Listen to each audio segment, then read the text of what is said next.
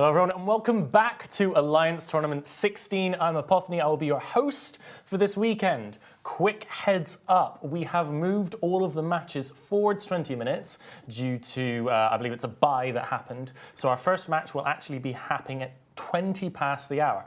However, until then, we have a fantastic highlights reel for you from the second arena from last weekend that you may have missed due to watching the main stream. So we're going to head over to that now and we'll see you guys in about 15 minutes.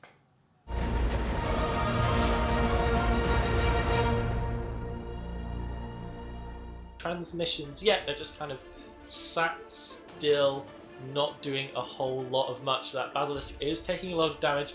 Looks like the Hound here for Soldarius on the test side is taking a lot of damage. He's through his shield, now onto his armor, so let's see how he tanks. That Basilisk already in low shield. That guy needs to overheat his boosters. Got a lot of ret pots landing on him there. He's just sat there. Here come the ETs. You've got the Scorpion ETing him. Yep, so this is a Tinker comp. That's where you just sit all in a tiny ball. You feed your logistics. Oh, Cap, but he's getting low. He's suddenly through such a huge volleys, putting him down. That's the Basilisk down. That's the Tinker broken, and that typically means that Shattered Foundations are about to have a very, very bad day. This does not look good for Shattered Foundations. I mean, Test have even managed to keep their bombers up, and just taking that Basilisk for free. As I was saying before, you feed that Basilisk energy transfers. So instead of having an ASB that you would have on a Basilisk or a Scimitar that eventually runs out of charges, and then your tank just stops and goes away, it just continuously runs and runs and runs and runs, and in theory is unbreakable. That did not happen here. The Basilisk died, as did the Thorax just now. So it looks like Test are going to take a big commanding lead in this match, and it's going to be very, very difficult for Shattered Foundations to do anything, as their entire comp idea was around not losing that Basilisk, and very, very quickly they lost the Basilisk. We've got the Tackle Fritz running in the Punisher. In fact, everything burning in as quickly as possible to tie these guys down. We've actually got the Moist team burning in a little bit. That's a bit surprising. First primary is this Vindicator. That's what they're going for here, trying to get a huge amount of DPS and those strong webs off the field. It's already through half armor. Whoa, that's a lot of DPS. Whoa! Whoa, that's a lot of DPS coming out of the Moist team. I think that might be rapid heavies, and the Vindy is down in the first 30 seconds of the match, basically. Holy crap, in exchange for the shields of a Hound. Oh my god, that died quickly. Okay, next primary. Looks like the Megas and Pontifex are both taking damage from, I think it's smart bombs coming off of the battleships here. But what is the next primary? Are they reloading already? I don't think they should be. What are they shooting? The Painter is on the Pontifex. There's nukes going down from all the utility highs, but we're not seeing anything really burn here. Okay, so, I mean, let's see what goes next. They might have started reloading. No, this Pontifex is taking a lot of damage. He's not getting reps from the exec yet, so he's going into structure. Ooh, damn! Pontifex down. This Moist team's doing amazingly here. That Typhoon looks like those missiles are hitting once again. Rattlesnake being muted down here, trying to turn off its hardness so it can't tank as well. It's going down bottom of its shield, but the Valgoin's getting low as well. Only a third of its armor left. The Rattlesnake's getting worryingly low there. Into its armor, bleeding through. Looks like this Rattlesnake isn't going to last much longer unless it's got an ASB. It'll pull out of nowhere. Nope, down through the last of its armor. Going into structure. The Rattlesnake goes down. This is lights out for Moist, most likely. Half structure. Rattlesnake, come on. Little bit of rep coming through from the Scalpel Kieran. Scalpel Kieran muted enough yet. Rattlesnake goes down. It's so close though. That Thorax getting low into armor, but the Navy Harp barely holding in half armor as well. A little bit more damage and he's in trouble. Hound of Agumon suddenly taking a lot of damage here. That's a lot of damage going down for the Unspeckled Alliance, but no, the Thorax goes first, possibly followed shortly by the Hound, but no, on the other side of Weekend Warriors, then Navy Harp is going into low armor all of a sudden. Oh, it's a DPS race here if ever I've seen one. Brutic's Navy issue of 3 tiers, suddenly taking damage as well, but that Hound needs to be finished off. That's a lot of damage you can get rid of with very little EHP. The Nereus is doing his best to keep it up, but it looks like the Nereus is damped out of range of repping it. Yep, it is. The Hound is all the way over on the far side of the arena. He's got the Hyena on him, and the Zealots sitting at the back. Zealots amazing at taking out small stuff.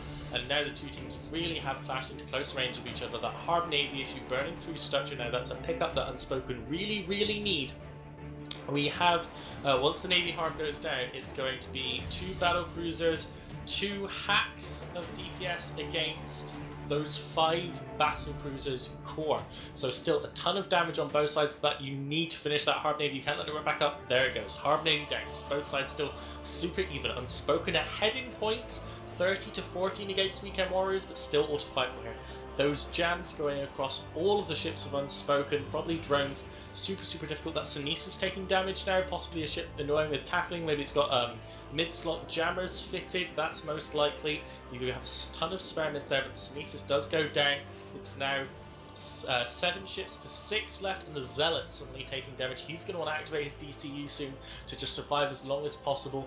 The Thalia and the Deacon are staying close to their bros, but it looks like the Zealot is aware of range of their reps. They're trying to get over to him, but they've got to be careful that Aeneas is in the middle, and they're trying to keep it there.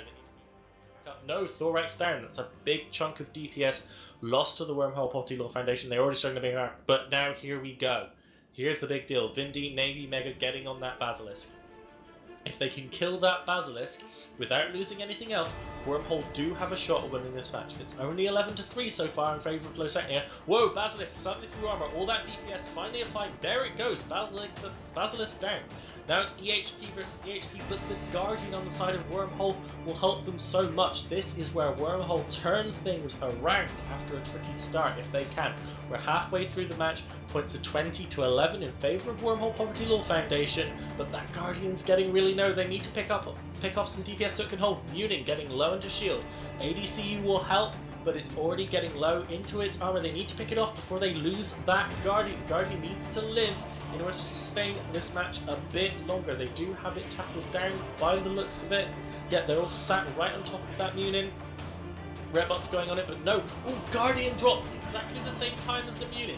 Trading the Guardian for a Munin. That doesn't favour Wormhole Poverty, but they do have a lot of EHP in the form of the Vindi and the Mega and the Damnation that Losecnia have to go through. That's probably why they're shooting the Vigilant. It's the highest damage to lowest EHP ship left, so it's a very intelligent primary there. Looks like that Wormhole are going for the Sleipnir. Minmatar tank, so that's very easy for hybrids to blast through. But the Sleipnir does have a huge local tank to take advantage of, though no ADCU like the lower parts of that. So you've got to just kind of go what you've got here. Although it looks like the Mega Navy and the Vigilant are sat together. Ooh, Vigilant popping there. Looks like they're both trying to get the Sleipnir down, but they're both a little bit far away for blaster damage, I have to say. Now it's a Vindi, Navy, Mega, and Damnation up against a Vulture, Sleipnir, Zealot servers. Looks like we got the Fulashak chasing down the Blackbird from the team from Odin's School. If it gets on top of that, that Blackbird will not last long. The Oni in the back, currently not attacked by anything, I don't think, but that Mega is right in the middle of Odin School's business. Yeah, it looks like both battleships of, all 3 battleships even, are just rolling in right now and trying to do as much damage as possible. They're Michael Warp Driver, and they are actually chasing this Blackbird to the end of the arena. He's quite far now, but he's still got 73 kilometers, 74. So we need to keep an eye on that Blackbird. Structure, there it goes. First kill of the match, Odin's School Blackbird down. We've got the Zealot of Odin's School burning around the side. It's in really nice range to kill that Purifier, but it can also go after the Rook, the Orc, which are trying to move around the opposite side. Now we have the Vengeance of Odin's School taking a ton of damage, but Odin's School are yet to be able to pick up a kill despite only a T1 Logi. That Rook must be doing so much work. Absolutely, I think this Aeneas is probably being jammed quite a lot of the time, and the Leshak jam is being jammed in a Leshak is really not good. That spool up damage is, you're not getting any. It looks like they're taking down a Pontifex now. If the Aeneas is jammed, they'll take that pickup no problem, but it looks like he is stabilizing at this current moment in time. Yeah, I would love to see what the jam layer on that Rook is, because if it's full Galente, then they just super lucked out singing the Neros. Because, you know, Neros is such a popular pick, you know, skewing jam is very risky, but can be extraordinarily effective. That Leshek now of Pachacuti is in very low armor, in big trouble. That Neros needs to get rep cycles off. Let's see where they are. They are not very close to each other, I don't think. No, wait, no, they are in fact right next to each other. I'm an idiot. Looks like the Oneos, I can see rep cycles going off, but it is bleeding structural.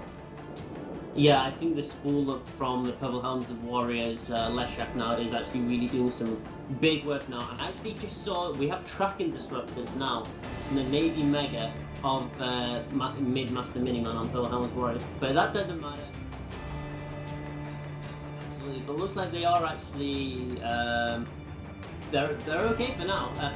It looks like Whoa, not taking much damage. look And at that head cave- Vacancies suddenly take a ton of damage. Really got to be on top of your reps there, Aneros, buddy. But he does manage to catch his belly. No, be in defense mode. You need it. You need it. Oh, it's structure. He's desperately trying to hold on. Blade Dragon doing the best he can to mitigate damage by flying around. Looks like he's just starting to hold again for now, but boy, was that close.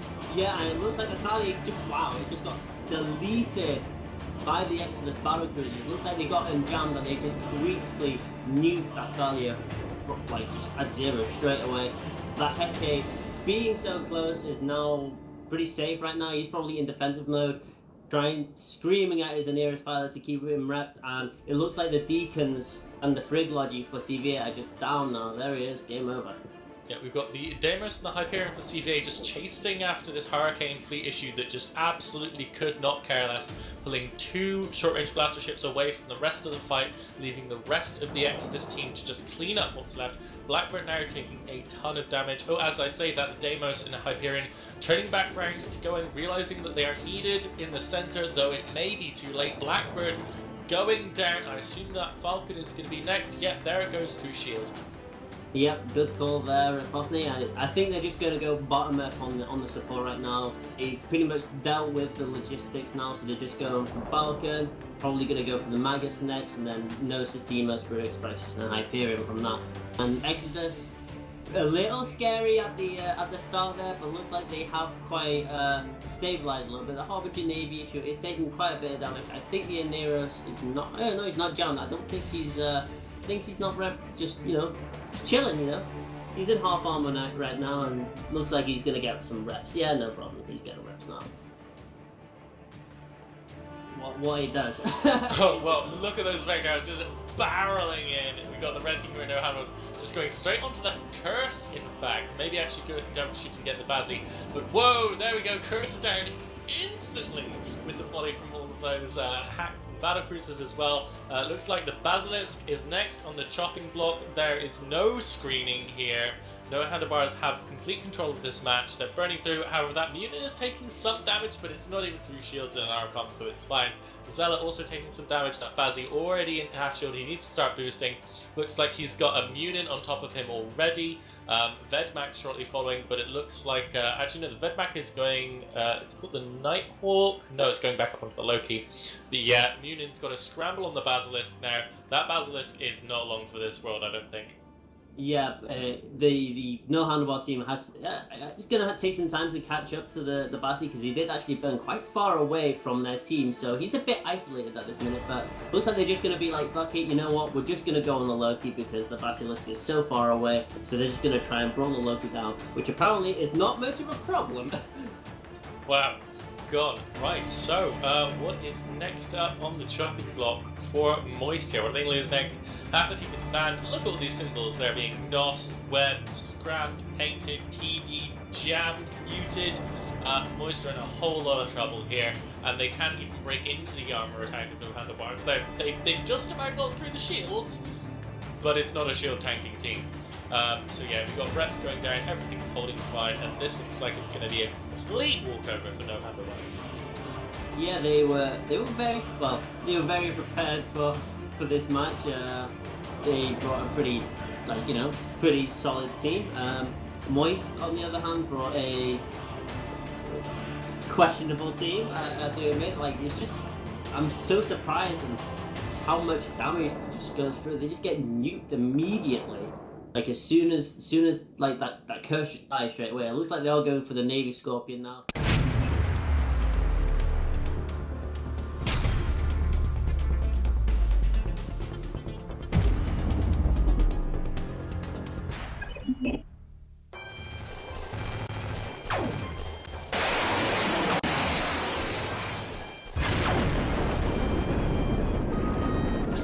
Doing the same thing as they did last time. They're just charging straight in towards the enemy. They have no fear.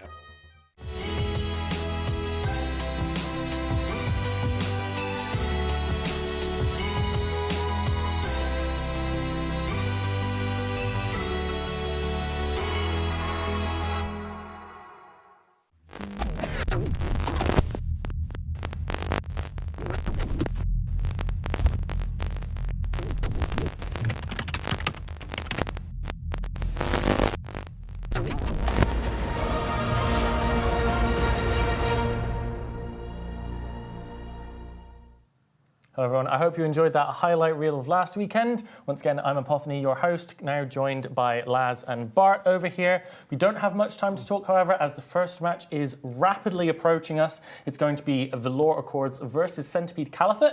Firstly though, quick plug, we still want to get you guys coming down to our huge finals party.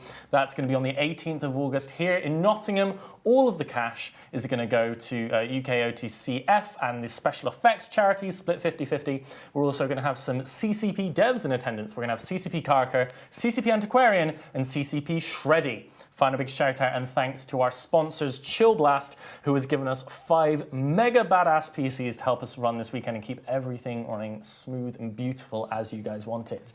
And so with that, we're going to throw it to the match. It is going to be Velor Accords versus Centipede Caliphate in the losers bracket of AT16.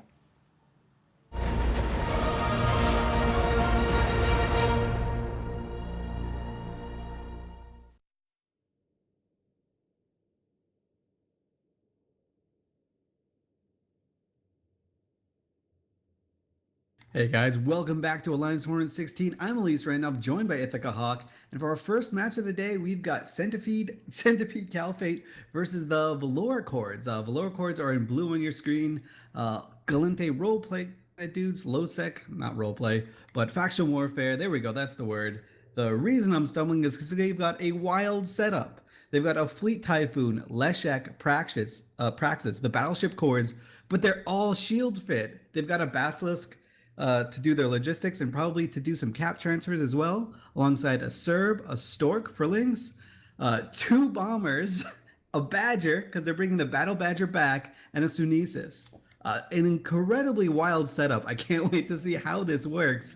They're probably going to be tinkering around a little bit, transferring cap, maybe dropping some extra bombs or something. Who knows? What does the red team have, Ithaca?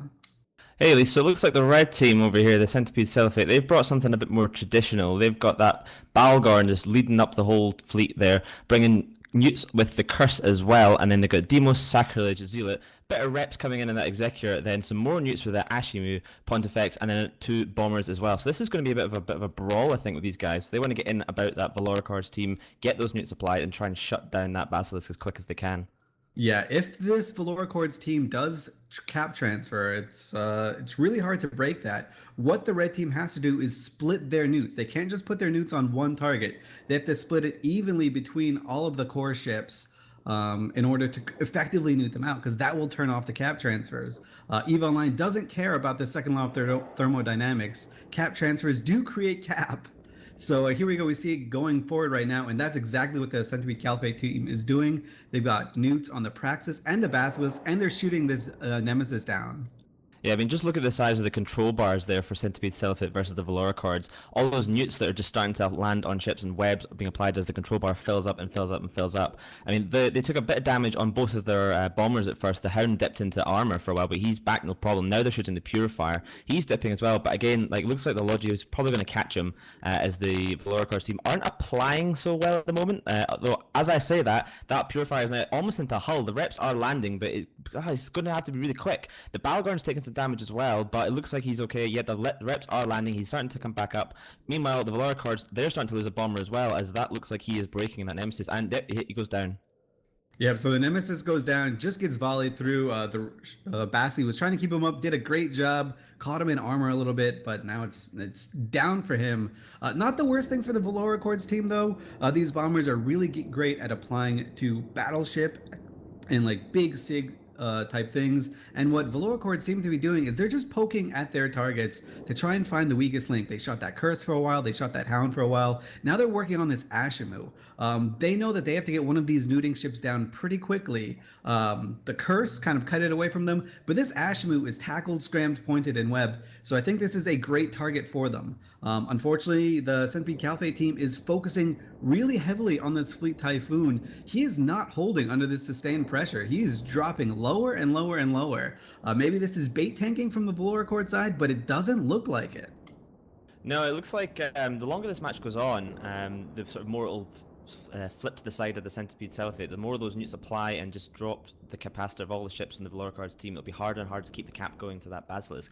As it stands, though, they are still holding pretty steady, apart from losing those 2 bombers, which is a big chunk of their DPS, but it's not everything, and they are still applying fairly well to this Ashimu. He is about half armor and still slowly dropping despite the reps on him, as that Executor is only a Tech 1 logistics ship. He doesn't have the same repping power as one of the Tech 2 ones, like the Basilisk and the Velor Cards team. But it looks like they're definitely going to still try and primary him. They're going to just try and burst him through the Logi.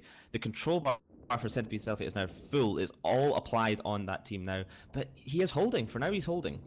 Yeah, so a big thing that you guys may not be able to see here, the Centipede Caliphate team does only have an Executor for reps, but every ship has medium and heavy armor maintenance spots. There is a swarm of maintenance spots around this ship, and the Velor Core team really needs to get rid of that.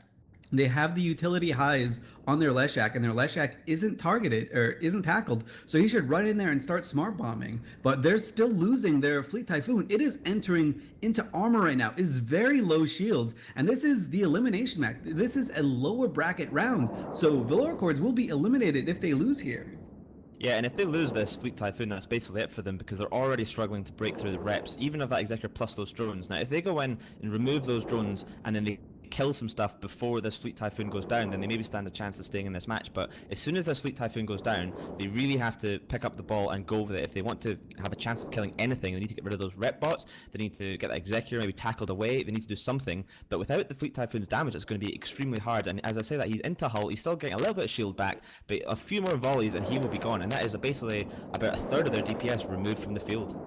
Yep, and the Centipede Caliphate team is recalling their armor maintenance spots. They saw that they were getting targeted by this Velor Cord's side, so they just pulled them back. They said, we don't need these right now, we're going to save these for later. A great heads-up call by the Centipede Caliphate team. Really, really good decision making. And like you said, that Fleet Typhoon is down. This is a Shield Leshak. Shield Leshaks are pretty garbage because they only have 4 mid slots.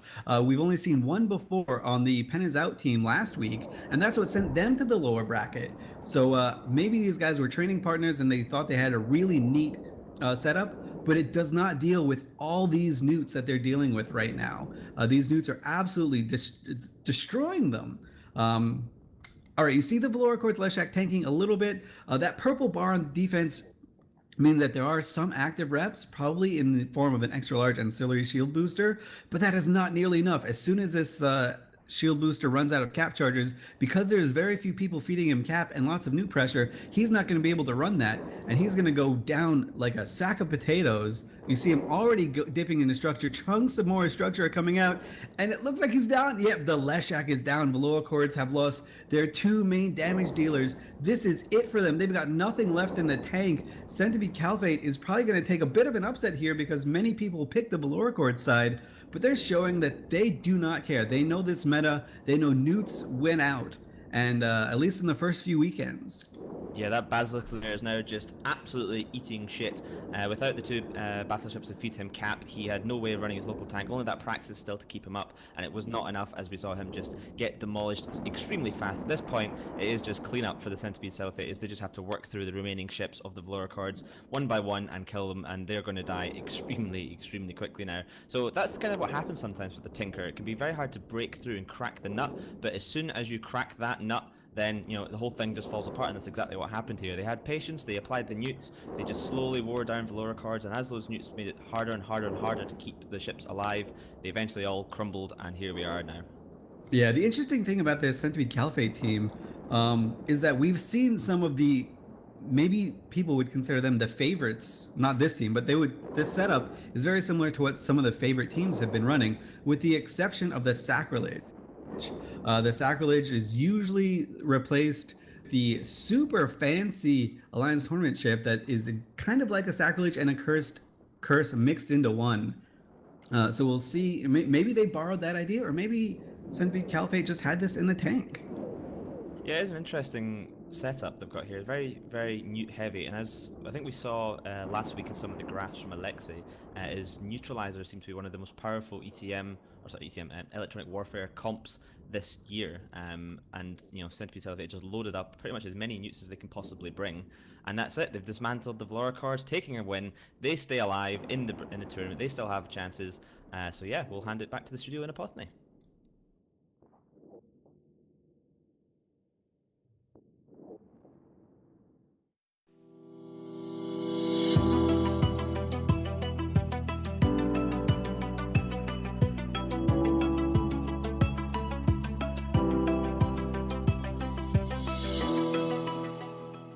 for good fights, make it brave.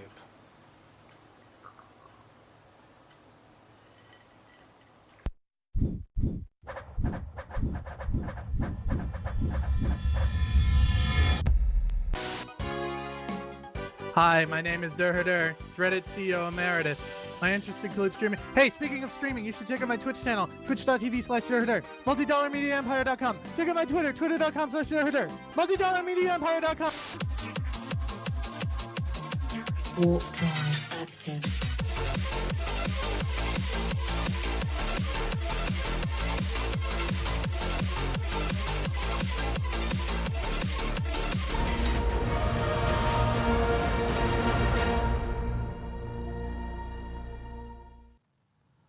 Hey guys, welcome back. Great match there between Velor Cords and Centipede Caliphate. We're seeing that new control team come straight into the meta, the natural predator of Tinker Tank, Basilisk, and just shield hardeners in general. Laz, what were your thoughts on that match? I definitely think that Velor actually had a chance to maybe make a difference in that fight. You saw their primaries are a little wish-washy at the start. You had the Hound take damage initially, then they swapped to the Curse, and all those ships were rapid heavy fits, so once they blow that first cycle of rapid heavy missiles, then they have that long reload cycle.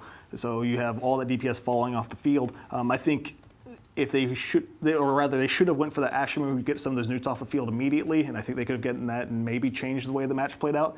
But it's a really, really strong comp that Centipede brought with the newts. It's similar to the Hydra of Hydra team, but just without the Vangle. So it's like a poor man's newt comp.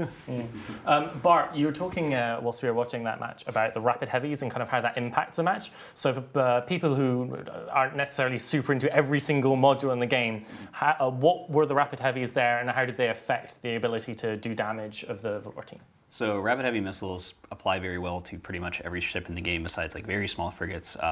One of the big things you can do with them is headshot, logistics, cruisers. That was sort of our other thing, was either go after the Exec or go after the Ashimu. The problem with the rapid heavies is they have about a 45-second reload time.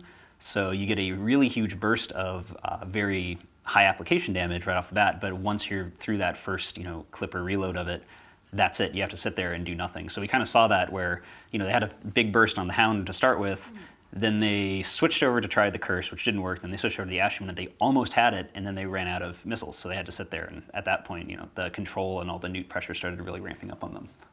So despite the fact that the Balgorn is a much less popular flagship this year, we are still seeing kind of the rise of Newt as a popular E-War. We've actually got a graph to show everyone about the performance of the different E-War going on. So this should be coming up on the screen in just a moment. So we've got Cap Warfare coming in at a huge rate of picks and wins, followed by a natural ECM, then down to weapon disruption and target painting, which you kind of have a target painter in the team just to help you apply, maybe a TD here or there, as we've seen the Curse is so popular, combining the TDs and the newts, and then sensor dampening. With a lack of scripts, it's hard. So is this kind of what you guys expected for this tournament? Does this seem reasonable to you, or does anything on this graph surprise you?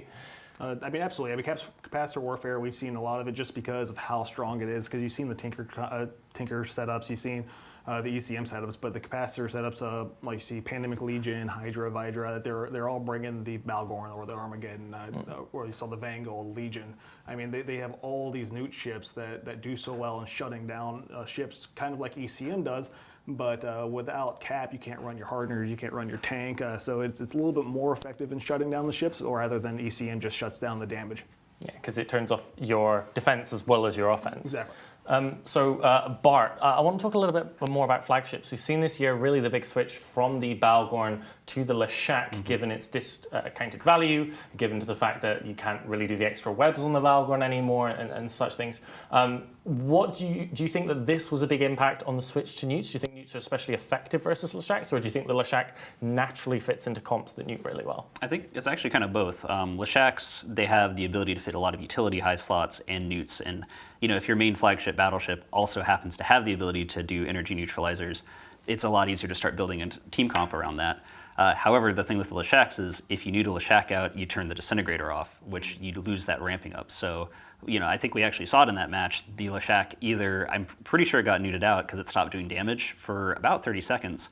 And as soon as that happens, obviously, if your ship's not doing any damage, it's bad no matter what you're flying. But with the Leshak, you actually lose massive damage potential because they have to start ramping up again from the beginning. So they're really good versus Leshaks, and Leshaks, most of them have neutralizers on them. So we're going to see it a lot. Well, you saw that damage bar drop down as soon as that newt took effect. And then also the big thing about that comp that Velor brought with the Tinker comp, those newts were so effective in shutting down the Leshak so that he loses that cap transfer, and therefore the Basilisk can't rep as hard, can't rep itself. I mean, those cap transfers are what make Tinker work.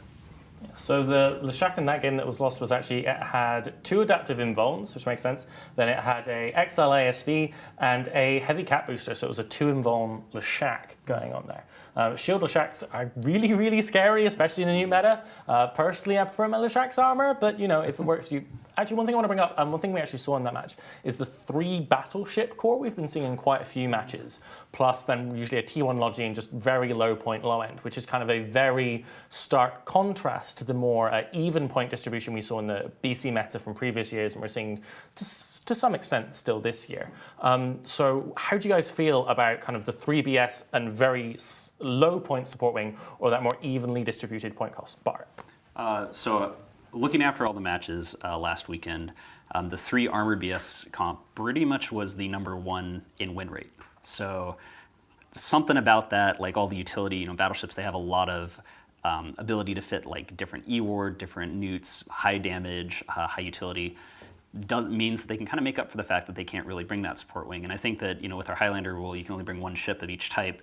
Some of the traditional support wings of maybe bringing, you know, 2 T3 destroyers or 2 of a certain type of bomber, it's maybe not as easy to pick those like really on meta choices, so just put your points into battleships instead. The other thing we're seeing is we're seeing the 3BS Shield Tinker, which it flies differently than the 3BS Armor, but it kind of has the same idea, and Tinkers, you know, it's cool to see them back, and especially to see that we have counterplay against them, so I don't think we've had a Tinker versus Tinker match yet, so maybe I'll change my mind once that happens, but... I think Snuffed their first round, wasn't that Tinker versus Tinker? It was Tinker versus a really bad Tinker, so it kind of works, yeah. So we have just 3 minutes until we throw to the next match, so we should probably start talking about that a little bit. We've got Lusecnia Schlupen going up against Soilarish Teutonium, better known as Slice. Laz, do you want to tell us a little bit about either of these teams? Slice is a GOTG alliance, so they do live up into the north. Typically, I usually roam up there if I'm looking for like some fun fights. They do give some of those, but their term experience, I think they've been in a couple tournaments before, but they've never done too well. As you see, I mean, they are in the losers bracket, so today is do or die for them. They did lose their team captain King Voodoo. I believe he moved to Goons and is now on the Goonstorm Federation team, which isn't faring much better. That's fair. Maybe he'll help. Maybe he will be the opposite of help. We shall see when we get to their matches later in the day. One fun thing about King Voodoo leaving, King Voodoo last year, he's kind of known for taking these weird off-meta things that a lot of people look at, and they're like, oh, that doesn't make sense. ECM rattlesnakes. Yeah, and now we're seeing Goons kind of make some of these weird choices too, so I'm wondering if that's the influence there. Maybe. But I would say that Goons are also a team that are very decisive in what they do. If they find a thing that they think is good, even if it's slightly different from what everyone else is doing, they are not afraid to just go with it. Like they using ship scanners, for example, in your mid slots. Controversial choice, but if you think it's going to make you win, then go for it. And I do really like that about teams that just kind of don't just try and copy what other people are doing. So we're actually going to this match really soon. So let's get some predictions in. Laz, who do you think Lusecnia versus Slice? Definitely think I'm going to go with Slice here. You know, with Slice? Yeah. Bart? Yeah, I'm feeling Slice. There's no supers to hunt, so So, I mean, another thing that's interesting here is that we have a nullsec group against a primarily lowsec group. The lowsec are going as kind of their nullsec hunters, kind of a similar vein to Wrecking Crew or some of those other groups. They do their hunting around in the Iridia area. Now I know, Les, you moved from Goons to BL recently, but when you were still in Goons, did you have much trouble with Lusecnia dropping the Goon caps, or did you have a kind of a better relationship with them? What was your experience dealing with them? I actually, so most of my experience with Lusecnia was when I was streaming, and so anytime I was in that area, like they were kind of like, you're cool, we're just not gonna mess with you. So I really like Lusecnia, but I didn't have much interaction with them when I was actually living in Bell.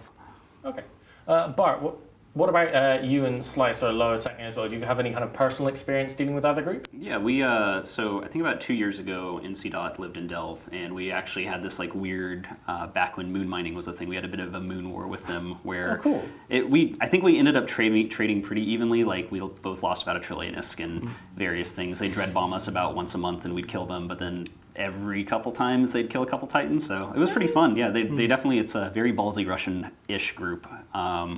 Slice, yeah. Well, I think it's a staple of like a lot of the Russian groups is like they just make these crazy plays that you're not expecting and get away with it. Oh yeah, like we wouldn't expect. It's like you're actually going to drop 50 dreads on NC in range of their staging, and most of the time it didn't work, and every once in a while it did. So good for them. Slice, I don't really have any experience with. I think that they've either been blue or pseudo blue to me forever at this point, that I just never interact with them. I know that there's some Procurer memes about it where they're known for putting the Sino on the Procurer and then counter dropping you there. And again, every once in a while they get baited and die because of it, but that's just the way EVE works, right?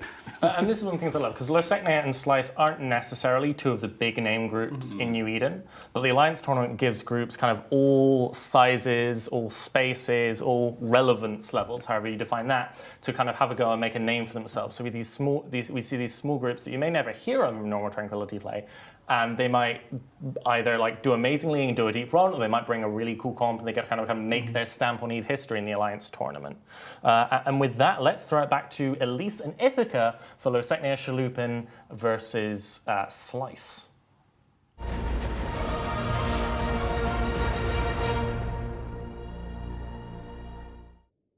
Hey guys, welcome. I am Ithaca Hawk, joined by Elise Randolph here for this match between Losecnia Shalupti-Doop and Slice. So it looks like Losecnia are bringing a very strange sort of 5-man comp here. They've got a Golem, Navy Scorpion, Navy Raven, Nighthawk, Vulture. So going for something a little bit off meta here. Elise, why don't you walk us through what Slice have brought?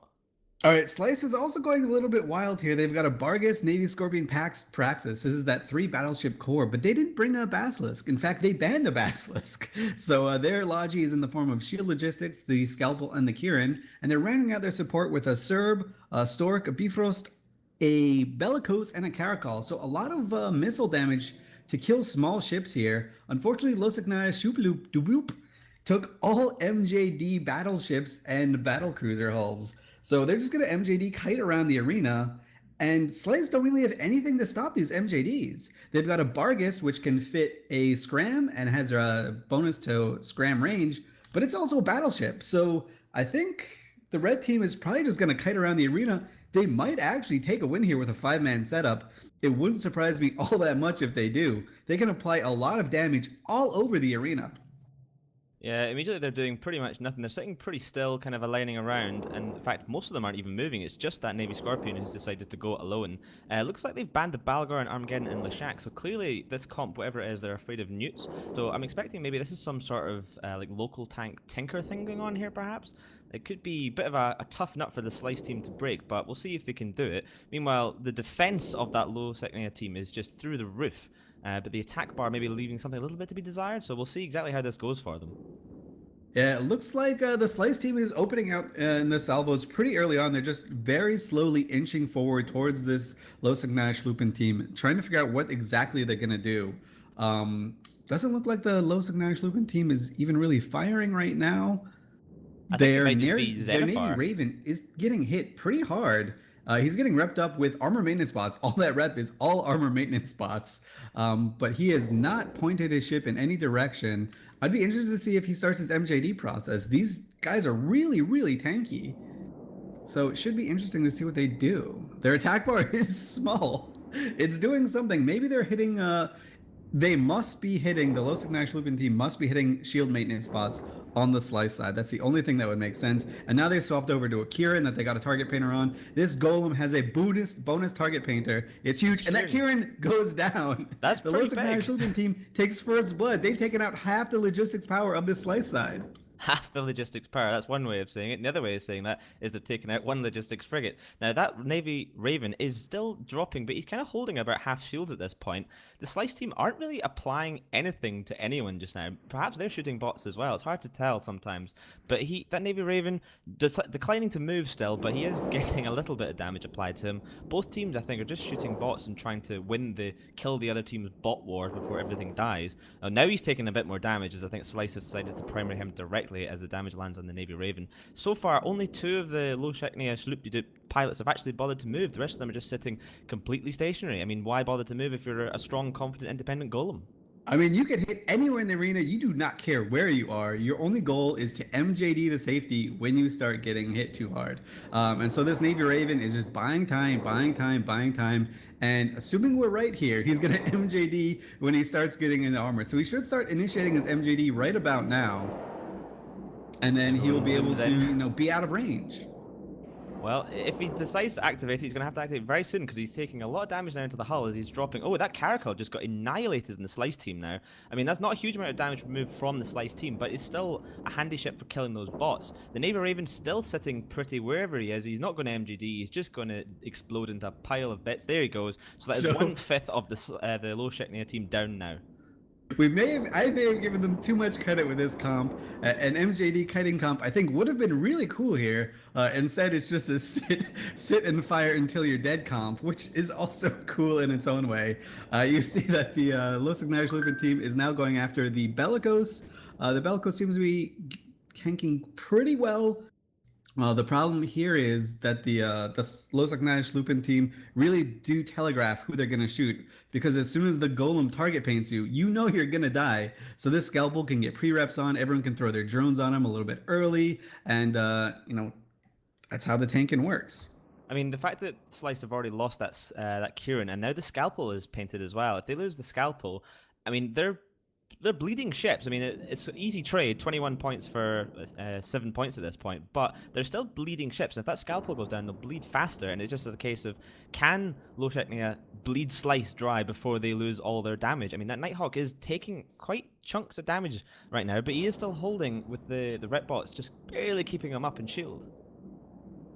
Yeah, I mean, this ship can fit an MJD, and it looks like, no, he's not MJDing. That's just a shield rep, in fact. And I was thinking, maybe the Nighthawk will actually do it, but no, the Nighthawk's not doing it. They're just doing all their reps on shield maintenance spots. Unfortunately, as that kind of dwindles on, they don't have any, local reps at all. We could see it in that defense bar. The defense bar is all passive tank here. So this damage done to the Nighthawk, oh my goodness, something just happened. A lot of the Hornets, or the shield maintenance spots from the Los Ignash Lupin team just disappeared. All right, okay, they're back, but it's gonna be way too late. This Nighthawk is gonna go down. Yeah, they got the scalpel for it, but this Nighthawk's gonna die because the Los Ignash Lupin team accidentally recalled all of their bots. Every single one got recalled real quick. Oh my goodness, what a disaster. Perhaps they were trying to smart bomb or something, or maybe they were planning on micro jumping, but I suppose if you fit your micro jump drive, that's one less slot for tank. Although on the flip side, it's a lot harder to boundary violate if you just sit completely still and don't move. That is true, and that's exactly the tactic they're going for. The Slice team is actually trying to claw this one back, or trying to stay quite composed. They're still shooting the maintenance bots with their smaller ships. The Stork and Bifrost are shooting maintenance bots, and they're forcing this Los Ignash Lupin team to pull them in and out. They're not just pulling one drone in and out, they're just pulling the whole wave in and out. So it's a really effective tactic. Right now, there's no reps on the field for the entire Los Ignash Lupin team, even though they have the ships. Yeah, the attack bar is also, there it's come back a little bit. They're now shooting something again. The Bellicose is still kind of surviving. Repbot's keeping him up as another ship drops for the Low Sheknia team. They've only got that Golem, that Navy Scorpion left. It's going to be a hell of a thing if they can kill most of the other team in 3 minutes 50 seconds with 2 ships. Although, don't underestimate a Golem and a Navy Scorpion. They are pretty strong ships. Yeah, so in this alliance tournament, the Golem, the Marauder, cannot fit a Bastion module, so it's not going to be a super tank ship. Still quite beefy. And the Navy Scorpion is also the tankiest battleship that there is by virtue of its bonuses, so it's quite hard to break through as well. However, Slice have a commanding, dominating victory right here. This Losek Nash Lupin team, really outside the box. Didn't fit MJDs as we thought they were, didn't fit any remote cap transfers as we thought maybe that could happen too. They're just sitting here brawling it out with brick tank ships. They're saying, screw it, just fire, fire, fire. And the neat thing that happened is, if you've ever flown a Marauder, you know that they've got really, really bad sensor strength. So the Slice team set out one flight of EC-300s and threw it on the Golem, and it jammed him at least once. Like, those 5 light drones managed to cycle jam this Golem one time, and he could not get his bots, which are out in space, he couldn't get it on his own Vulture. So that's why the Vulture went down. So EC-300s winning the day against this Golem here. And you can see now Losek Nash Lupin saying, you know what, let's just shoot this battleship. So they're just plowing into this Bargus, and it's already out of shields. If they had done this from the start of the match, perhaps a different outcome would have been had. This Bargus is entering armor. It is actually entering low armor right now, and it's going to go into structure soon. Yeah, I think this Bargus is going to drop, and that'll be quite a bit of damage off the Slice team. I mean, that Navy Scorpion is dying, but he's dying slowly. And then it's basically going to come down to, can Alex Fishka in the Golem solo the rest of the Slice team in 2 minutes? I mean, I don't think so, but I'm going to root for him to see if he does it, because it'd be pretty cool. All right, here's this Bargus. This Bargus is going to go down. He's got 1% structure. These shield bots are just barely, and there he goes. Okay, Bargus is down. The Losek Nash Lupin team not that far from a victory, oddly enough. They just need to keep this Navy Scorpion alive and deal out some more damage. Maybe take down this Praxis. Yeah, I mean, it looks like that's what they're choosing to go for. If they can kill this Praxis, which is dropping fairly quickly because he only has the shield bots on him, and the Praxis is a lot softer than a Navy Scorpion. And I think, based on the way he's going down, they might even trade this Praxis. If they can kill this Praxis before they lose their Navy Scorpion, then it's really just a couple of sort of miscellaneous small ships and the Navy Scorpion versus a Golem. And that's actually not far off. I mean, there's only 1:25 left. It's really close. It's a lot closer than we thought about 2 minutes ago. If they kill this Praxis, and that Navy Scorpion is hanging on for dear life in hull, just living to win, he needs a little bit more damage on that Praxis. I don't know if they're going to be able to do it, though. It's so close. Yeah, it looks like the serve hit reload, and now the damage is going on to this Navy Scorpion, and this Navy Scorpion is unfortunately eating it. He's going to go down, it looks like, before this Praxis goes down. If only they MJD'd one. No, MJD, please. So this Navy Scorpion finally goes down. Losek Nash Lupin clawed it back against all odds, and then slipped and fell again, unfortunately. So now it's just a Golem versus the world here. All we have to do is watch for the Sino going up on the Golem and a bunch of Dreads jumping in to try and finish off the Slice team. But unfortunately, they will be out of range here in Jove space where the tournament is held.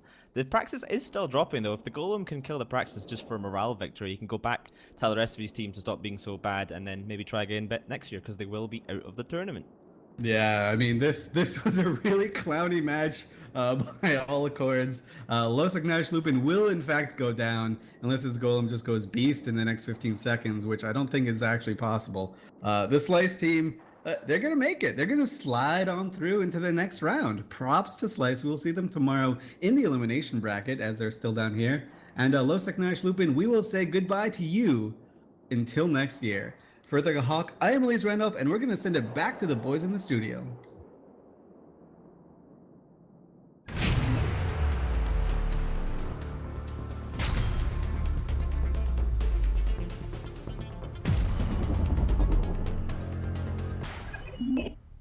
Do we have some of the crew getting ready?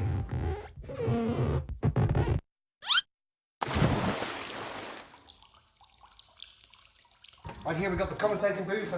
Last but not least, the studio. Come on, look. Hope you guys enjoyed the stream. Hi, I'm Gran Arcana, Test Alliance head diplomat. My interests are negotiating backroom deals and glazing the blue donut. My ideal fleet member is your entire corporation. If you want to fly with me, join Test today.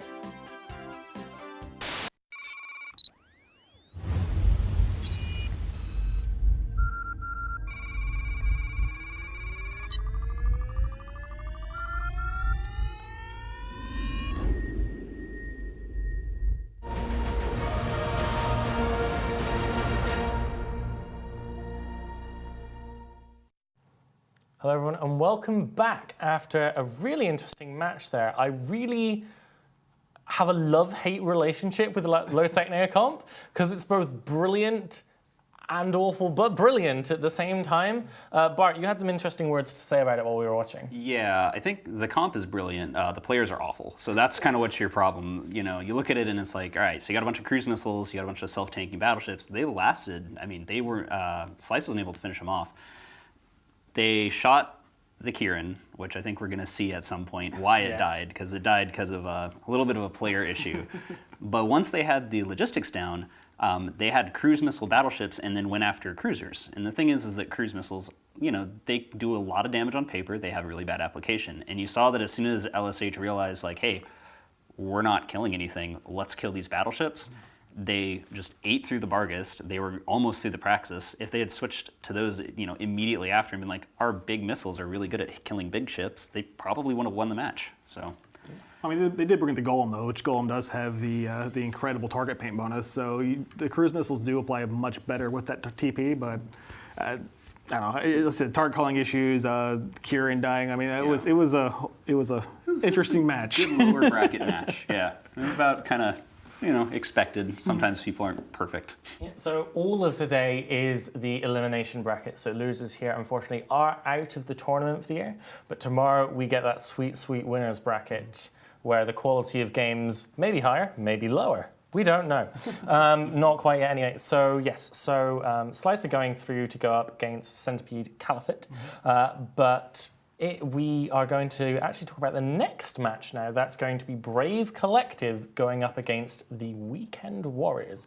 Brave is not a new name to most people who keep up with the Reddit and the Eve Zeitgeist. So why don't you lads tell us a little bit about the Weekend Warriors? Weekend Warriors? Sure. So they are a low-set group around Black Rise. I don't know, do they have tournament experience? I don't think so. Maybe. I don't think so. They may be under a different name. Yeah. Their first day comp was really, really bad. Their second day comp actually looked really good. So the second day they brought the Astarte, Absolution, 2 Navy battle cruisers, and Deimos Zealot. So they had like the command ship Navy battlecruiser core with the hacks, which the hacks do have the assault damage control now, which is really strong. So I definitely like the setup they brought in day 2 compared to what Brave brought in day 2. Fantastic. So we actually do have that replay ready now. So Bart, I want to ask you, you're a Kieran. You've got a golem painting you, and you have a prop mod on your ship. Do you A, sit still and take a painted golem, tons of cruise missile damage to the rest of the team? Or B, do you move and not die? I would probably move and not die. Let's see which choice this Kieran pilot made.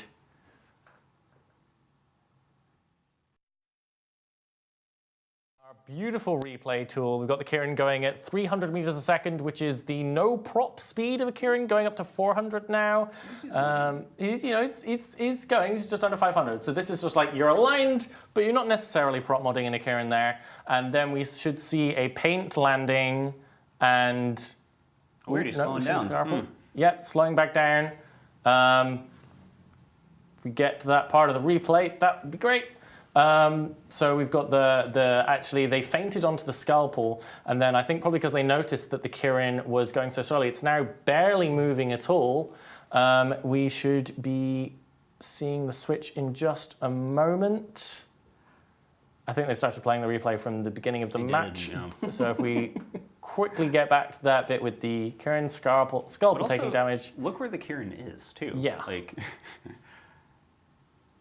Yeah, what is it about logistics frigate piloting? So logistics frigate piloting is really difficult because you have to pretty much stay with your friend the entire time. Logistics frigates have such a small rep range, so as you can see, they are not staying with each other. One of them is actually so far down that he is off the screen right here, where it looks like that the Kieran is actually in the correct position. However, he gets target painted, which we see it here, and he decides to stop his ship. Speed 150. 160, 170, but it's already too late. No. So there are 2 key points in terms of how missiles apply. That's your signature radius and your speed. Lads, can you walk us through that very briefly? Yeah, so especially with the cruise missiles, they're larger missiles, so the smaller your sig radius is and the faster you're moving, the less damage can be applied, which is why they brought the Golem in this comp, because you have the target painter that's going to increase the sig bloom and then make the ship bigger for those bigger missiles to hit. So basically, the smaller your ship, the bigger the missile, the less damage you're going to take. Cool. So let's quickly go back to actually talking about Brave versus Weekend Warriors. That's our next match. They will be going on to face Of Sound Mind later in the elimination bracket due to Of Sound Mind getting a bye because Dreamfleet pulled out of the tournament. So Brave actually have been doing really well in tournaments as of late. They've had 2 really great runs. They seem like a really strong team. Like in my mind, they also seem like a new Test, because Test have always been like this really solid mid-tier team, kind of doing upsets compared to their reputation necessarily at the time. Test much more in the past and now had the reputation of being a bit derpy, not very good, and Brave obviously have the reputation of being very young, very new, very inexperienced pilots. But both groups have found this core of really solid guys who have really taken it and shown that they are a really solid AT team. Well, that's the problem though, is Brave they placed 8th last year, and then their core group of guys were in, I believe it was Peroto. Yeah. And they left to join Skill Yourself. Yes, they did. So that core guys that had that rank 8 final weekend run no longer there. Yeah, I think a few of them stayed behind, but I know that their team captain left, some of their major pilots left, and that's sort of the problem with being a group like Brave, is that, you know, the AT happens once a year, but there's this point where people be like, well, maybe I want to fly something bigger or something more interesting, or, you know, not live under the iron shod boot of Tappy. So all sorts of different reasons to leave. But they did do really well last year. They've done, I think one of their matches they did pretty well this year. They brought a kind of interesting Widow Golem tinker in the first match, which it was cool. They won, Yeah. So, but I think that was the match that the Golem pilot said he thought he was in the Bastion, so he never moved. So there you go, new pilots. But it is the flag golem too, so they do have a flag golem, which is interesting. It's one of the 3 flag marauders that we've seen, which I'm excited about because they have the ability to tank almost an entire team. So Brave kind of has this like linchpin ship that they can just use to potentially turn a game like maybe the last one, where if it's just the marauder left alive, they might not actually be able to finish it off. So I remember, I think it was AT12, when we had Marauders in the Bastion model. It just started being a thing, and Bastion models were allowed in the Alliance tournament. So a lot of the matches were decided in 30 seconds to a minute, and then you spend 9 minutes watching a Marauder not die to the remaining, like Merlin, who's skirting the edge of glory, just trying to dodge its tracking. Marauders are fantastic, but there is that key weakness Marauders, is that they're quite weak to ECM. They have this random weakness that CCP decided to give them, which is actually quite cool in some ways. Sucky if you're a Marauder pilot against ECM, of course. But like, what do you guys think of Marauders in relative strength compared to just bringing other battleships, Laz? Well, I mean, the Marauders do have the 4-slot layout for their weapons, their damage systems. So you do have the extra high slots for newts, smart bombs, etc. And then you also have the massive tanks. They do get a slight increase to their bonuses for being a Tech 2 ship. So their tank is larger even without the Bastion module. So it like your good damage application utility. So they do have their uses, but they are worth quite a few points. Yeah, they're very difficult to take down. Like, they still have a very powerful self-rep bonus. I think every Marauder's basically got about a Hyperion self-repping without Bastion mod, which, you know, you can't use in the AT. They also all have pretty long range for battleships, and they all have like pretty decent drone bays. They have the utility highs. We've actually seen a couple really cool games too. ABA used a Kronos Marauder and actually did really well, because Kronoses still do a ton of damage even with only 4 guns. So they're really interesting ships, and they're powerful, but they're offset by a really high point cost. I think they're the highest point cost ship that you can fly. Well, and the Goons had the Paladin, which I believe also was the highest single damage ship so far in the tournament, at 134,000 damage in a single actual match. Yep. Okay, so we actually have another cool graph ready. It is the most picked ships graph, so these are the ships that are most popular. Let's see if any of those battleships are up there. Bart, walk us through this graph and why these ships might be popular. So the Vedmak, we kind of predicted months ago that it was going to be the most picked ship. It's 4 points, and it's basically a pirate cruiser. They have crazy utility, really good damage. They're really fast, pretty much expected. Leshak, it's the ship of the tournament. But after that, you know, we're seeing a lot of bombers again, which is really cool. I think the lack of these really powerful BC cores, you know, they're still pretty strong, but we're not seeing it as prevalent as last year. It means bombers are making a bit more of a comeback here. So, you know, other than that, we're pretty much seeing about normal. I'm surprised at the amount of Praxis picks, personally. I don't think it's necessarily that good of a ship. I think it's definitely a jack of all trades, but it is also absolutely a master of none. It's really not. There's very little that brings, I think, that you couldn't do better with a different ship. So that's the one that I'm kind of like, well, why is there Praxis? And you can see it's not winning very much. So the Praxis has that surprise factor. Yeah. I mean, or you have that really weird goon, heavy tackle Praxis that fit Newts, and then what is it? A stasis grappler, but no prop mod. Yeah, ship scanner. Yeah, it was just some like really weird setup, and they didn't usually really use it. Let's see if Brave or Weekend decide to bring any of those cool battleships in their match. It's going to be cast for you guys by Basilisk and Elise Randolph. So we'll head to that match now.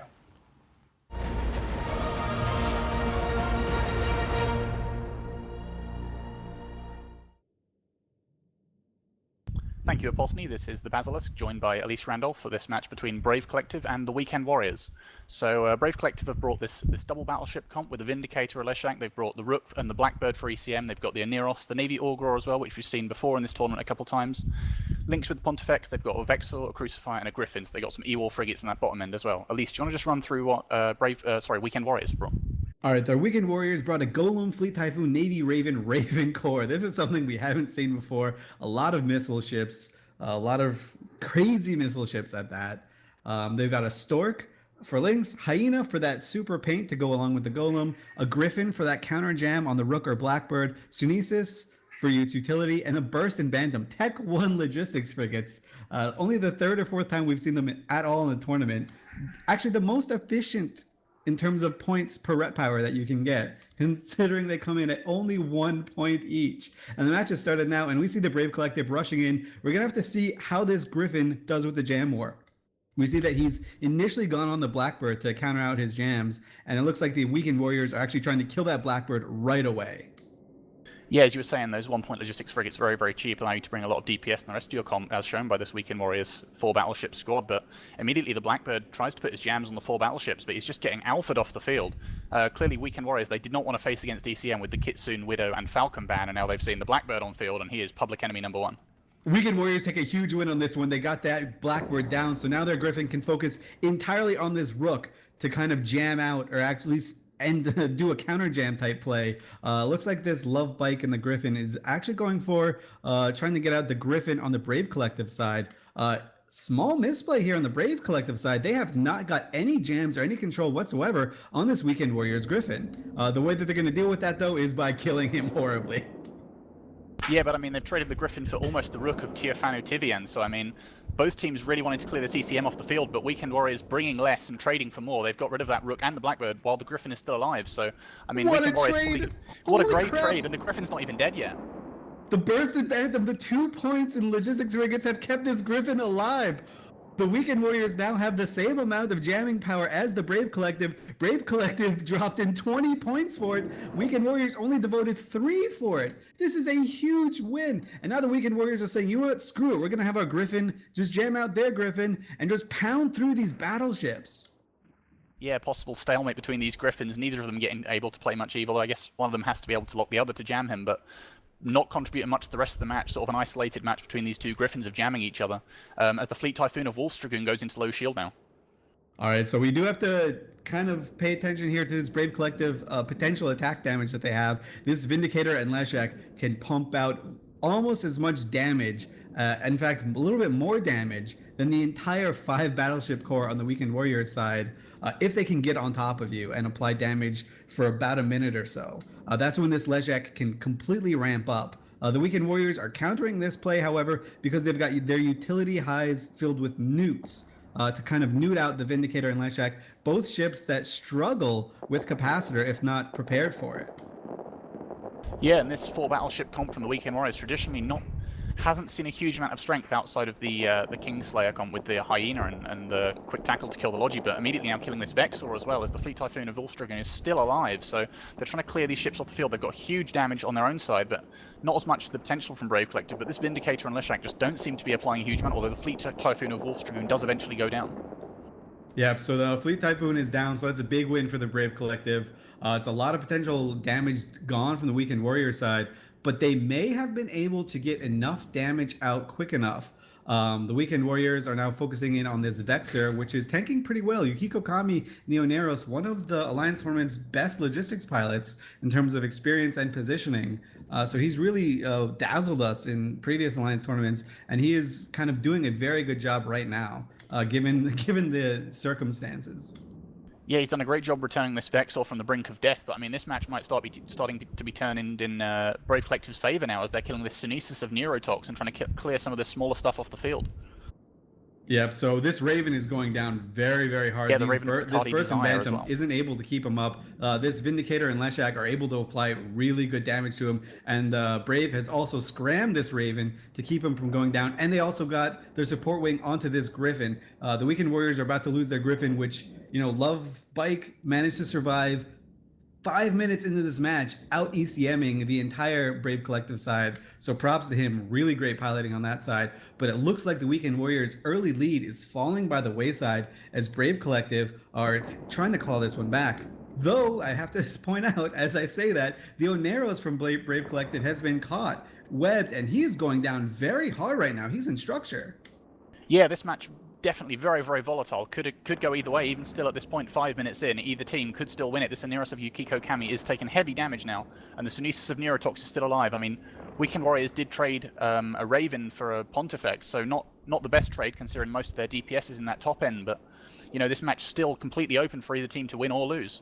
Yeah, the Weekend Warriors are looking actually really good here. If they can get those Oneros down, it's huge. The one ship that, you know, we were talking about how cruise missiles don't apply very well to smaller targets. The Oneros is a very small target. The exception, however, comes in with the Navy Raven, which gets a really obscure bonus that most people on TQ don't know. It gets an explosion velocity bonus, so it can hit the smaller targets a lot better. It can apply that damage of its cruise missiles onto those smaller targets. But it looks like Yukiko was just toying with us, and he was bait tanking a little bit, or these battleships are on to reload, or maybe this Golem is jammed. It actually does look like this Golem is jammed on the Weekend Warrior side, because their attack bar is not filled in at all, so he's not applied. And Yukiko Kami has managed to stabilize and get rid of the tackle in that time. Yeah, as we were discussing before the match, the ECM being the counter of Marauders, and now here it is coming into play. The Griffin of Trellish doing some huge work and just completely mitigating the damage from this Golem of Howling Wind. And, you know, this Oneros of Yukiko was in some serious trouble. He was starting to take structure damage even, but with this Golem jam, they haven't got enough DPS to break him through the rep bots, and he seems to be holding now as the Navy Raven of Dino Nathan is rapidly going down. Yeah, Yukiko Kami doing a good job. And actually this Griffin on this Brave Collective side, the Rook and the Blackbird didn't really get to play a role, but this Griffin played a role really late into the match, got a crucial jam on that Golem. The Oneros, piloted by Yukiko Kami, was able to survive, and now Brave Collective can take some catastrophic damage away from the Weekend Warriors. So they only have one Golem left for damage, and I dare say the Brave Collective can tank everything that's left on the field from this Weekend Warrior side. Yeah, with this Vindicator and Leshak both still alive, I mean, there's going to be some huge damage potential left for whatever Weekend Warriors have left on the field. I mean, whatever they choose to primary. There's only these two Tech 1 frigates left, and most of their DPS is still intact with the Vindicator and Leshak, as I said. So I feel like Weekend Warriors, they came into this match, they didn't want us to face ECM. They banned the Widow, they banned the Falcon, they said, okay, we're going to get rid of ECM. They killed the Rook, they killed the Blackbird, but somehow this Griffin has snuck through. He's, you know, they haven't noticed him, and he is worth his weight in gold in this match. He is just, you know, he's completely mitigated this Golem, and without the damage from the Golem at this point in the match, there's nothing to kill anything. Yeah, this has been a roller coaster of emotion, as this match had like huge early victories for the Weekend Warriors. The mid game kind of like teeter-tottered back and forth between Brave and the Weekend Warriors, and now Brave finally clawed it all the way back. That's that's what happens when you have a composed team, and that's not something people would generally hear about or like contribute to a Brave Collective team being composed under pressure, but they certainly were. They had really bad early losses early on, but they came back with a vengeance, taking out the perfect primaries, making the perfect calls in the mid game, saving their tackle. And you know, one of the ships that we haven't really talked about too much is this Navy Augur, a super tanky screening cruiser. It is incredibly durable. We saw in the matches in the first week where it was super tanky even with polarized weapons. Yeah, I mean, apart from the Mitani sort of cheese strap bait tank where they didn't put any tank on it at all, the Navy Augur just has huge amounts of HP and probably not going to be called a primary. You just don't want to burn through all that HP, especially with the Logi reps. And Yeah, I mean, this Griffin showing that maybe 3 points isn't enough for Griffins, so they should be, you know, 6, 7, 8, 30 points even. I mean, you know, this ship has just contributed so much to this match that it's really single-handedly turned it. Yep, and right now this Vindicator can just roam around unchecked, unleashing so much damage. This As the Hyena Golem finally goes down on the with Weekend Howling Warrior Wind. side is just focusing on pinning this Oneros down. He's been kind of running around the arena all match. He hasn't been able to get anything in really effective. He's gotten like 2 or 3 webs on the Oneros, but nothing huge. You know, kudos to this Brave Collective support wing to kind of mitigate this Hyena the entire match. Yeah, very well played from the Brave squad. Probably not a team you would have expected to see in the losers bracket on the second weekend, especially given the bracket. Perhaps an upset coming from 8th seed to lose to, I believe it was Samurai sold out. So yeah, probably not expected to be in the losers bracket at this point, but showing they clearly haven't given up. They may have lost some of their squad, as the guys in the studio were talking about earlier, but not giving up after that one loss, that one setback, and still fighting through in the losers bracket, intending to make a long run. Yeah, it's actually pretty great to see. I'm gonna call them Dunk Dinkles 10. You know, it's kind of like Ocean's 11, but weirder. And so they're gonna kind of make their boss man proud, and they're doing that right now. I'm really happy to see this. Good job, Brave Collective. They're just mopping up right now. There's only 30 seconds left. It looks like they might actually be able to get a clean sweep if they can catch this Hyena. This Vindicator has managed to get a grappler on the Synesis. And there it goes. Okay, the Hyena's going to live for the Weekend Warriors unless he goes out of the arena right now. So, you know, it's not a super clean sweep, but Brave take this one in a really great fashion. Back and forth, back and forth. The best match of the day for me so far. I can't wait to see what the weekend holds out for Brave Collective. Yeah, unfortunately, Weekend Warriors going home as all matches they are the losers bracket. But yeah, a well fought and definitely a well-earned victory for Brave Collective. And with that, I believe we're going to send it back to the guys in the studio.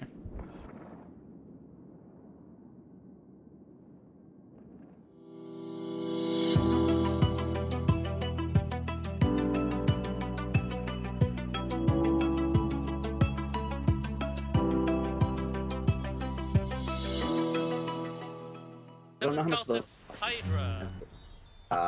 Is this a question? I mean, is this a real question? I've asked a question for every I know, round. right? Templis Calcif is so Yeah, good. just They skip have it. such tournament pedigree. Yeah, they're so good, dude. Yeah, skip it and move on. Hydra.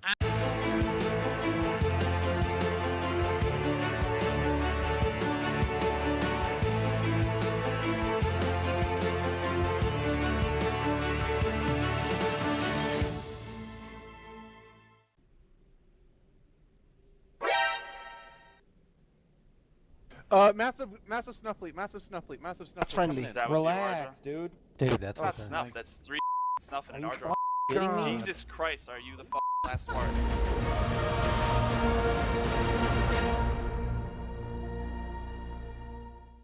Hey guys, welcome back. Brave going through defeating the Weekend Warriors. The Weekend Warriors have fought their last battle for the next coming weekends. Hopefully we'll see them again in AT17 perhaps. But yeah, so we do not actually have that much time before the next match. So let's start talking about that. Although I do want to briefly mention T1 Logifrix. Probably the 2 most efficiently spent points in like top 10 history of the AT. Like those boys did work, right, Reload? Oh yeah, absolutely. Those Logifrix repped a lot, basically. But the 4 battleship rapid heavy headshot team did really well at the start. But after that first reload, their aggressiveness just slowed down a lot. So next up, we have at 20 past the hour, we have We Want Your ISK going up against CVA. Now, CVA, one of the oldest alliances in the history game, recently residents of Providence until some stuff happened that we won't go into, and then going up against We Want Your ISK. Bart, can you talk us through either of these teams and what they've done so far? Sure. CVA is, like you said, they've been around for a while. They've competed in most of the alliance tournaments. Sometimes they bring, cute little Amar-themed roleplay comps, but they've been doing pretty okay this time. They only lost, they lost to Exodus, but Exodus is pretty strong. They've been bringing some pretty on-meta-ish comps, and I don't know, they had some rough times on TQ, which I know isn't really something that necessarily affects you for the AT, but I think they've been coming back. We've been seeing a lot of their AT pods have been flying together on TQ, which is always a good sign. It means that they're, working on getting their small gang skills up, and I kind of have good hopes for them. Cool. Reload. What's your pick in this match against We Want Your Risk versus CVA? I'm gonna go with CVA on this one because I like them. They know what they're doing to a certain extent, and I feel they're gonna be pretty strong in this match. One of my favorite things about the CVA team is there's kind of that meme that they'll bring an Olimar team because they're role players. And in the past they have done so, but then obviously you can't just bring Olimar, especially when you're on the one of only each hull rule. But like that, I feel like it's such a mind game when preparing to fight CVA because they're certainly not nameless low to mid tier Alliance X. Like CVA are very much their own special creature. I mean, so like Bart, when you're prepping against CVA, would you have kind of any ideas of what you might look at, what you might want to prepare, especially for CVA? Maybe any weaknesses you've noticed in them? I think the thing with CVA is that because they're known to sometimes bring these kind of meme comps, where it'll be like Olimar, they'll like Olimar with like a couple Sanchez ships thrown in, where they're kind of like, hey, look at us, we're bringing our Amarian laser boats, and you always have to wonder, like, are they going to bring that? Should we metagame ourselves against it? Because I could bring a couple ECM ships with Olimar jammers and counter them just completely, unless they decided to take this match like more seriously. So, the little mind game things, we've seen it a couple times, and that's something you have to worry about with CVA, is they might actually just, trick you. This time they bring something completely different. So, can't over prepare. So I would like to take this moment to once again shout out the fact that we are having a huge finals party here at Atena in Nottingham. That's going to be on the 18th of August, the Saturday, which is the finals day of the tournament. I'll be here. I assume you guys will be around as well. We've got some CCPers coming. That's CCP Carker, CCP Antiquarian, CCP Shreddy. All the ticket money that we get, it's all going to charity. It's going to split 50-50 between UKOTCF and the Special Effect charities. And a huge shout out, as always, to Chill Blast, who gave us 5 badass PCs to help us keep the stream running smoothly and everything going great. So massive thank you to them as well. So let's head over to the match now. It is going to be We Want Your Risk going up against Curatores Veritatis Alliance.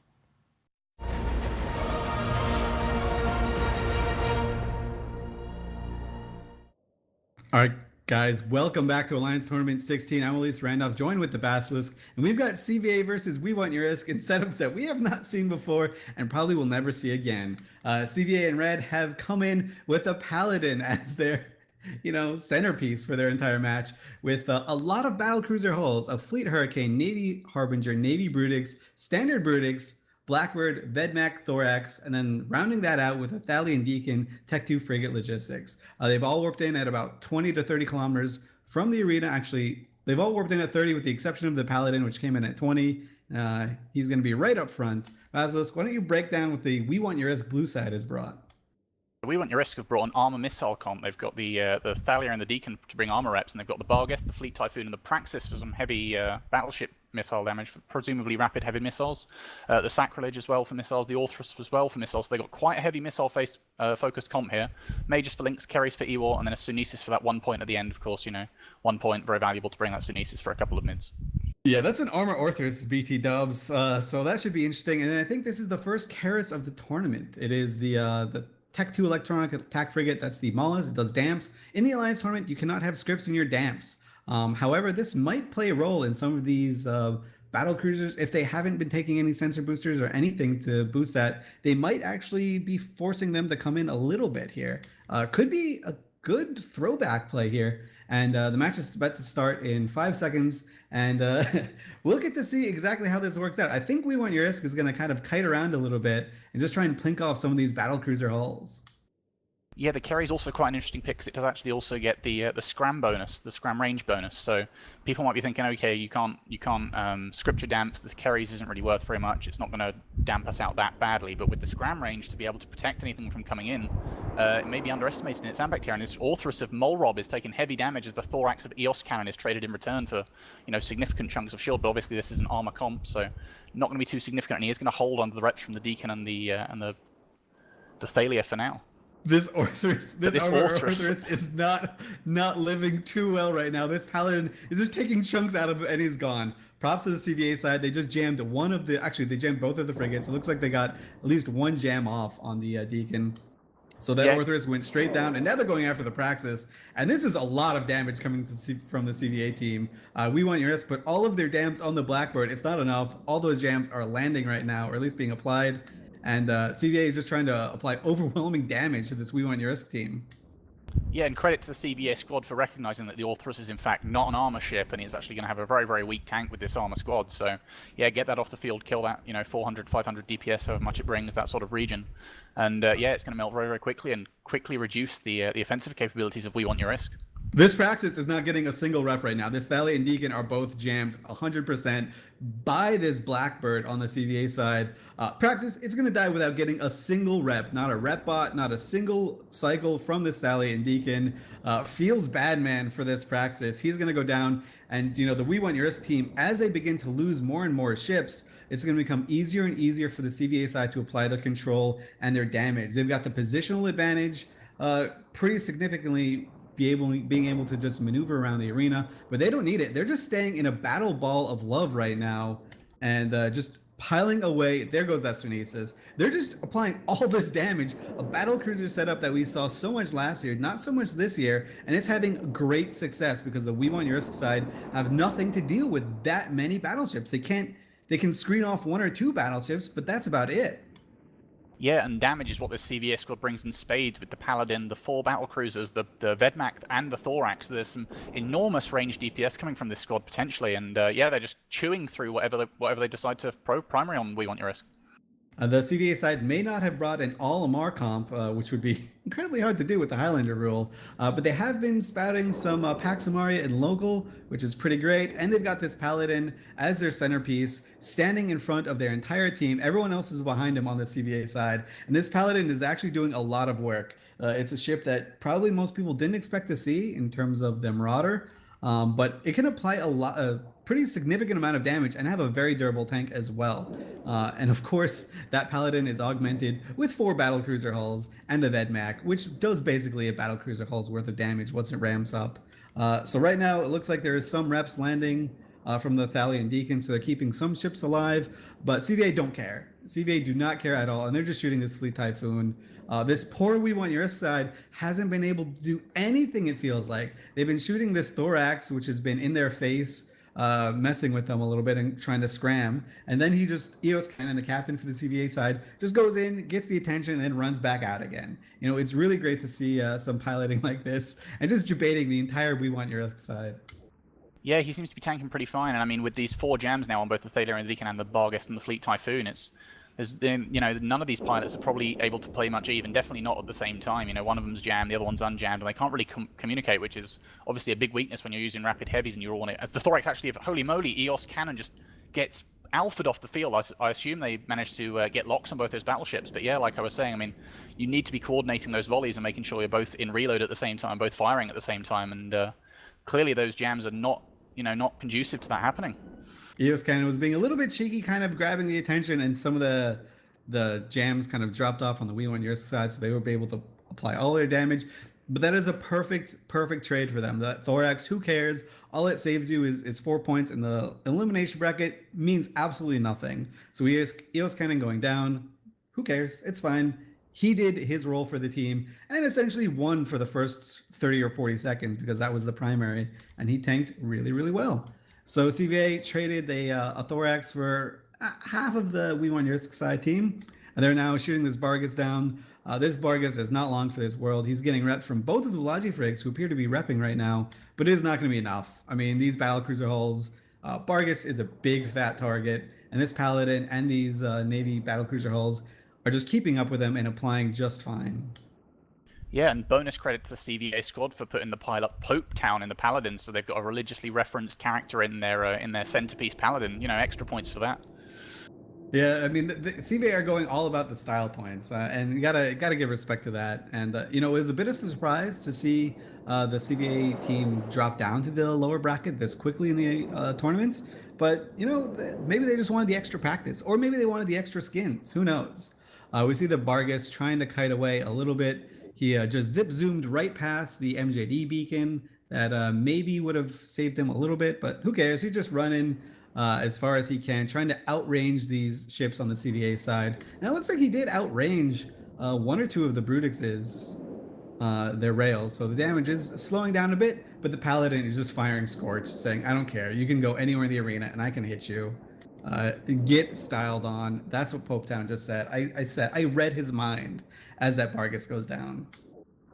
Yep, probably feeling pretty smug about himself right now, as are the rest of the CVA for such a fairly dominant performance here. I mean, they lost the Thorax, but accomplished everything they wanted to, as you said. I mean, that's a trade. You take hand over fist of a Thorax for, you know, a win of a match. So, yeah, great performance from CVA. We want your risk, probably certainly going down to out of the tournament now. So, you know, like I said last match, this is the losers bracket. All these matches today. So if you lose, you are out for good until next year. So, yeah, disappointing for We Want Your Risk, and you know, CVA live another day.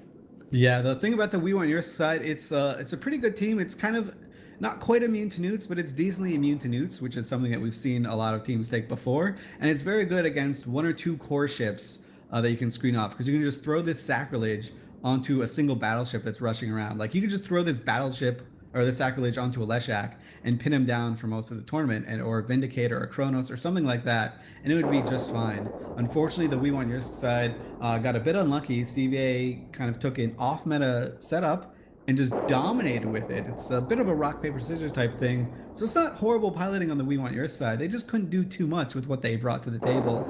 Meanwhile, CVA had a very adaptive, very nifty setup here. A lot of damage, a lot of projection, being able to kite around, kind of counters a lot of what we've been seeing, and you know, just did really, really well in this tournament, or in this match. They made no mistakes, and executed perfectly. So that's all you can expect of your team. CVA looking really good, probably the most dominant match we've seen today in the lowers bracket so far. So that's good to see from CVA side. They're going to go much further in the tournament, I'm sure of it. So they better not lose tomorrow or next week, because I just gave them the commentator bump, so they can't lose now. Yeah, and I mean, CVA, very clean performance. You play, like people say, you play what you've got in front of you, and they've dispatched with We Want Your Risk very, very effectively.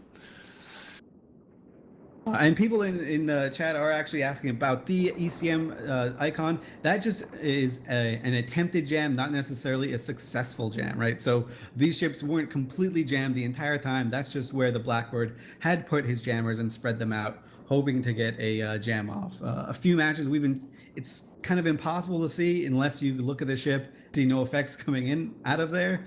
So that's where we were able to see that when the Thalia and the Deacon were jammed, because only one of them was getting its rep off.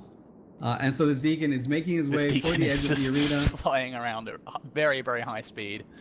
These battle cruisers, obviously with his team dead, he hasn't got any positional requirements. He can be wherever he wants in the arena. He's not doing anything, but he's trying his best not to die.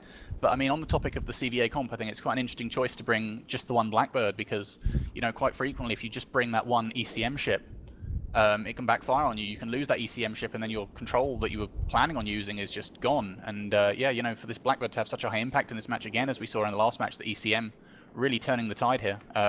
Risky choice from CVA, but paid off in the end. Yeah, I really like it. It's a pretty efficient jam choice, given how strong the Blackbird jams are and how far they can go. This Deacon is just kind of floating around, kind of getting his 5 minutes of fame in. He's showing that he can live against all odds. Pope Town and the Paladin is yelling, "Come back here. Don't go away." He's trying to shoot him, but the signature is too small and he's going too fast. So he will live, he'll go back to his home system, he'll be the sole survivor to tell the tale of the great CVA massacre of the Alliance Tournament 16 lower bracket match. So for the Basilisk, I am Elise Randolph. We're going to send it back to the studio to break down this crazy, very fun CVA setup that they brought.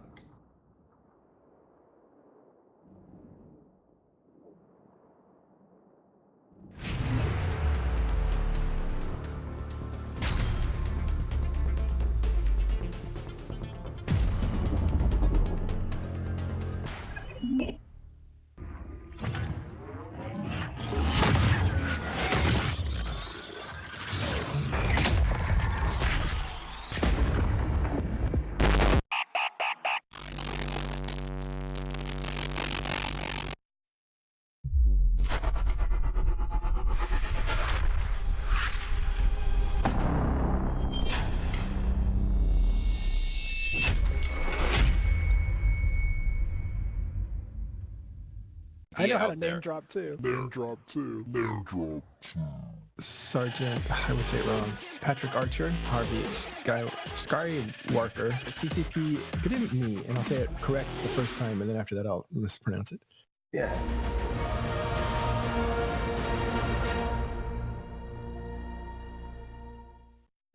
Hey guys, welcome back. That was a really cleanly executed match by CVA. I think looking at that match, you can really tell that CVA have put a lot of thought into their team. They know what they're doing with it. They knew how to defeat their opposing team there. Like, that was just really beautifully executed by CVA.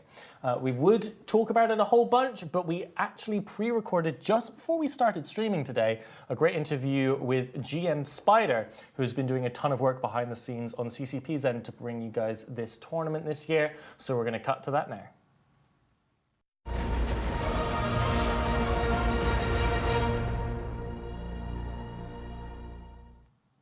Hello everyone, and welcome to a very special interview with our best friend from all the way from Iceland. It is GM Spider. How's it up in the Great Frozen North?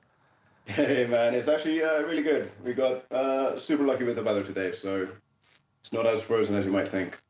Oh, nice. So you've been doing some refereeing for us thus far. How did the first weekend go for you, and what's kind of like the process of being a referee? What is it that you actually do? So the first weekend went really well. Myself and Falcon just dived into it. We have never done the actual refereeing before. I have some experience working on previous tournaments, but this is my first time using the referee tool. And it's pretty self-explanatory.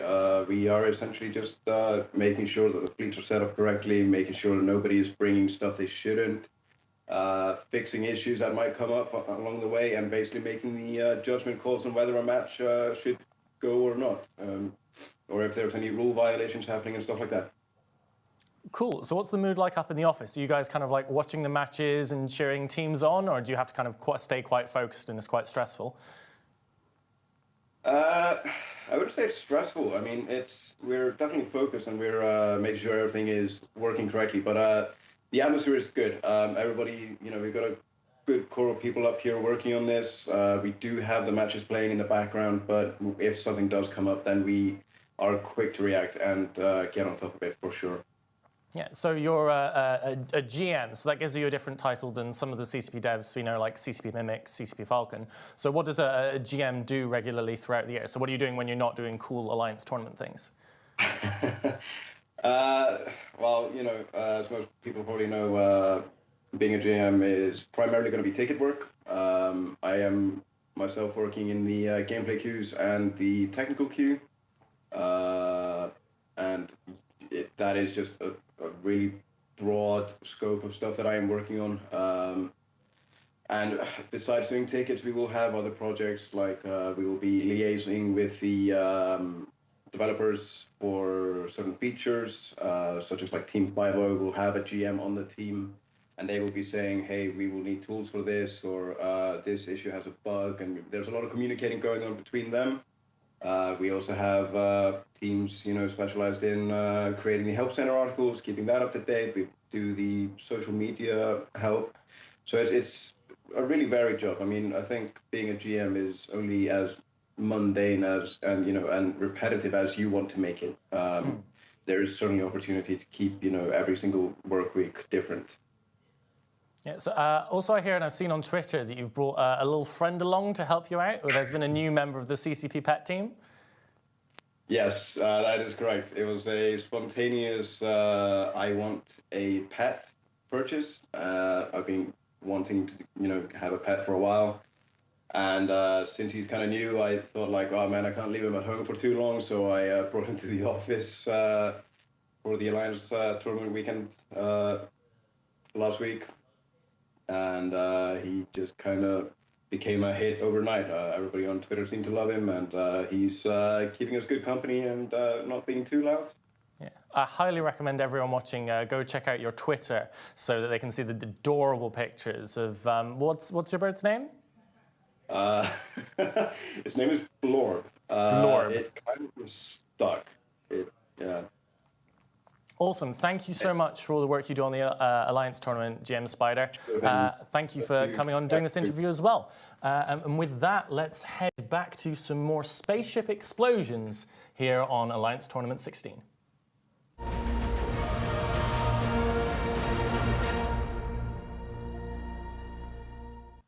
Hey guys, welcome back. Hope you enjoyed that interview with GM Spider. Hopefully we'll be able to see Blorb a little bit in the future weeks. But now we have to talk about the next upcoming match. That's at 22 the hour. It's going to be Templis Calcif versus Odin School. Templis Calcif made a big name for themselves last year when they knocked out Hydra in the first round. Team expected to do very well and go very far, which they in fact did, making it all the way to second. But Templis have unfortunately come down to the losers bracket due to their match with Pandemic Legion. And as I said, they are going up against Odin's Call. Reload, what can you tell us about either of these teams? Well, Templis Calcif is a low-sec Caldari role-playing corporation, and they're really cool because they knocked out Hydra Reloaded last year. So they can take people out if they know what they're doing. Mm-hmm. Bart, can you tell us anything about Odin's Call?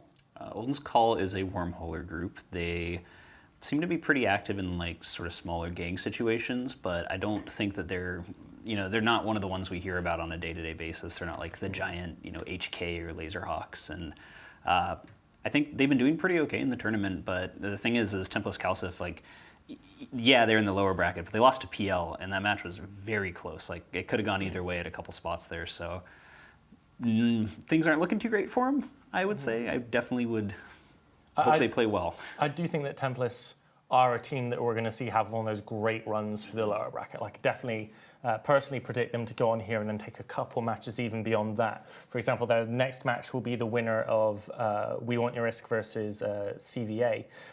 Sorry, they will be up against CVA the next time. We just watched that match. But, Odin's Cool, can't count anybody out yet. We haven't seen the match. We haven't actually seen that much of Odin's Cool, as I believe they received a bye in their match against Burn. Yeah, they got they got here by, they played one game, which they lost. They didn't have to play their first match, so they're very untested, I would say. Yeah, so maybe good things coming from them, but a bit of a surprise as to what they might be bringing and doing. Just later on in the day, we've got the next match coming up after this one will be Goons Federation versus Test Alliance. Please ignore the Imperium Civil War going on there, and then further matches going on throughout the day that I'm also super pumped for. With that, let's do some quick predictions, then go through. I'm predicting Templis. Reload. I'm going to go on Templis on this one. And Bart? I have to say Templis. Well, Odin's Cool, it's time to prove us wrong and make us look like idiots as we go to Templis Calcif versus Odin's Cool.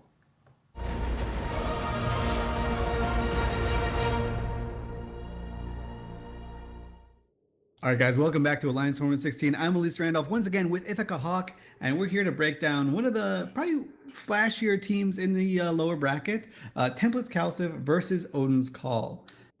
This is probably the coolest match of the day, purely because there are two Raven hulls, which is, again, something we've never seen before and probably never will see.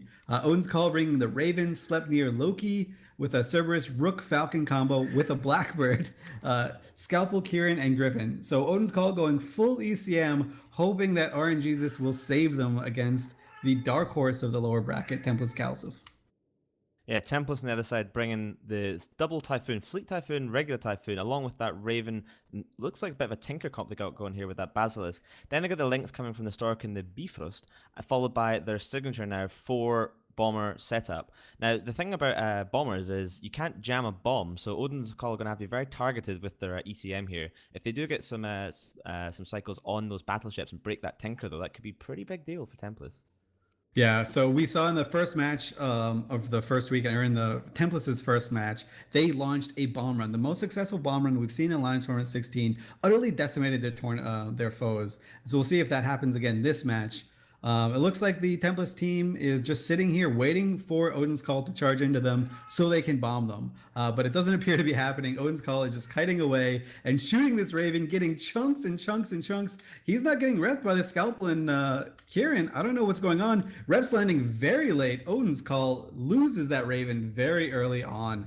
Templis just using their Fleet Typhoon Raven core to just massacre that Raven before he could get a single rep. A good job, Templis, with that target calling. Caught the Scalpel and Kieran sleeping a little bit. Yeah, it looks like they just have maybe rapid heavies and they just vomited damage onto that Raven and it just exploded extremely rapidly. In about 20 seconds, it went from being completely fine to absolutely dead. So that's a huge blow for Odin's Call to lose a big chunk of the damage already. And you can see that they're not really applying much damage at all to anything, although the control bar filling up as the jams start to be spread across the Templis team. Now, one of the ways you can break up a bit of a Tinker team is just jam everything. And then, of course, they can't get any cap and everything falls apart. But that only works if you don't die yourself. And as that Raven found out, that's quite difficult against this team. So this Odin's Call team, we've been talking about the role that ECM has been playing in this Alliance tournament so far, and it seemed to be a pretty big role when it's down to just a few ships. But when you devote so much of your team to ECM, you kind of lack some damage, and that's the problem Odin's Call have fallen into right now. They've got a Rook, Falcon, Blackbird, so every ECM cruiser that they could get besides a Chameleon to go on their side, and they've also added a Griffin to it. So they're trying to jam a lot of the Templis Calciv side, but they've got no damage once that Raven just evaporated. And the damage they did have in the form of this Sleipnir and Loki, they just lost half of because this Loki is gone. So Odin's Call have basically nothing left in the tank, and Templis has their entire team sitting at 100% shields. This Nemesis dropped down to 98%, pardon me, but this is as dominant a performance that you can see. Odin's Call banking on that ECM, but it is not enough. You can't just bring all ECM to your team. You need damage. Templis, they've got damage in spades. They got that Fleet Typhoon Raven, that missile spamming comp, and all of the DPS from the Odin's Call side is gone. It's absolutely gone. They said, we don't care about this ECM wing that you have. We've noticed that you didn't bring any damage, so we're going to kill what little damage you have. And now they're just sitting pretty. Yeah, at this point, they could just decline to shoot anything else if they wanted, and there's no way a single Cerberus, and even if the rest of the ships have damage bots, can break through the reps of one Basilisk, even if it manages to jam all the cap transfers going into it. And now that Blackbird also just getting absolutely demolished as he goes down in basically about 2 volleys there. The damage output from this Templis side is so well timed. It's like they're calling volleys and just blasting through things before that Kieran and Scalpel can even get anywhere near them. You can see them trying to apply reps to that Rook there, but it's not enough as he drops all the way through shield. A little bit lands. It looks like maybe the Templis team maybe just hit reload because the Rook's now regenerating. No, and there he goes down as well. Yeah, so Blackbird gone, the Rook just barely holding on. We actually do see a Templis bomb just being launched, trying to clear off the remaining light shield bots on the Odin's Call side. I think the bomb whiffed a little bit, but we can forgive him for that, given the otherwise incredibly dominant performance that they've been showing. And I do believe I missed a bomb earlier that did destroy a lot of shield maintenance bots. So 1 for 2. That's not so bad in the bomb department. Bombing is a difficult thing, and that Rook just evaporates with no shield bots left, or maybe like 4 shield maintenance bots left. This Odin's Call team is it's got nothing left. Really, just getting eviscerated by this super dominant Templis team. And if you're looking at this lower bracket, you've got to be terribly afraid of this Templis team. Tomorrow we're going to see Pandemic Legion face off against Northern Coalition, and the losers will have to face this Templis team.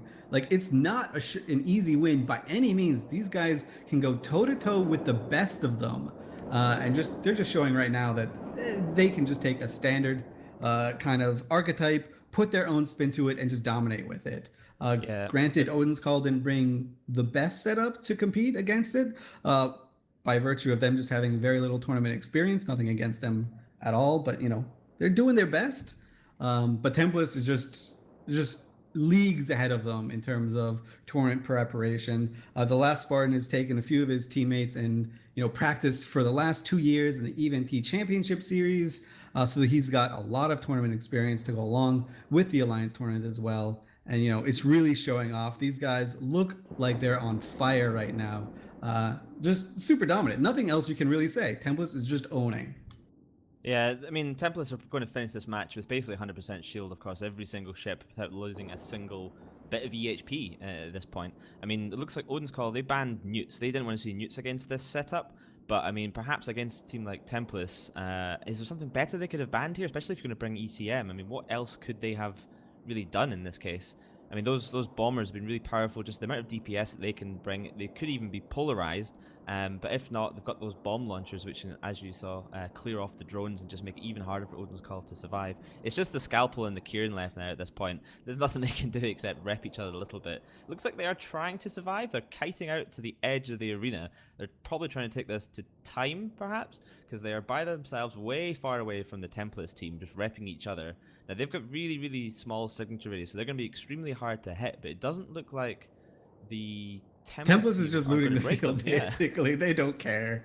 They're just looting the field, picking up whatever they want, giving themselves a well-deserved pat on the backs. And what I really like about this Templis team, apart from the Raven, which is one of my favorite ships, is the fact that this entire team is more or less immune to newts, right? So if you bring a super newt team that we saw on the first weekend, you're basically screwed, and that's Templis playing the meta perfectly.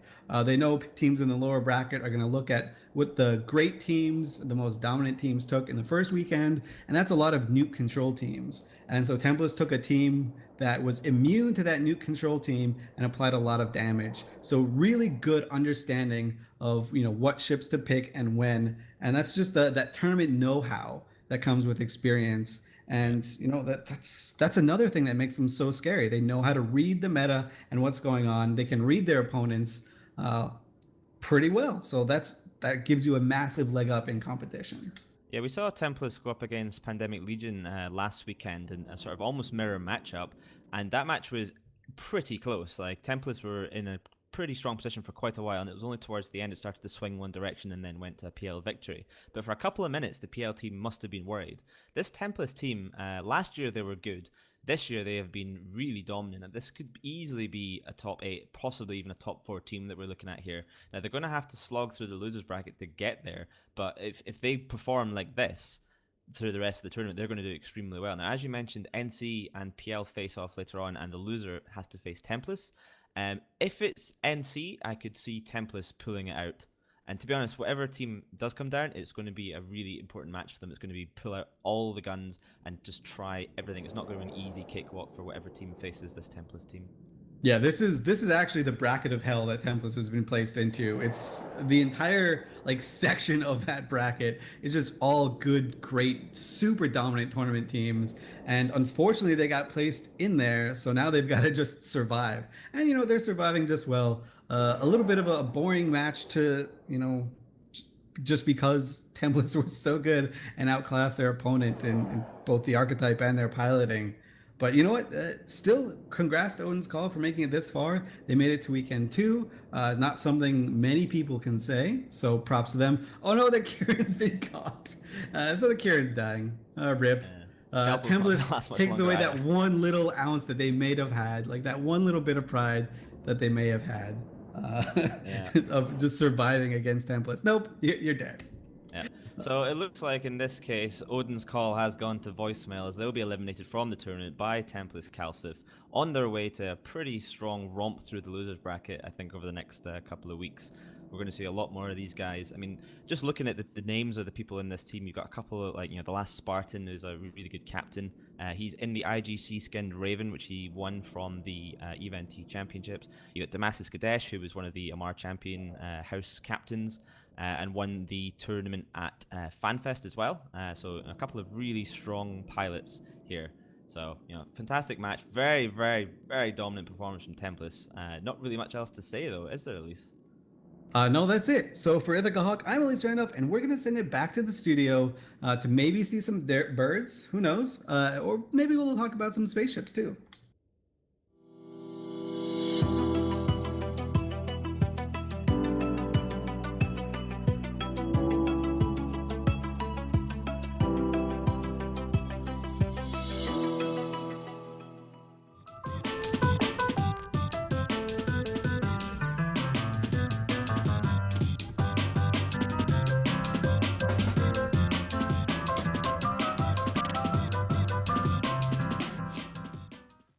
2 Abaddons.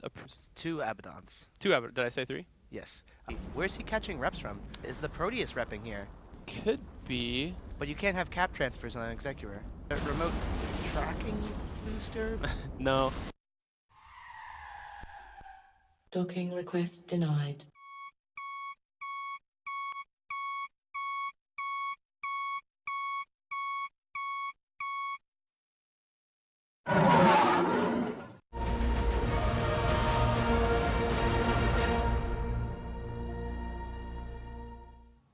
Hello everyone, welcome back. Templis Calcif there with a dominant victory against their opponents. That was really, really nice against Origin's cool reload. We saw there from Templis a really nice comp that falls into one of the archetypes we usually talk about. Can you break that down for us? Okay, so Templis Calcif brought a triple battleship rapid heavy comp known as Kingslayer. Now Kingslayer is usually a headshot based comp, where basically you go in and try and headshot the logistics ship. The other team brought the 2 logistics frigates, so Rapid Heavy's not really good at applying frigates, but instead they just went for a Raven, and he got deleted. If I recall correctly, this is the fastest battleship that has died in this Alliance tournament. Might be a match with the Vindicator in the end of the first weekend, but we'll have to time that out. Now, what we saw there from Odin's Call was kind of like an ECM comp, and kind of like a fly killer artillery comp, put in a blender, put on the plate in front of us, then kind of garnished with a Raven for reasons I personally don't understand. Bart, what are your thoughts on that team comp design, and what do you think are generally good practices for thinking about designing your own team comp? So I think when it comes to designing a team comp, you need to consider that it's sort of similar to designing a single ship, and that you need to specialize in one thing. You need to make sure you do that thing really well, and you can't mix and match. It's generally about it if you're going to say, okay, we're going to put a shield tank and armor tank on the same ship, and it's the same sort of concept in Alliance tournament. If you're going to, put a sprinkling of this, a sprinkling of that, have one ECM ship, a Legion with newts and whatever. Eventually, you don't do anything well at all, and you just get torn apart. So I think it's really important for teams to consider what they're doing when they're putting these teams together, when they're building these comps. What does this ship bring to this comp specifically, and what can it do that synergizes with the rest of what the comp is trying to do? Yeah, so the next match we've got coming up here is going to be a very exciting match for us between Goons Swarm Federation and Test Alliance, please ignore, otherwise known as TAPI, which is a beautiful acronym of their name. So Goons and Test have been buddying up recently to form the Imperial Legacy Coalition, who are forming kind of that southwest group against the northeastern forces, where we've been seeing super capital fights and all kinds of scalar fighting going on in the southeast and northwest of the map. Test have a pretty good history as a tournament team, solidly mid-tier. They're a threat to anyone they face. They've even been pushing the meta, but they gain and lose players from their core every couple of years or so. So they do vary a bit. And then Goons from Federation, who had their first kind of main foray in recent times into the Alliance tournament last year. They didn't get very far, but they were a team I think that showed vast improvement, kind of match on match, and they're a team that have put a lot of effort in. I know that there are many pilots such as Asher they're really, really interested in. We saw them bring a really wonderful comp.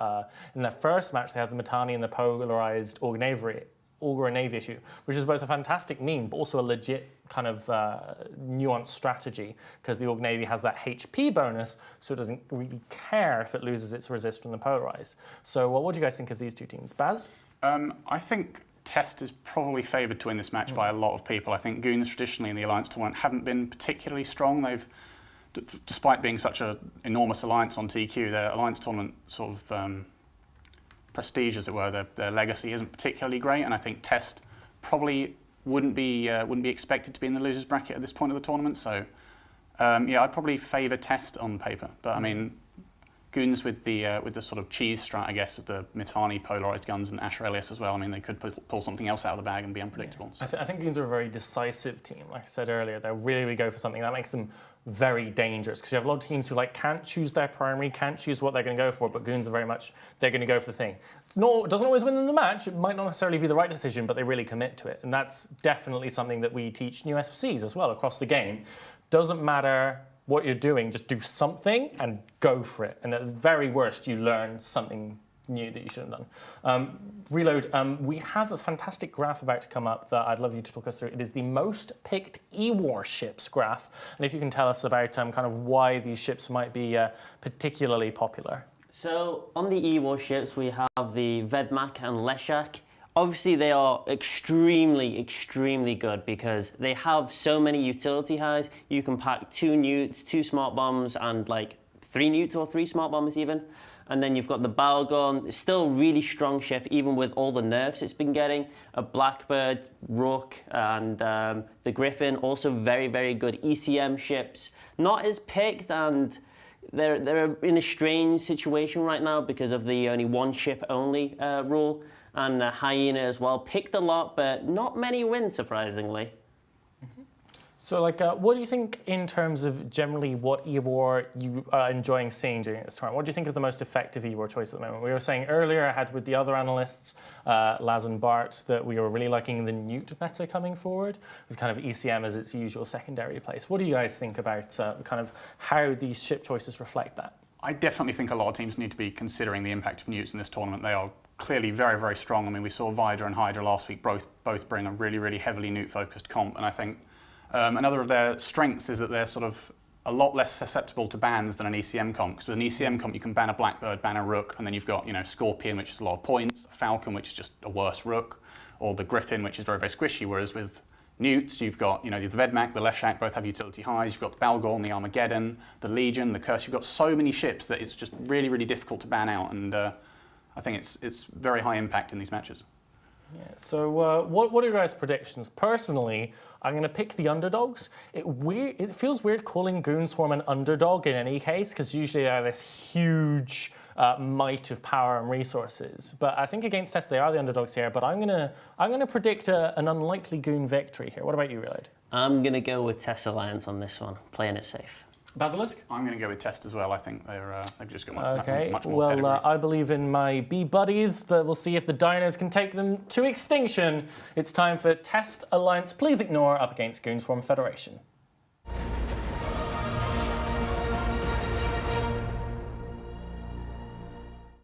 Hey guys, Ithaca Hawk here, joined by Laz in the studio in Nottingham for one of the most anticipated matches of the day. We have Test Alliance Please Ignore versus Goonswarm Federation. Test choosing to bring Sapporo Jones here to try Alliance Executor tank, just like Goonswarm did in match 1 the other day. But let's have a look at what else they brought. So they brought their flagship Leshak. Jason Frenzy there in the flagship. So that's an expensive investment from Test Alliance Please Ignore. They want to win this. Pairing that up with 3 of the Navy battle cruisers, then some Newts and some E-War with the Cursed Pilgrim Blackbird combo. Finally following that up with double Tech 2 logistics frigates and a little Punisher to round out the points. Laz, tell us what the Goons have brought. So the Goons brought a similar setup to what Templis brought that last match you just saw, with Barghest, Rattlesnake, Navy Scorpion, Raven, Purifier Hound, Manicore, Nemesis, and dual Tech 1 Shield logistic frigates. Important to point out the battleships for the Goonswarm side are running rapid heavy missile launchers, and you have the DPS from the Purifier Hound Manicore, so you do have a lot of missile DPS on the field there. Yeah, so it'll be really interesting to see if the Goon team can break through something before those rapid heavies run out and hit reload. If they can break maybe that Leshak or one of the battle cruisers before it does, which I think with this amount of damage they've got, they should be able to, then that's going to be really, really difficult for Test Alliance Please Ignore with just those 2 Tech 2 logistic frigates. I mean, what do you make of Goons bringing Tech 1 logistic frigates here? I think they're trying to squeeze as many points into their comp as possible. You see the Rattlesnake and the Navy Scorpion there, which are both going to be very point hungry, same as the Barghest. So you have 3 faction battleships there, so there can be a lot of points devoted to those battleships. The Rattlesnake does get a drone bonus as well, but with the only the ability to bring Tech 1 drones, it does hamper some of the DPS from that. Yeah, River Geist there in the burst. One fact that we got told just before the match is on TQ, she has not appeared on a single kill mail ever. She is exclusively a logistics pilot. So she'll be piloting around that little 1-point burst with her partner there, Narco Farah, just trying to keep the rest of those big ships alive. I mean, the hard part for the bombers is if they want to get reps from the burst and the Bantam, they're going to probably have to stay quite near the battleships. Otherwise, they're going to get out of range because the shield logistics frigates, the fall-off range is really, really short. You're talking like a couple of kilometers, really. Yeah, well, you do see Test Alliance did come in at 50, whereas the Battleship Core of Goons came in at 30, with the rest of their support coming in at max range as well. So they're going to try and keep those bombers alive, and it kind of looks like they're maybe looking at countering some sort of rush team with those bombers staying far away, as you saw from the Templis team in the first day, where they launched the bombs and knocked out the battlecruiser rush that was coming against them. Yeah, and so we'll see if these 3 battle cruisers are able to pick off those bombers pretty quickly. If they've fit with long-range weapons, then that might be something they can do. The Leshak's probably going to want to try and come in and try and tackle things. Probably also what that Punisher will be doing, we'll probably see that burning, or maybe it'll act as defensive tackle, depending on the projection this team has. The match is almost underway. We're going to find out who is the best. Goonswarm Federation or Test Alliance, please ignore. Yep. Once the match kicks off, we'll be able to also see if the Curse is bringing the anti-missile E-War, so that will make a huge effect for the match. If these, we do see immediately off as the match starts, the track interrupters get applied immediately to the Rattlesnake, as well as the Leshak get painted as they immediately dump the heavy DPS of the rapid heavy missile launchers into the Leshak, and he sinks into armor.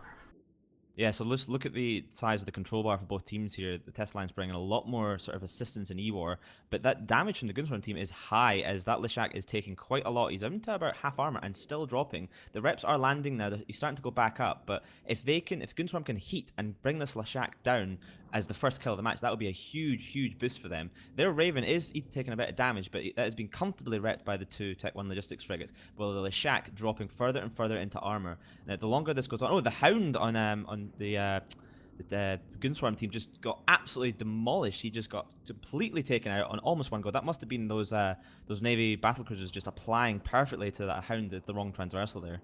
Yeah, I definitely don't think I agree with this pick of the Flag Leshak. So it does have flagship reps, or at least you would assume that they put some money into this flagship, as you see it tanking pretty heavily versus these rapid heavy missile launcher ships. As a second bomber gets erased off the field by the battlecruiser core there, they definitely should have picked a better target here. The Fleet Hurricane, Navy Harbinger, Navy Brutish, they should have cleared off some of this easy DPS off the field, which the rapid heavies would have applied full damage to. So they did some really bad target calling going on here.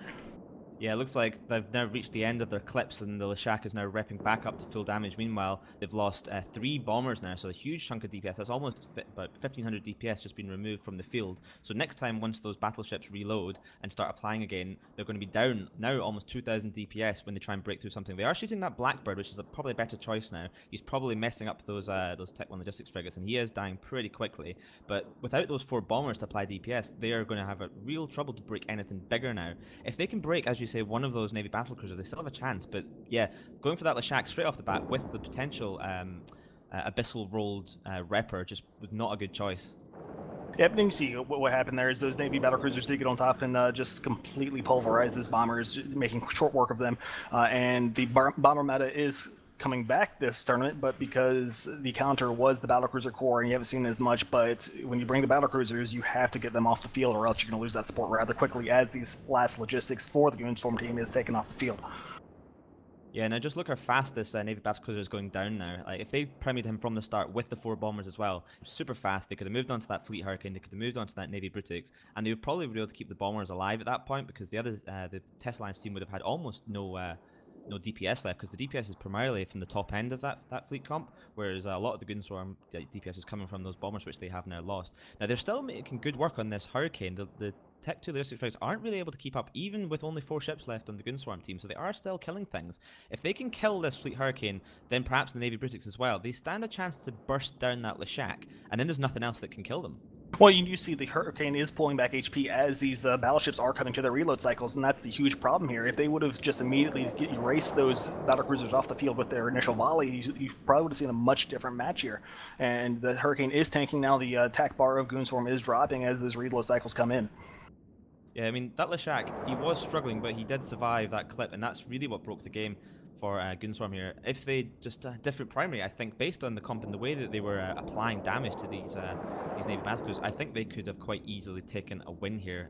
But maybe just what do you think? Was it just wrong target calling that lost in the match, or do you think they still would have lost? I mean, absolutely, it was target calling, and I mean, you saw the same thing happen in X47 where they went for the Vanquisher first instead of sticking out for 3 to 4 Titans with that initial DD volley. I mean, it's the same thing here. You go for that big shiny ship, and sometimes it works, sometimes it doesn't, and unfortunately this time it didn't, and it was just the wrong call. Yeah, and with the drop of this Barghest imminently, I think that Fleet Hurricane's also going to survive. So this might be the last, no more ships to be killed on the Test Alliance Please on their side, basically, because I think they just don't have enough damage now to break through the repping power of that double logistics frigate comp from Test Alliance Please Ignore. So it looks like, I mean, they lost Sapporo Jones, so Alliance Executor down. I guess that's moral victory for Goonswarm there, but it's just cleanup now for Test. Yeah, you see that Hurricane did pull itself all the way back up. Barghest down. They're just going to make short work of cleaning up the Rattlesnake, Navy Scorpion, and Raven, whereas the Rattlesnake and Navy Scorpion do have formidable tanks on their own, but with no logistics, they will fall to the DPS of Leshak and Navy battlecruisers. So from what we can see here is 100% victory when you bring your Alliance Executor. When Mittani flew with Goonswarm, they won. When Sapporo Jones flew with Test, they won. So maybe this is the new meta, just bring your Alliance Executor, park him in a ship, potentially bait tanked, and then see what happens. Yep, so once the ASB is out, you do see the Grappler on, so the Leshak is going to ramp up and apply that max DPS as it gets to its full cycle. I don't think we see much more being killed off the field from the Test side, but like I said, I definitely think this match could have gone the other way if they went for the battlecruisers instead. Yeah, I mean, that Navy Brutix is taking some damage here, but I mean, Navy Brutixes aren't exactly known for being squishy targets, so once the Deacon and Talia get on top of it and start repping, the only chance that he's really going to die at this point is if one of them maybe burns out their reps, or he boundaries or something, but there's almost no way that the Rattlesnake, Navy Scorpion, and Raven can finish anything else off at this point, barring a mistake on the Test side. And we do have 4 minutes left on the match. The Rattlesnake looks to be out of ASB charges as he's going to be sinking into armor. He looks like he got one last rep off there with whatever cap he had left in his capacitor, and he's sinking very quickly through armor into structure. Yeah, if you look at the defense bars for both teams, you can see just the size of the purple bit of the Test Alliance. That's the active reps that you see there, not just pure EHP. That's almost certainly some sort of high-end abyssal rolled armor repper on that Leshak. That combined with the Talia and the Deacon was basically the entire reason why the Goonswarm team couldn't burst him down. Now, there's a chance, because he was pretty low armor and he was struggling. I'm willing to bet the Talia and the Deacon were heating reps and he was heating his own local rep. If that wasn't a flagship Leshak there piloted by Jason Frenzy, I think Goonswarm probably would have burst him down. What do you think? No, absolutely. If it wasn't for the flagship rep end and just the, like I said, the bonus of being the flagship with the extra modules, he would have died like in a huge fire just because you saw him sink down to 10% armor. And if it wasn't for those reps clawing him back in the reload cycle coming up, he would have easily died. Yeah, it looks like just the Navy Scorpion and the Raven to go now. So Dirk still trying to hold on, trying to apply some damage to something, see if they can maybe catch the Talia Deacon napping, but there's almost no chance at all that in the next 2 minutes 46 seconds the Goonswarm can kill anything. Although that Raven is still boosting, he's hanging on for dear life, just trying to survive as long as possible so he can brag to his friends that he was not the first to die. The Navy Scorpion will be the last to go, and that will be it. Goonswarm Federation will be out of Alliance Tournament 16, as is tradition. I definitely think it was a good comp, and I think they had a strong core idea there, and it just came down to that flag Leshak. So I don't think Goons did a bad job in this fight. I just think if they would have called the battlecruisers, we would have seen a different fight. Yeah, I think the Goonswarm teams we've seen in previous years have always kind of been a case of, well, let's just give it a go. But this Goonswarm team we've seen this year, they've had a couple of really innovative ideas, like the whole bringing the Mittani and Asher with polarized guns, and they've had pretty solid comps. They're a lot more well thought out and a lot more rounded team than last year, so it is a bit of a shame to see them go out this early. They have been very fun and exciting to watch, providing some excellent entertainment, but they will go out, as this is the losers bracket at the moment, so this is single elimination. Whichever team loses is gone straight from the Alliance Tournament and into the dumpster. So I guess it would be safe to say that every major alliance that has fielded their CEO has won so far, I believe. So you have Minton's the first time, and now Sapporo. So it's maybe that's the new meta. Yeah, so will we see NC and PL both going to bring their Alliance executors next time? Who knows? We'll find out later on. But for now, we'll hand it back to the boys in the studio.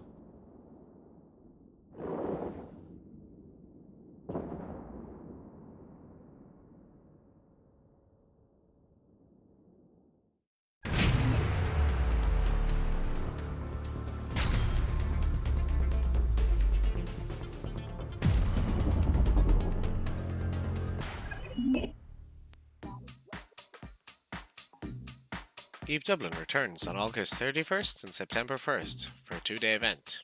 For tickets and more information, visit evedublin.com.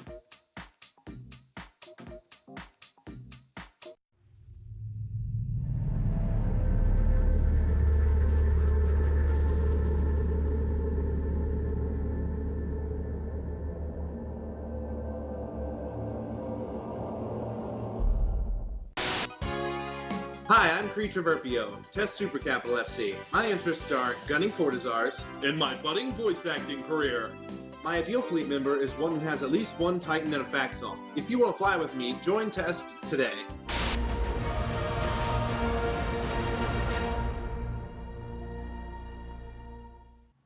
So as I said, Goons are a very decisive team there, going straight all in on Leshak, barely not getting him as they go into reload, and then the match swinging back in the other direction as Test pick off the bombers, reduce that incoming damage, and then just sail to victory from there. Really great match. That's a really great example of that kind of strategy. I think that we might look back to in ATs of future, kind of pick up as just like a really beautiful example of specific tactics and ideas. Reload, what's your takeaway from that match? Test at the very start were they tried to test tank the Raven first. They tanked just fine with the 2 T1 bursts, and then they decided, you know, the Leshak, their flagship Leshak was very close to dying, so they need to remove DPS very quickly. So what does a lot of DPS and has low HP? Bombers, and Goons had 4 of them, and they just removed them so quickly. It was just delete, delete, delete, delete, and then after that, the Leshak just tanked fairly well, and it was clean sweep after that. Yeah, Basilisk, I've been a huge fan of Logifrig since like AT14. I think they're really cool. They obviously have a very high skill ceiling and a lot of very critical weaknesses, as well as the kind of the relative strengths they have over the traditional, say, T2 cruiser Logi.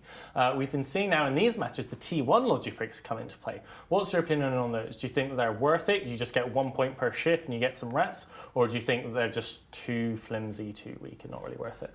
I think they can be worth it in certain situations. I think if you've got enough DPS to pull a heavy lead at the start of the match and sacrifice losing those ships and not really worry too much, like we saw in a match last week, I believe, where the team that fielded them just had massive buffer. So after they were gone, it didn't even matter that they were gone because, you know, the ships that are left on the field are just so tanky. But I think they're generally a pretty valid option. I think with the expense of fielding a Tech 1 logistics, I think it's 11 points or 17 for the Tech 2. I think being able to spare 15 points by bringing the 2 Tech 1 Logi frigates is really, really powerful. Yeah, so one of the things that's really interested me this year is that last year we had the BC core as the main thing, either BC core plus a BAL, BCs with some support, or just Dr. Dad BCs. All you need is BCs as well as love. We actually have a graph for this year of comparing what archetype cores we've seen. That's going to come up on the screen hopefully for you now. And then within that we've got these kind of different ones. We've got the Shield Tinker, we've got random off meta stuff, BC core, Armor 2BS, and then the relative amount of damage versus control versus speed they have. So we can see that there is a huge amount of damage, overwhelming amount of damage in the 4 battleship comp, but still with an average amount of control. But then you see in the Shield Tinker, you have a lot of damage, and while you get a lot of rep out of that comp, you really sacrifice all your control because you're going for that T2 Basilisk and, you know, some shield battleships, so your mid slots are filled, you can't really use them. What do you guys think about this graph and kind of what we're seeing here? Are you enjoying seeing all the different cores? Are there any you think that are going to kind of come out on top and be this year's defining core like the BCs were last year? I think that the nuke control is very balanced, and I think that's going to be the defining comp that we're going to see in this Alliance tournament meta, although most of these are quite strong. You've got Fly Killer, and I personally like the triple battleship as well because it's a lot of damage and you can really put out some serious work with the triple battleship.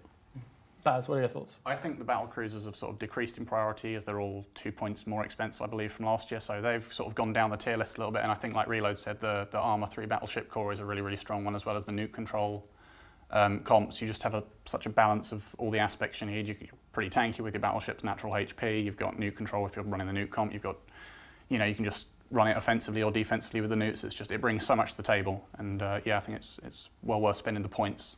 Mm-hmm.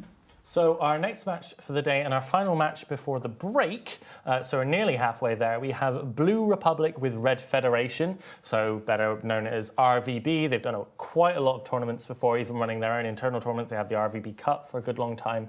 They're a group with a great tournament history. They're going up against Quebec United Legion, and they are paired with another alliance whose name I've lost from my notes, so never mind. They're paired with someone. Not sure who it is. But yeah, Quebec United Legion have never done well in the Alliance tournament. They've been here, they've made a couple of attempts. Baz, do you think this is the year where they get to make a run? Or do you think they're already in the elimination bracket and we're likely to lose them? I think, if I remember correctly, they landed in the elimination bracket by that game against Bastion, where they all used the micro jump drive beacons early, and I think they won the match in the end, but then had it disqualified because of the infringement of the rules. So I think with the lack of pedigree, they're probably not going to be making a long run into the tournament, especially being in the elimination bracket this early. If they, by chance come up against a strong team that gets knocked down, it can be very difficult. But I think there's not a huge amount to be gained from the fact that they lost their first matches. I think they did sort of win it on the field and then had it taken away from them. But I think they might aspire to be sort of a mid-tier team this tournament. Really, what are your thoughts? Who would you predict to win? I like RVB. They like to do really fun comps as well, not just like super serious. They like to do some crazy stuff. So I am excited to see what RVB brings to this match. Yeah, so you're going for RVB prediction. I'm going to go RVB because I really like what they do. Yeah, I'm a big fan of RVB. Sorry, Quebec United Legion, but RVB are bros, man. They're a really great group. I hope that Quebec United Legion show us a really good game, and it's fantastic, but I'm going to predict that outcome.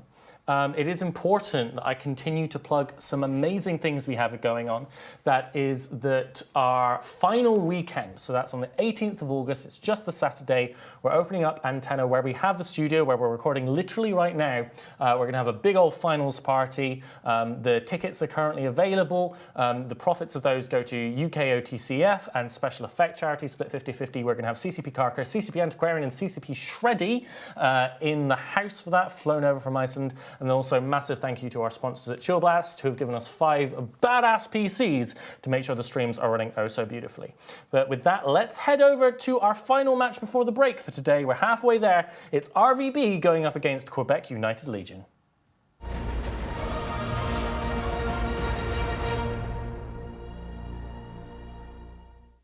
Welcome back to the commentator's desk, everyone. We have Quebec United Legion versus Blue Republic. Quebec's brought Nighthawk, Praxis, Navy Drake, Loki Drake, Ferox, Purifier, Hound, Nemesis, and let's hope they can not activate their modules too early this time. Yeah, on Blue Republic, I've bought a Fleet Typhoon, a Navy Scorpion, a Praxis, a Fleet Hurricane, a Falcon, a Scalpel, a Kirin, Purifier, Hound, and Nemesis. So I did take a look at the Blue Republic battleships there. They are rapid heavy missile launcher fit. One thing to note, the Praxis also is the jack of all trades, gets a bonus to pretty much every single weapon system, and it gets a 25% bonus to heavy missile damage. Yeah, and the Quebec United Legion guys, we haven't actually seen them play too much because they got DQ'd from the first round and then they got a bye. So this is actually kind of like their first real match. It'd be interesting to see what they do with this Nighthawk and Navy Drake. I mean, Navy Drake won Alliance Summer 15, right? So it must be good. A new meta, man. Because, we did see the Nighthawk earlier today with Loshek Shania group, and I think we actually saw it second time sometime today. I don't remember which match it was. So it's potentially the third time we've seen the Nighthawk today.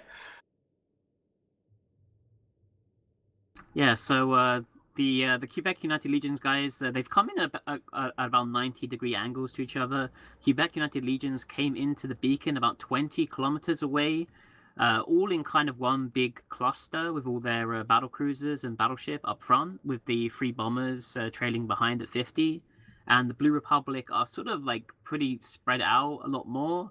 They've brought like a few of the battleships 20, then the battle cruisers at 30, then some frigates at like 50, and the Falcon at 50, and like everything else is kind of just coming at like random ranges. I definitely think Blue Republic probably has the better comp here. If you look at the Quebec United Legion team, they are running logistics lists, so they do not have any logi on the field. So they're going to be trying to pick off ships as quickly as possible. With the Nighthawk Praxis and Navy Drake, you might be able to see them get one of the smaller ships down, the bombers or the Scalpel Kieran, if they can get tackle and apply well. But the Blue Republic do have a rapid heavy missile launcher, so they're going to be able to quickly knock off something from the field.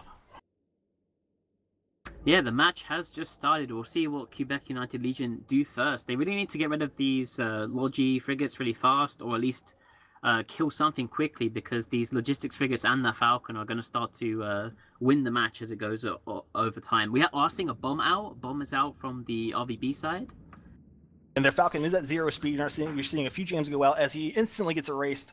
Wow, that Falcon's down so quick. And the Hound is instantly erased for Purple Helmet Warrior, as well as the Nemesis Ghost Arthi being wiped out. So you're seeing the rapid heavy missile launchers going to work on the support wing of Quebec United Legion, but that Falcon is a huge pick. Yeah, this match is going really fast. We've just seen 2 bombers traded there for the Falcon. I think Quebec United Legion got the better trade there, but if they don't deal with these logistics frigates, they are going to probably start losing the match closer over time. As that Praxis is getting pretty low. Is he whole tanked? He's got to be whole tanked, right? It has to be whole tank. Well, he just took a huge chunk out of this hole. He's just melting straight through. You are going to see the reload come up on these rapid heavy missile launchers from the Blue Republic side. So, I mean, the Hurricane is also going down, but they have the Nighthawk, Navy Drake, Loki, Drake, Ferox left. I mean, that's still decent on DPS on the field, but they do retain the logistics on the Blue Republic side, so that logistics will start to be more beneficial as more and more DPS is wiped off the field. Yeah, that Praxis was actually just honor tanked, it seems. Maybe he was taking a page out of the Matani's book. I mean, maybe he figured a Praxis, he's just going to bait tank it. They see he's a battleship, highest buffer tank there, instead of going for one of the Drakes or Feroxes. I mean, it was a good call. Yeah, that Nighthawk's getting dangerously low too. Nighthawk's normally pretty tanky, but he's about to enter armor, and this is some kind of weird armor tanked Nighthawk. Looks like he is boosting up a little bit, maybe. I don't know. He's taking a lot less damage now. He is burning straight into the Praxis there, so he is going close range. I mean, probably not the smartest move whenever you're trying to stay alive with no logistics, but I guess that gets rid of that missile flight time, right? Yeah, the Nighthawk goes down. It's looking better and better for Blue Republic now. They're now ahead on points. Their Praxis is stabilizing, and the Quebec Loki is really, really low. Yeah, you're seeing these small reps from the Scalpel and Kieran doing work, keeping him alive as he slowly sinks into armor, and the Loki gets removed off the field. So you're looking at just the Navy Drake, Ferox, Purifier left on the Quebec United Legion team, and while the Praxis is still dying, even with the amount of DPS removed from the field. Yeah, maybe the jam that you're seeing on the Kirin, maybe that went through. We are seeing some shields coming back, but it might just be the rep bots that are on the Praxis. Yeah, he is holding in structure as looks like they are able to get some reps on him, and he's slowly slinking through structure, but I think they might not be able to save him. Yeah, and Blue 2003's Navy Drake is down now, so they only have the one normal Drake left, the Ferox and the Purifier. Only one Drake hull remaining. Yeah, the Drake is kiting out around the field using the range of his missiles, but it's going to be too little too late. As you see, the Praxis finally does go down. Scalpel Kieran still in the field with the Fleet Typhoon and Fleet Scorpion for DPS for the Blue Republic. Yeah, this looks like it's solidly in Blue Republic's grasp now. The Kieran does have a flight of EC300 on him, so the small infuriating EC ruins that everyone's used to on TQ, keeping that Logi jammed or getting some successful jams off of a lot of the Praxis to go down, and you're starting to see damage be applied to the Purifier and Hound. Looks some split DPS from the ships left on the field.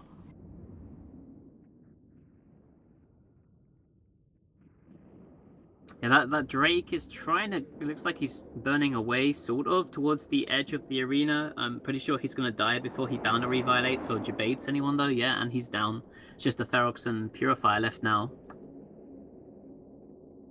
Yep, and I mean, the big perk of missile comps is their ability to reach out and apply DPS, whereas turrets do have the optimal fall-off range. So they are able to keep range with these ships, even though as they're kiting out to the edge of the arena.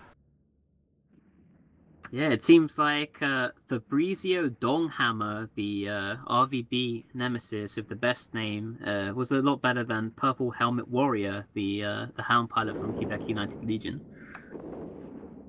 It's a very, very phallic team comp here as we look at our player names. The Ferox is slowly just sinking into armor, and you see the armor get erased of this shield battlecruiser, and we're starting to run towards the end of the match. 5 minutes left, one ship left. The Purifier of Seotha is going to try and hold on with the target banner being applied. Yeah, he's going to go down pretty shortly here. Blue Republic bringing the Donghammer.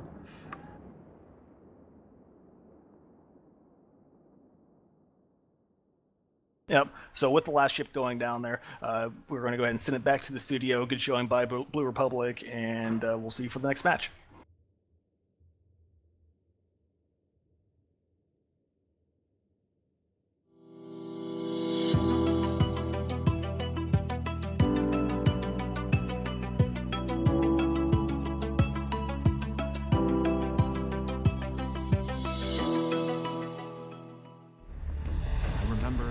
Set a trap. All we had to do was hold them up and let the big guns do the killing.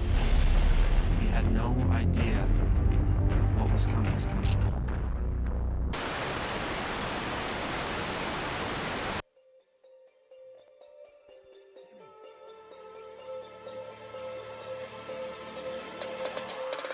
Don't waste my time, space. Double web on my comment face. Range when I hit that chronic. So it's hard to fit it all in.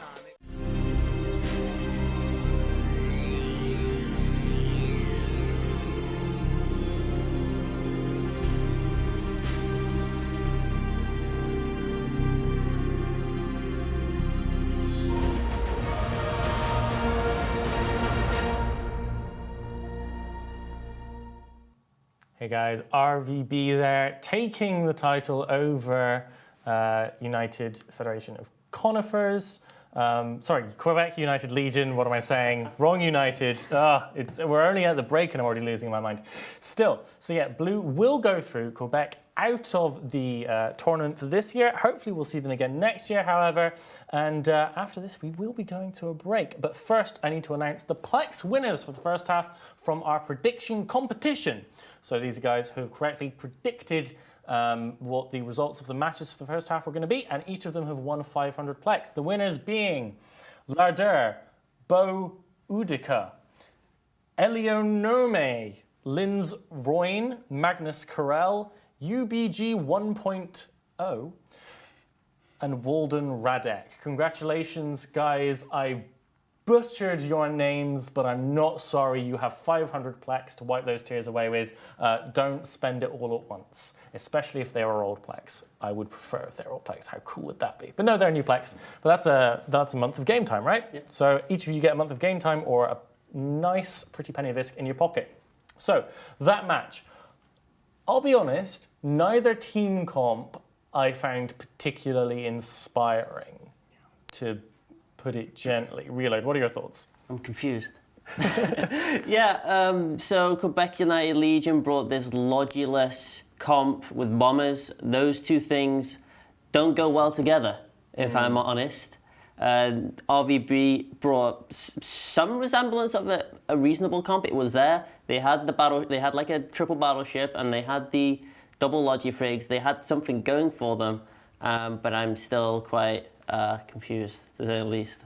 Yeah, Baz, what are your thoughts on that match? Like you guys both said, I think the comps were not particularly standard, but I think there was also quite a lot of an aspect of poor target calling, perhaps, on Quebec's side. I mean, so they landed on grid, they killed the Falcon, which, I mean, very annoying, yes, that's a fine call, I totally agree with that. But then they let those bombers live the entire match, and they're pumping out the DPS the whole time, and when you've got a Praxis, and you've got, I believe it was 4 battlecruiser hulls, those bombers are tearing you a new one, and you really, really need to clear them, and they just completely ignored them. So there was, 2,500 DPS on the field, very, very squishy, can be removed in an instant, and they just completely ignored it, which I don't understand at all.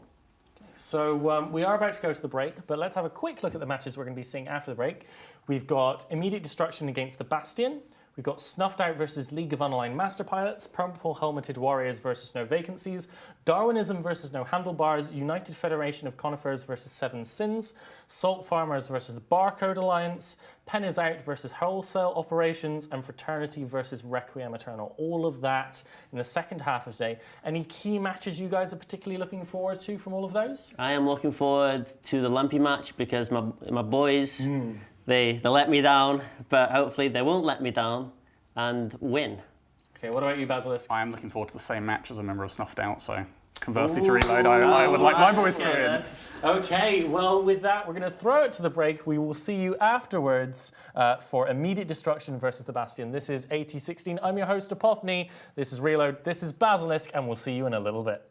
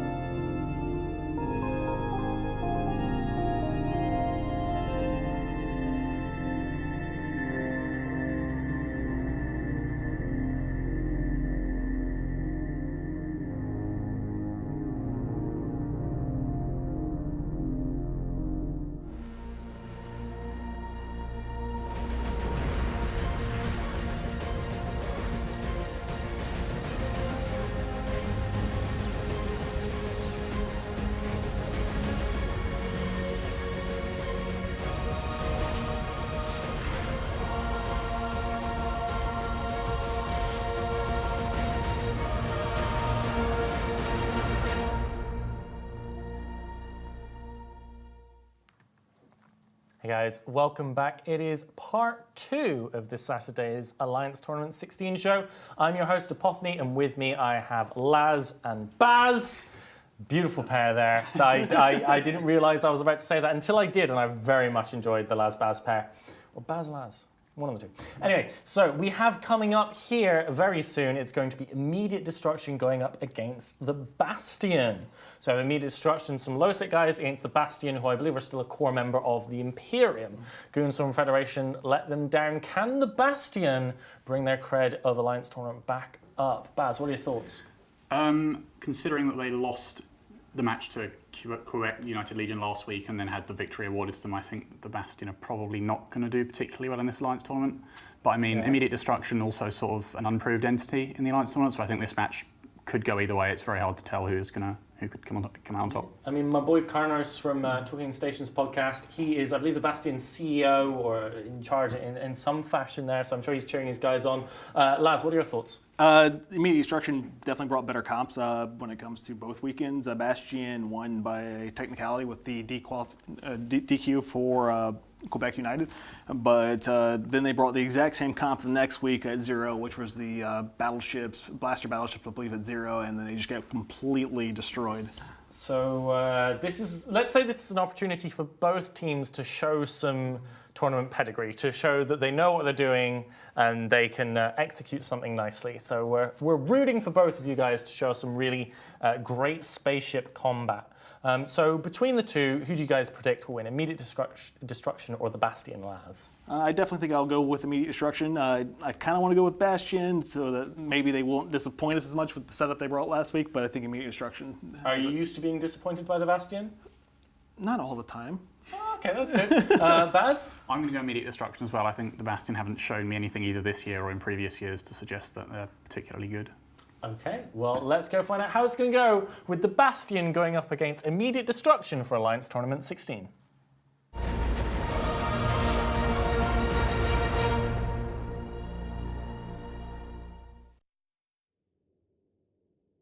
Welcome back to Alliance Tournament 16. I am Black Bart Pirate, joined with Cetonia to watch Immediate Destruction go up against the Bastion. Immediate Destruction is bringing a Leshak, Praxis, Oniris, Fleet, Hurricane, Brutix, Confessor, Vedmak, Vexer, Mauler, and a Punisher. Cetonia, can you tell me a bit about what the Bastion's bringing? Yeah, the Bastion have brought a Leshak, Guardian, Legion, Sacrilege, Pilgrim, Rook, Pontifex, Vedmak, Vexer, and Damovic. So it looks like that the Bastion has done that thing that we were talking about earlier, where they ended up kind of picking up with one of the new meta comps. They're bringing sort of a Newt control, so it's kind of interesting because, you know, a team like the Bastion, we don't really expect them to switch to something on meta that fast, but they definitely have been watching the game, so maybe they're going to put in a little bit more effort this time. Yeah, Immediate Destruction also have a pretty decent comp here as well, banning off the shield logistics and just bringing, brawling battleships and battle cruisers, kind of. Yeah, it's pretty interesting. The Mauler is definitely a weird choice. We were talking about it earlier, and it looks like he's actually, it is a gun-fit Mauler, but he's using some of the lightest weapons you can fit that are still medium, so he's probably full tank fit. It's going to be kind of interesting.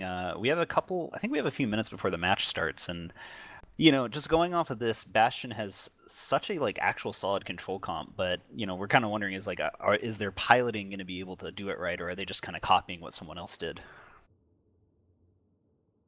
Yeah, I guess we can talk about the warp-ins a little. Both teams have come in at right angles to each other. They've picked the exact same beacons each. The Bastion are about 30 kilometers from the warp-in, varying from 30 to 50, with their logistic at 50.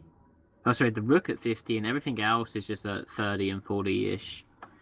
Yeah, you can tell both teams kind of had a similar idea where they wanted to set up a situation where their backline was a bit far away, but because of the beacons that they chose, they're actually going to be quite close to each other. And the match is starting in about 10 seconds here. I'm actually a little worried for Immediate Destruction. I'm kind of wondering about that Praxis positioning too. He's kind of in a weird spot. Yeah, it'd be interesting to see what he does. I can't actually see any weapons on his Praxis. I think he might be missile fit, like Cruise or something. But the match is going off, and the Pilgrim is immediately getting primaried by Immediate Destruction.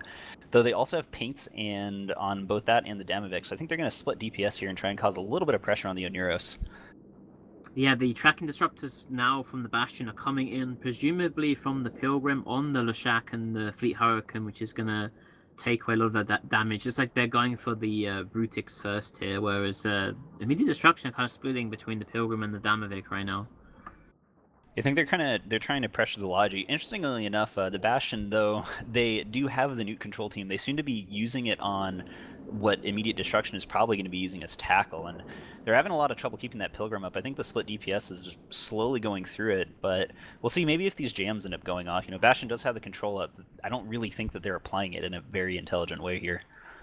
Yeah, it's kind of a weird call to put it on the Aniris and the Leshak. It seems kind of indecisive, as well as the Vexor that they're primarying. Obviously, jamming a Vexor is normally not top priority, considering it still does most of its DPS while it's jammed. Yeah, I think they're trying to clear the Vexor. The Vexor definitely has tackle. It looks like on the Damavik or something. So, but the Vexor goes down pretty quickly. He just got dropped really fast, and I can confirm that that is actually, I believe it is a cruise Praxis, because he has dropped sentry drones. So they're going for a little bit of a weird, we talked about the Praxis being one of those ships that can kind of do whatever they want, and it's definitely kind of mixing it up a bit. But Immediate Destruction's actually switched over to the Rook now, and they're chunking through really fast here. Yeah, that Rook is really low armor now. He's got a web on him too, so he is tackled. Seeing a grappler now going onto the Mauler as the Rook goes really low. It looks like they're shooting that Mauler, but as you called out earlier, he has a low tier gun, so we expect him to have probably a very big tank as the Rook dies. Yeah, I think Mauler is actually, ironically, they're shooting the bait Mauler, which is probably not the best choice, because like even if you kill him, like what's he going to do? He's kind of just hanging out, and I think that he's doing a little bit of damage, but he doesn't really seem to be integral to their strategy in any way, shape, or form. So this is actually turning into a pretty close match for the Bastion and Immediate Destruction. They're kind of trading with each other and going after each other's tackle, but Immediate Destruction is switching over onto that Pilgrim and actually taking it down quite quickly as well. And the Bastion's Guardian has been tackled, so he's probably not really in a good spot. He's tackled, he's getting neuted, and the Pilgrim's going down quite quickly. Yeah, we saw the Pilgrim go pretty low before. He kind of clawed it back, though, I think, with a successful jam on the Leshak, possibly, which is sort of what saved him last time. Looks like he's hanging in there. I think he's gonna die. He's in half structure now. Oh yeah, he's going down, and this Guardian is actually tackled quite hard by Immediate Destruction's Vedmak pilot, who, he's been the one who's been doing work. He's actually, regardless of who these guys are and what they've done previously, this Vedmak pilot, Scott, is actually flying quite well. And while Immediate Destruction, they're probably going to lose this Mauler. The Guardian of the Bastion is definitely going to go down here. Like, he's very hard tackled right here. He's getting neuted, and the Legion is also getting neuted. So just the pressure alone is going to make it really difficult for the Bastion to keep anyone up. Yeah, I think Bastion are going to get this smaller pretty soon. It looks like the Aniris is neuted out or is not repping. But, I mean, they're going to trade it for the Legion, and then they're probably going to lose their own Guardian, which is going to put them in a very bad position. Their Damavik is also dangerously low, too. Yeah, you never want to trade a Legion and potentially a Guardian and a Pilgrim for a Mauler. Like, that's just very poor target calling on the Bastion's choice. So, and this Guardian is going down quite quickly now as well. You can see kind of desperation jams being thrown out on that. I think it's a Cruise Leshak, but it doesn't matter. Guardian does go down as well, and at this point, Bastion has no real survivability left, and this Vedmak pilot is still just flying around, and I think he's got tackle now on their the Bastion Lynx. So again, like, really want to call him out. Scott, you are kind of dunking on these guys. Yeah, well, we're seeing them try to sort of go for the Leshak with everything they've got left, but they only have a Leshak and Sacrilege for damage right now, and the Vedmak. I mean, it should be enough to go through, but if you just look at the difference between Immediate Destruction's attack bar and the Bastion's attack bar, Immediate Destruction are applying probably 3 times the DPS that the Bastion are right now, and they also have about 3 times the potential on top of that.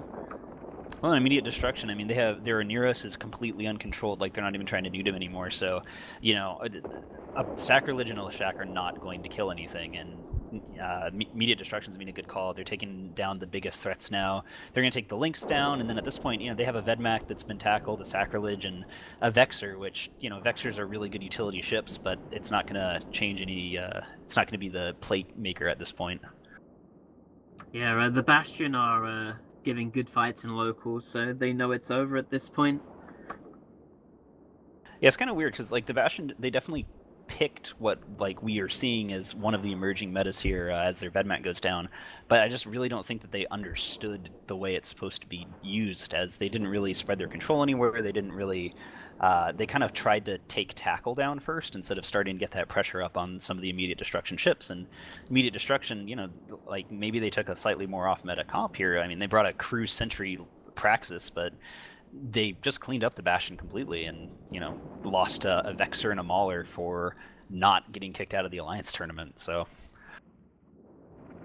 yeah, a great showing by Immediate Destruction. We'll hand it back to the studio. Unfortunately, the Bastion's Alliance tournament chances have immediately destructed.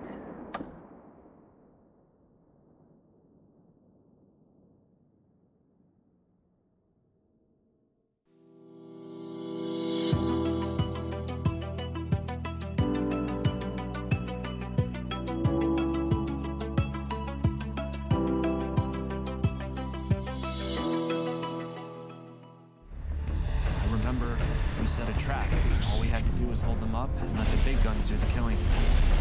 We had no idea what was coming.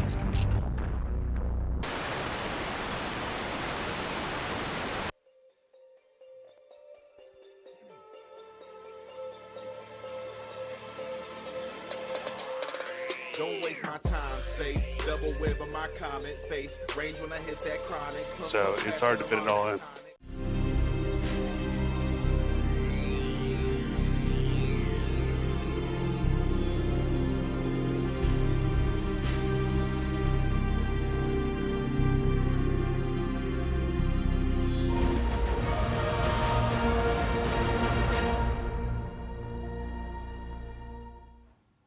So Immediate Destruction taking out the Bastion there. The Bastion bringing a comp that by ship choice looks like something a lot more competent teams have brought that has done very well. But it kind of fell apart there, almost like they didn't really understand how it worked.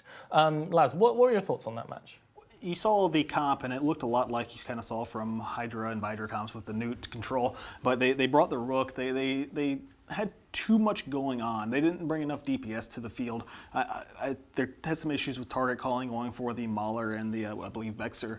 And then they ended up trading, I think, the Mauler for a Legion Pilgrim and Rook, actually. I think they traded. They lost 3 and got only 1 kill for it.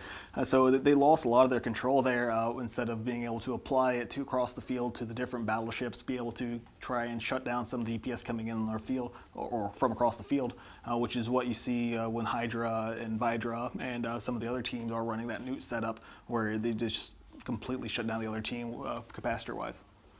Cool. So, Baz, what I'd like to know from you is if you have the first weekend, maybe it doesn't go well, maybe you win your first match, maybe you don't, you see that your meta is not the same as everyone else's. So you decide, okay, we're not necessarily the best team in the tournament, we don't have the most pedigree, we don't have the best theory crafters, we're going to take what one of the teams we know is very good brought, and we're going to try and use it. How do you start taking apart that team, figuring out how it works, so you can attempt to fly it in the correct way? Like, what's the process of taking new comps apart that you're trying to look at from other teams and learn from?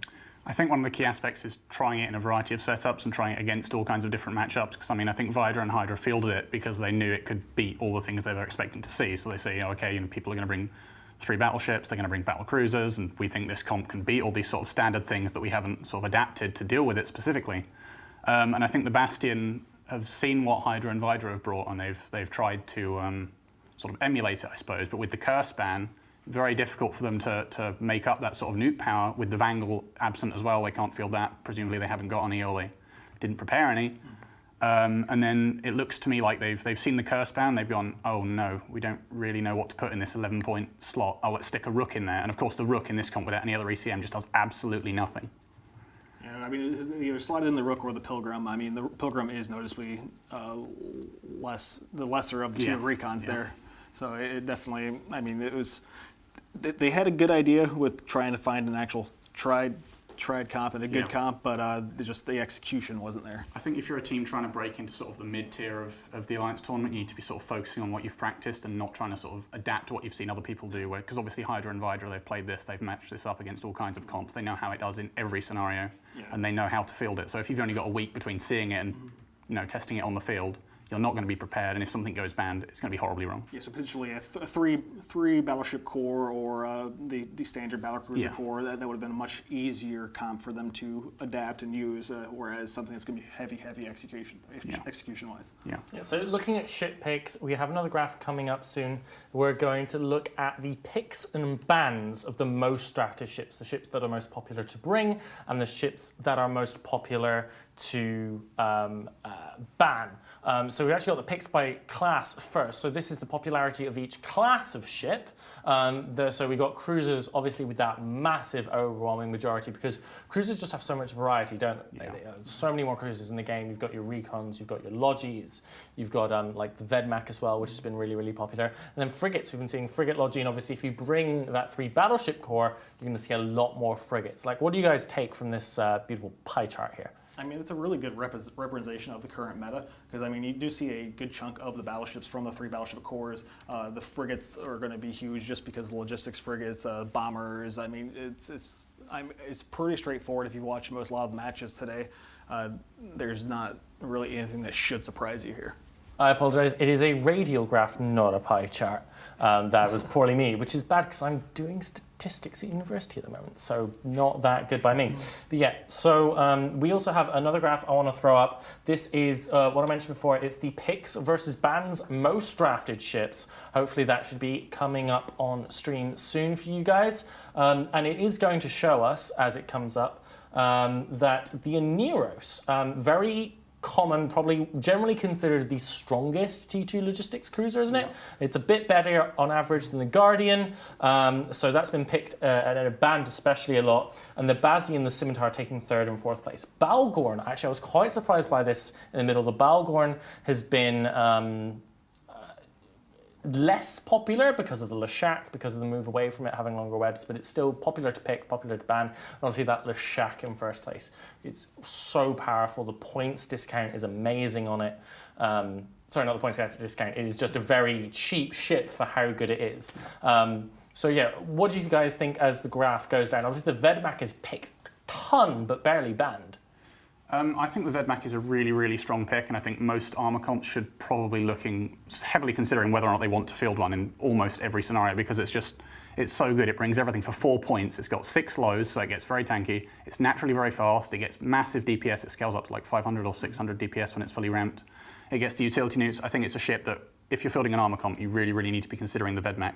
But I mean, in terms of its low ban rate, I think it's because it's such a generalist that if you don't want to see something, if you don't want to see ECM, you might ban Rook Blackbird. If you don't want to see newts, you might ban other newt ships like the Curse. And there's no scenario where you're like, oh, the Vedmak is the ship that really counters us, we have to get rid of it. Yeah. So what do you guys think about the kind of upping to 3 bans? So last year we had 2 bans throughout the tournament and then 3 bans at the very end of the bracket. We've now got 3 bans for the entire tournament, assuming teams use all of their bans, of course. How do you think this is affected? Because obviously previously, if you got a double ban, Scimitar Basilisk, and Neros Guardian were really good core bans, and we're still seeing that a lot, but with the advent of even more people using Logifrigs than last year, how do those 3 bans kind of come into what you're doing, Laz? I definitely think the 3 bans, or so going from 2 to 3, it's kind of helped shape the meta in the fact that you see a lot of the more experienced teams actually shining with the extra bans where they can plan around and have multiple comps to use. If, say,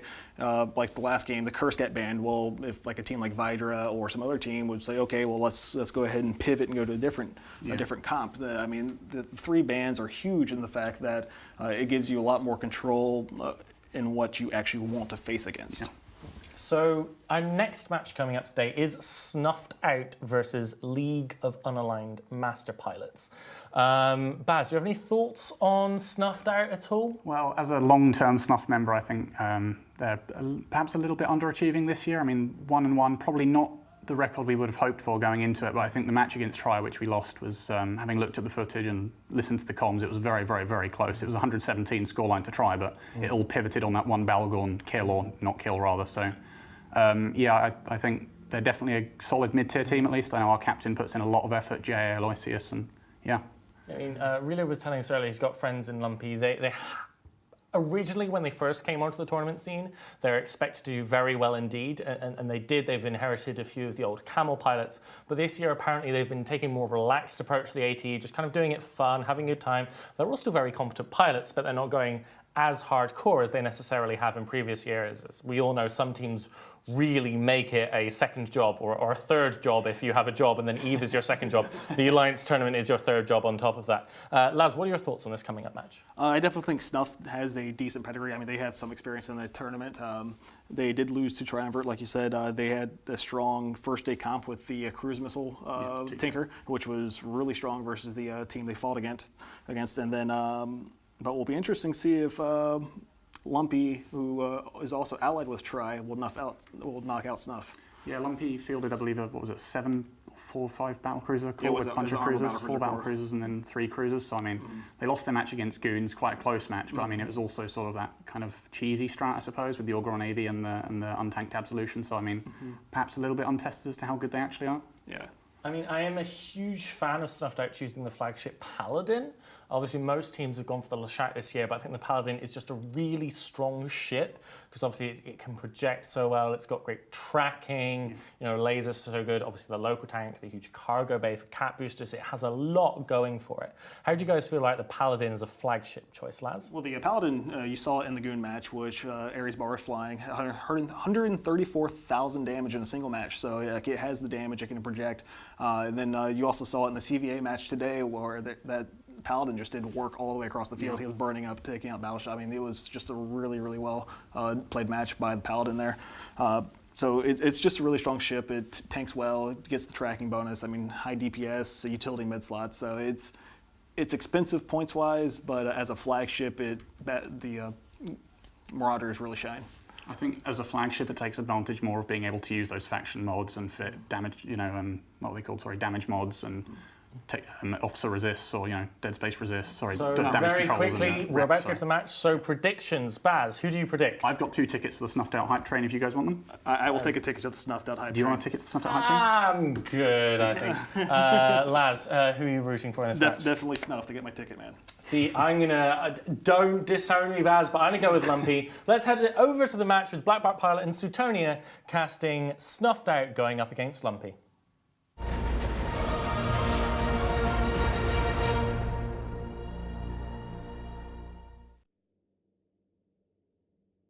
Welcome back to Alliance Tournament 16. Once again, I'm Blackbard Pirate, joined by Suetonia, and we have the League of Unaligned Master Pilots going up against Snuffed Out. Lumpy is bringing a little bit of an interesting thing. We once again have another Cruise Praxis, a Paladin, a Navy Apocalypse, Absolution, Confessor Vengeance, Vexer, 2 Logistics Frigates, and a Punisher. Suetonia, can you tell me what Snuffed is bringing? Oh, Snuffed Out have brought in their flagship Paladin, which is super interesting. So we're going to see a Paladin versus Paladin fight. And they've got a Vindicator at 0, Paladin, Nereus, Curse, Magus, Pontifex, Vedmak, Forex, Vexer, and Hound. A lot of damage, a lot of control from the Snuffed Out team. Yeah, Snuffed has definitely brought a little bit more of a control team, where Lumpy has gone out with pure DPS. Interestingly enough, Snuffed Out has warped their Vindicator in almost at 0, which is potentially bad news for Lumpy, as Lumpy brought in all of their small ship support with the exception of their logistics frigates at 0. So, well, they can probably get away from the Vindicator. At least 1 or 2 of them may get caught and taken out quite quickly. Yeah, the Navy APOC is also kind of an interesting ship. I believe this is the first time we're seeing it in this tournament. It gets a bonus to both tracking and optimal range, so potentially combined with that Paladin, they're maybe looking to blap off a few things and tackle a few things down with the Confessor and the Vengeance there and the Punisher. Yeah, match is starting in about 30 seconds, and it's interesting because Lumpy has such high DPS with those 3 battleships, but because Snuffed has brought the flagship Paladin, there is a chance that this might turn into a elite solo PvP match from J.A. Aloysius, because his ship has the potential to rep through quite a bit, as well as doing a ton of damage. As this begins, you see that Lumpy's really balled up and very, very close to the middle, so Snuff has definitely got a bit of a positional advantage right here to start with. Yeah, and that Vindicator's already, as you mentioned, on top of 3 of their sort of tackle frigates, so it can either screen them or choose a target for Snuffed Out to go for first. We'll see who is going to be prime. It's like the Confessor is webbed. I don't think that's the Vindicator web. I think he made it past, but... Yeah, it looks like they actually completely failed to screen the Vindicator in any way, shape, or form, and he has gone straight in and gotten webs and a scram on the Hound, so that Hound is going to die extremely quickly here. Yeah, the Snuff Vindicator is actually brawling the Lumpy Praxis right now.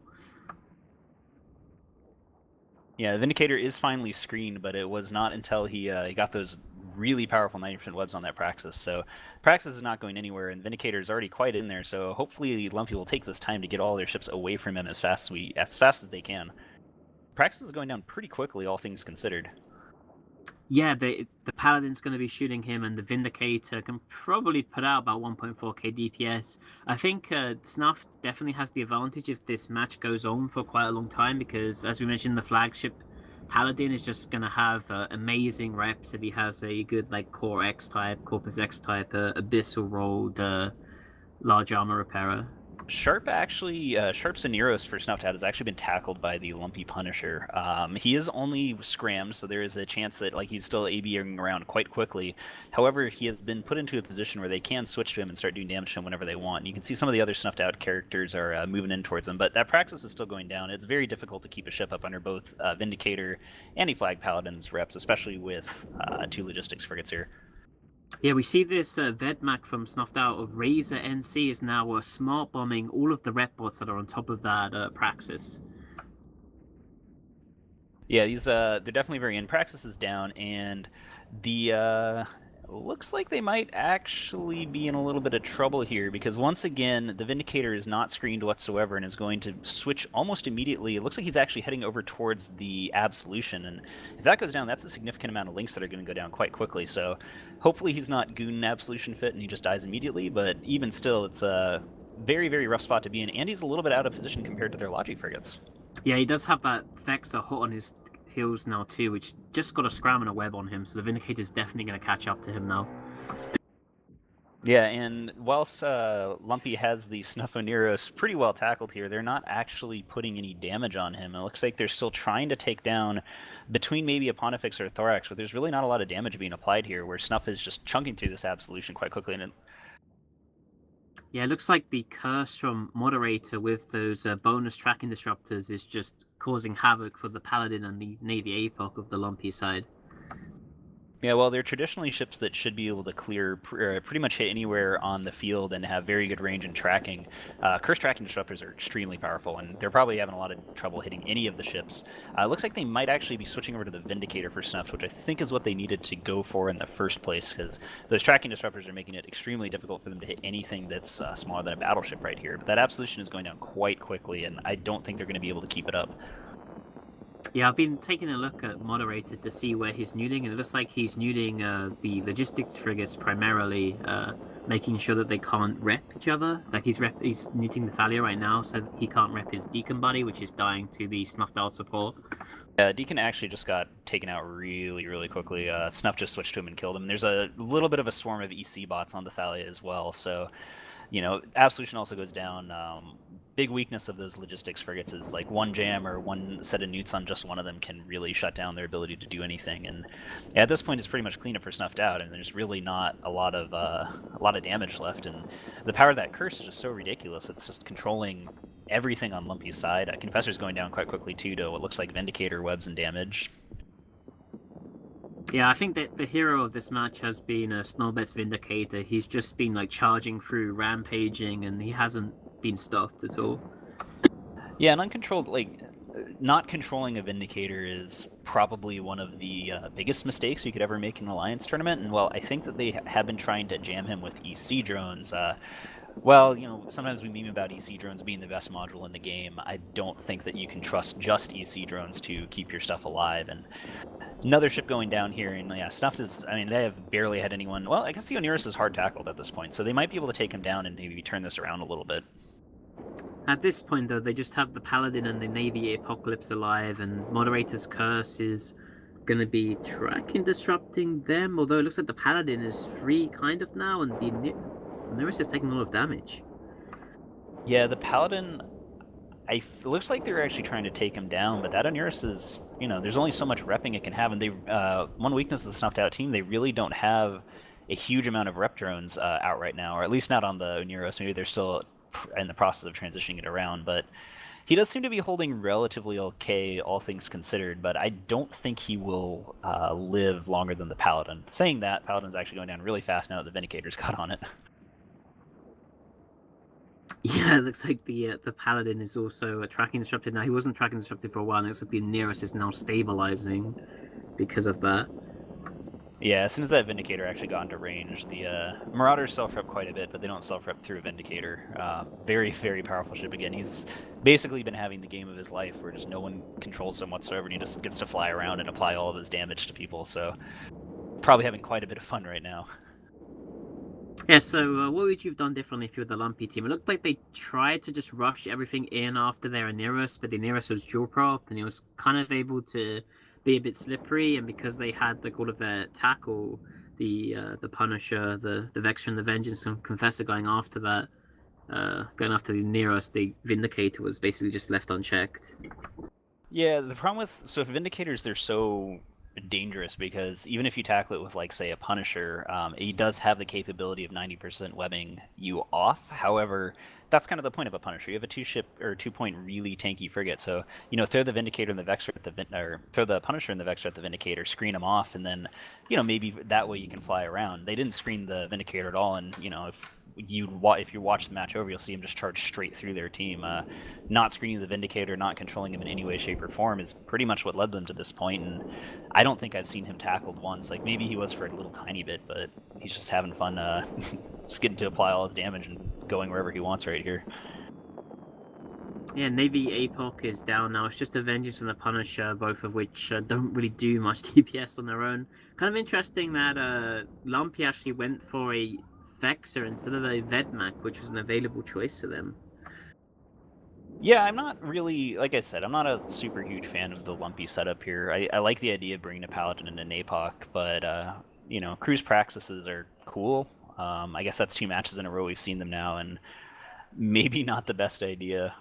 Yeah, I don't know why you would ever bring a Vexer over a Vedmak, just because the utility Vedmak's bringing the damage and the speed, so it does look like Snuffed is going to clean this up real quick here. They are going to win 100-0, and yeah, that's pretty much it. Curses are really strong ships, turns out.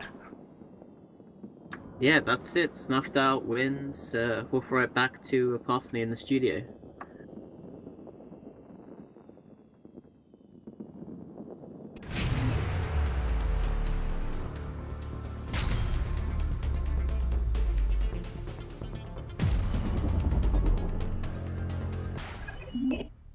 Seven, 6, 5, 4, 3, 2, 1.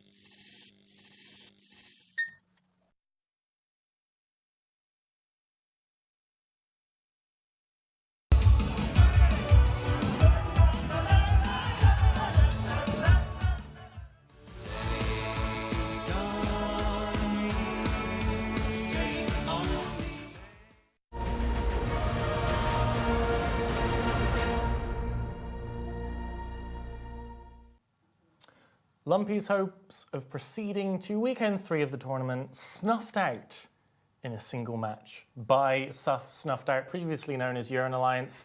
Laz, break that match down for us. Well, I definitely think it was like you saw similar comps, like you saw the Paladin, you also saw the flagship Paladin from Snuffed, but the big thing that Snuffed had was they had that Vindicator, which was able to run across the field unabashed. He went straight after the I think it was Praxis, and that was once he actually got tackled on the Praxis, that's when he was actually tackled by the Praxis. But other than that, he was able to freely move around the field. And then the Vindicator DPS plus the flagship Paladin DPS was just way too much for them to be able to tank with those logistics frigates. And the big thing that I think also attributed to it was the curse. The curse, you have the newts there, and then you also have the tracking disruptors, which are really, really huge. So, Baz, you seem to be celebrating a little bit. How are you feeling now that your boys have advanced to the next round? Quite relieved. I think it could have gone either way. I think the choice to bring the flag paladin when it's do or die, good choice. I like that a lot. I think we're quite glad that Lumpy decided to ban the Leshak. I mean, if they had left it open, I think we would have been forced into bringing Leshak versus Leshak, which again, it's that extra uncertainty which you don't want. But yeah, a good shine from Snuffed Out. So you guys will be going up against Immediate Destruction in the next round. How are you feeling about your next match next weekend? I think we'll be fairly confident going into that. I think also Snuffed Out every year we tend to do better than the last year. I think we went 1-2 2 years ago, and then we went 2-2 last year. So I think this year 3-2, and then onwards is a real possibility. Sick. So let's have a little talk about the next match coming up here. That's going to be Purple Helmeted Warriors going up against No Vacancies. Now, I know we have some few guys in the building. I've been told that they have not practiced for the AT, but they're weekend 2, one match from weekend 3, so that's doing all right on basically no practice. And they're going up against No Vacancies. Laz, can you tell me from your vast array of notes anything about No Vacancies? I mean, their Wormhole PvP Alliance, they're the ones who actually get completely decimated by Templis bombs on day 1. So we're hoping to see something different. They brought the pretty much a full battlecruiser rush, and they rush straight into the jaws of the bombers for Templis. So they definitely have something to prove this match. So I guess we'll have to see. Yeah, Baz, what are your thoughts on the upcoming match here?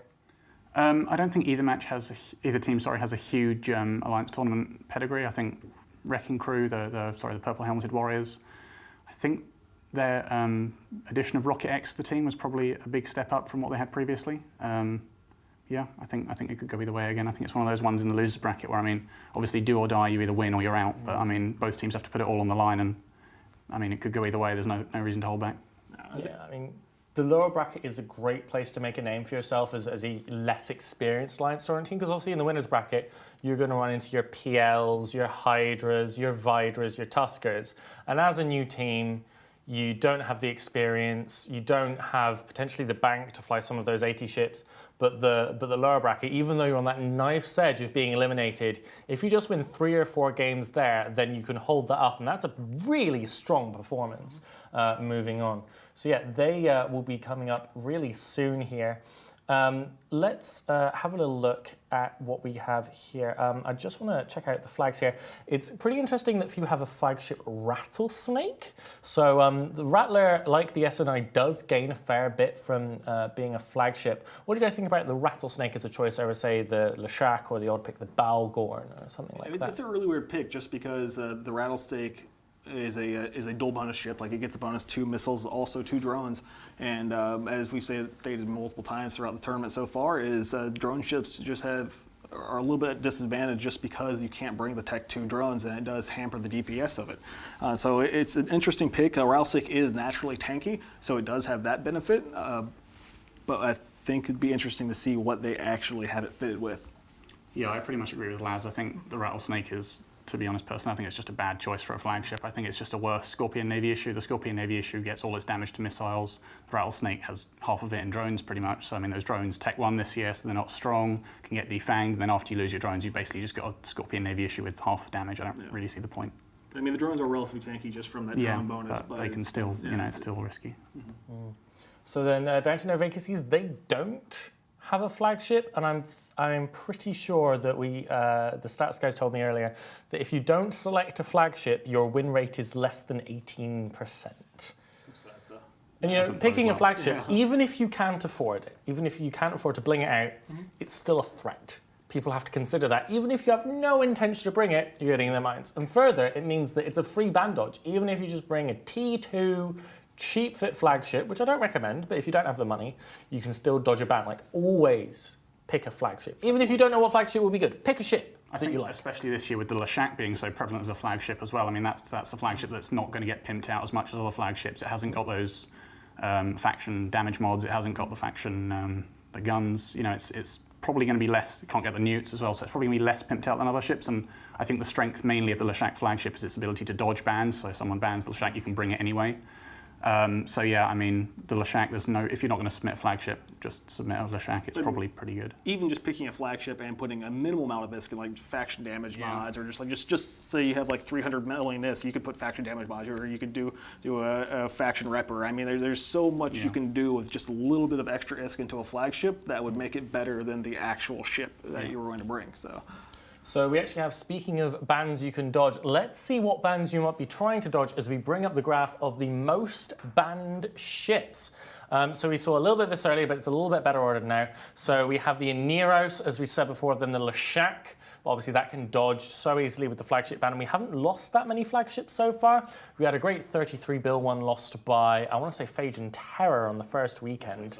Then down through the Scimitar to be expected, Balgorn, Basilisk, Guardian, Rook, ECM, Curse. So trying to get rid of that E-War Armageddon for those long-range newts. Like, the long-range newts on the Armageddon are so scary. It's not that popular shit, it's not actually that great, but when you do bring it, that's what, like a 40k sphere of if you come in here, you don't have any cap.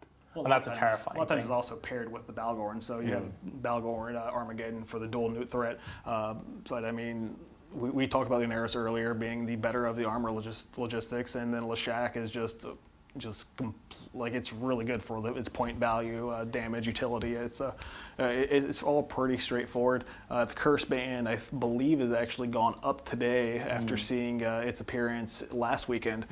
So you've seen a lot more neutralizer comps coming up this week.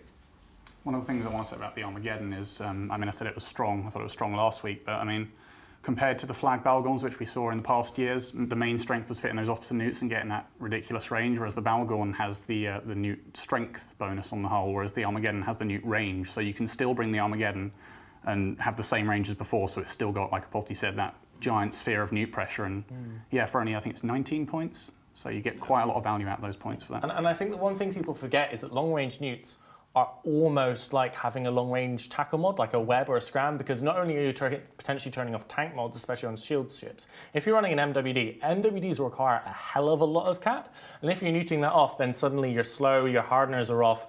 You might not need a scram, you might not need a web. That might be enough to get that application down, even on some of the smaller ships, especially if you've got a paint or two throwing around. But with that, let's go to this next match. It is going to be Purple Helmeted Warriors going up against No Vacancies. This is the elimination bracket for Alliance Tournament 16. I'm your host, Apolthony. With me is Laz and Baz. Let's head over to this match.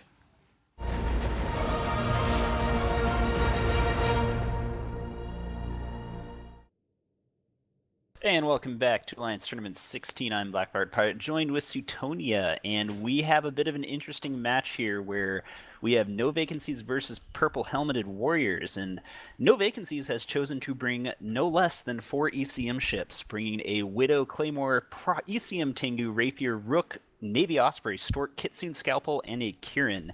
Sutonia, does Purple Helmeted Warriors have any chance with what they brought? Well, they actually have purple. They have a flagship Rattlesnake, or potentially purple. That's what their name means, guys.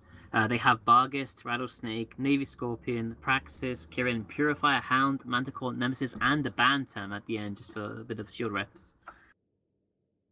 Yeah, it's a pretty interesting setup where Purple Helmeted Warriors have massive damage potential, especially with the flag Rattlesnake, being it can put out, several thousand, or at least over 1,500 DPS. However, No Vacancies has so many jams, and this might not end too well. I mean, if you can't use your ship to shoot anything, it doesn't really matter. Yeah, it's worth pointing out as well, all 4 bombers of the Purple Helmeted Warriors team have bombs, and they're actually in very good bombing positions right now, so this could actually end up very bad for No Vacancies if they do a Templis-style bombing run on this. And that is something that the Few team, which is, I believe it's it's the Wrecking Crew team. They're kind of known for doing sort of Blopsy, and I know John Dries is like a former Bomber FC of groups like that. So this is potentially something that they've practiced for, though I've also heard them saying that this is actually the third practice match, which I believe is why many of their ships are named things like Practice Number 2 and Practice Number 3. So apparently they didn't actually do a single practice match. They're just going straight into the AT for it. The logistics frigates from No Vacancies are going to probably have a lot of trouble keeping up from the damage of those ships. So I guess we're going to see if Purple Helmeted Warriors are actually able to get any volleys off before they get jammed up here as the match begins. And boosts are out.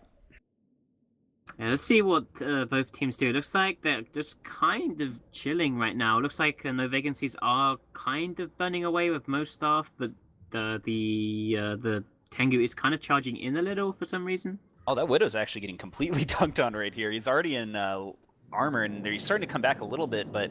Bombs are out! Bombs are out! Bomb wave's out, Bantam's already down, but this bomb wave is definitely going to land almost perfectly on top of them.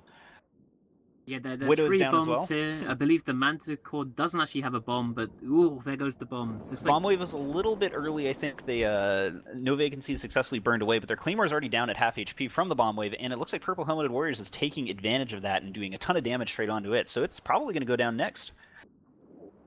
Yeah, Purple Helmeted Warriors are bleeding their bombers here. They're losing Nemesis and Hound now. Just the Manticore left alive. They still have that 4 battleship core and the Kirin. And they're only No Vacancies is only jamming out the Bargist, which is a little bit of an interesting choice. Claymore's self-boosting is probably going to keep it alive here for a little bit longer. You can see the No Vacancies has a really, really high self-rep bar right now. But it looks like the jams might actually be landing a bit as he is clawing back quite hard, and that Kirin is webbed and painted down. So I think this is going to turn into 4 battleships fighting against an entire team here.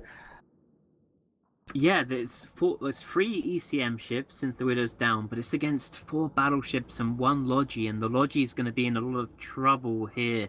I think this is actually very heavily in favor of No Vacancies, even though Purple Helmeted Warriors are in the lead with points here. I think these ECM ships are just going to be a nightmare to deal with these 4 battleships.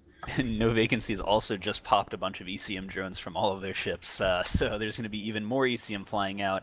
I believe that the Rattlesnake has some sentries down here, so depending on whether or not they jam out the Rattlesnake, they might be able to do something, but it looks like Few is going after the Rook. However, as you can see, every single ship is potentially jammed at this point, and it's going to be very difficult to actually take anything down. Yeah, and if these ECM pilots are incredibly skilled at micromanagement, they can also jam those Rattlesnake sentries because it only has 2. Well, Tengu's actually taking some pretty massive damage right here. It's probably an ECM Tengu, which means its repping ability is very low, and it goes down immediately. It only got repped a little bit here, so that's just right there. You can see a bunch of jams just dropped off both the Rattlesnake and the Praxis. Yeah, it looks like the Rook is taking damage now. If they couldn't keep up that Tengu, then the Rook is probably not going to fare all that much better, and it looks like it's going down. He's like half shields right now, about to enter armor. If they get rid of this Rook, I think the game is going to swing back to Purple Helmeted Warriors. And you can see that the sentry drones, and especially the bonus sentry drones of that Rattlesnake, like even if you jam the Rattlesnake out, they're still able to do quite a bit of damage, and they took the Rook down as well, and now there's only 1 ECM ship left on No Vacancies side, and this is once again turned right back. So while they're jamming out Miko Orez, best Canadian ever by the way, in the Bargist, that's not really going to do very much, because the Flag Rattlesnake alone is probably 1500 to 2000 DPS. Yeah, and it's going to be hard for them to break anything now. I believe the only real DPS they have is from the Claymore, which is probably going to be more link focused, and then these Rapid Light Rapier and Navy Ospreys, which are going to have very intermittent damage. Yeah, you can see that the Purple Helmeted Warriors attack bar is massive, and I'm sure that right now they're a bit jammed, but as soon as they're not, they're just going to unload rapid heavies all into them, and I don't really think No Vacancies has an ability to break any of these battleships, because while they are Logiless, battleships' self-rep ability is quite high, and they actually all brought damage drones, which is a little bit weird, but it seems to be working out quite well here, because they would have to waste jams from their last remaining jam ship on drones, which, unless they can figure out exactly which ones are the Rattlesnakes, probably doesn't have any purpose. Yeah, and as long as there's 1 battleship that is not jammed, which is probably going to be likely in most cases, the Rattlesnake can just assist his sentry drones to that dude, and they can just send his sentries off onto it. So the Navy Osprey is taking a lot of damage now as well. It's about to enter armor. Yeah, the Navy Osprey actually flew pretty far out of position, and you can see that he is definitely overheating and MWDing back as fast as he can, but that actually makes him a little easier to hit from these missile ships. So it's going to be a bit of a race as whether or not he can get back in range of the logistics frigates, which he is about in range now, but they haven't quite switched over to repping him yet because they're still trying to keep this Claymore up. Yeah, and that team is kind of split a little bit as well. These logistic frigates only can rep out to about 25 to 30 kilometers before they lose a lot of their effective reps. It looks like Purple are swapped back onto the Claymore now that the Navy Ospreys come back into range. Yeah, looking at the Osprey, I think that there may be a set of sentry drones or two still shooting it, or at least one of the battleships is, and I think that they're just giving that little bit of pressure, because one of the things that logistics frigates are really poor at is repping multiple targets that are taking damage, and so you can see this Navy Osprey, actually I think they all just switched to it right now, and they're hitting very, very hard, and they might be able to break him before the logistics frigates can catch him, and he's down. Yeah, at this point, I don't think there's any way that No Vacancies can win now at all. Even if they permajam Purple for the rest of the match, the Rapier is the only thing they've got, and it's got rapid lights. And you can just look at the attack bar right now while the Rapier's reloading. It's just the Hams and the Claymore. He just reloaded. You just saw his attack bar sort of double, but that's like 1/3 of the size of just the purple bit of Purple Helmeted Warrior's defense bar, which is the battleship's active tank.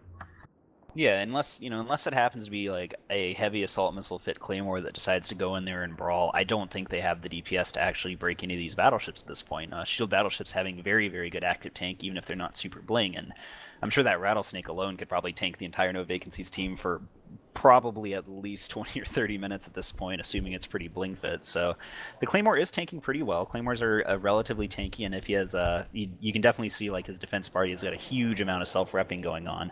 But I think that he might eventually go down, and it looks like they may be switching over to one of the Kitsunes and trying to pop him.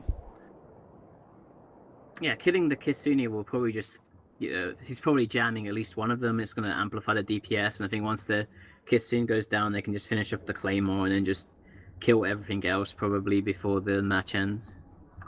And again, we're kind of seeing something with No Vacancies. I think that it's maybe a little bit of either a tournament or just like a small gang lack of knowledge, where the Kitsune has decided that since he's being primaried, he's decided to orbit away from his entire team with his MWD on, which is not going to help you when you're being shot by rapid heavy missile launchers. It's actually going to make it easier for him to kill him.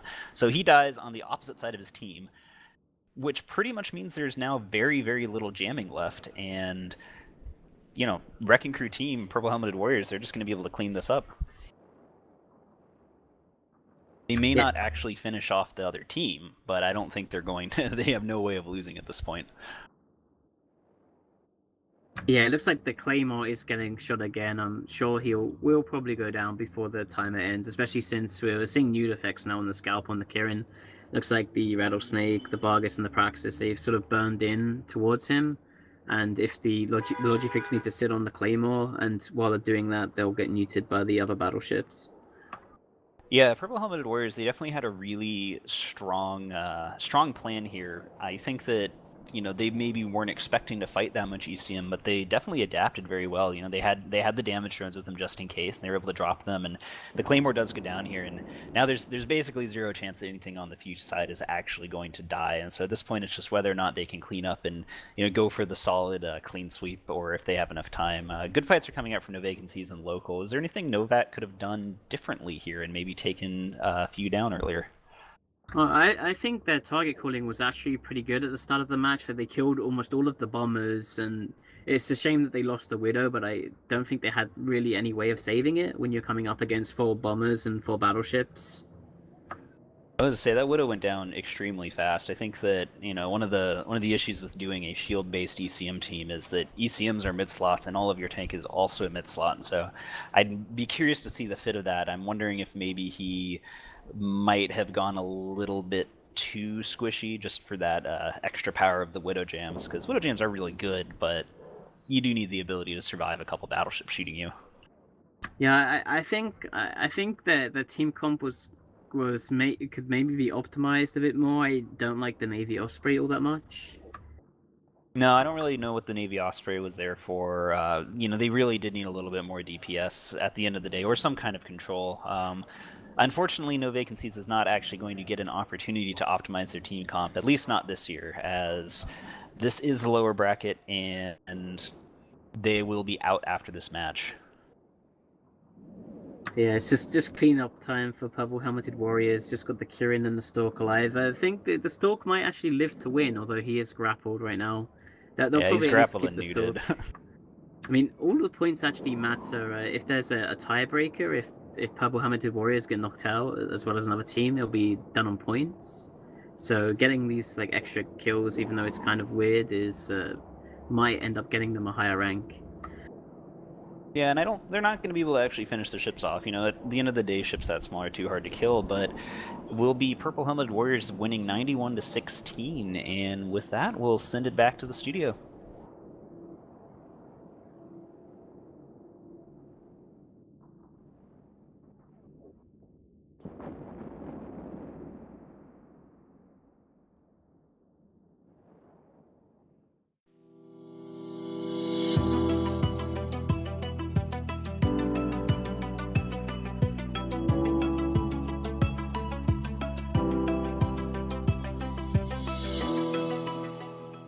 Northern Coalition has made mistakes in previous Alliance tournament. They've lost matches to piloting mistakes, and I think Crowlor is going to wish he flew a little bit better in this one because he got caught really early and had his cap neutered out really early for no reason. We here at Phage and Terra are proud of the respect and affection the Eve community has for us, and these messages of kindness we received from across New Eden. Drop by the Join Total Mayhem channel in-game today if you want to know more.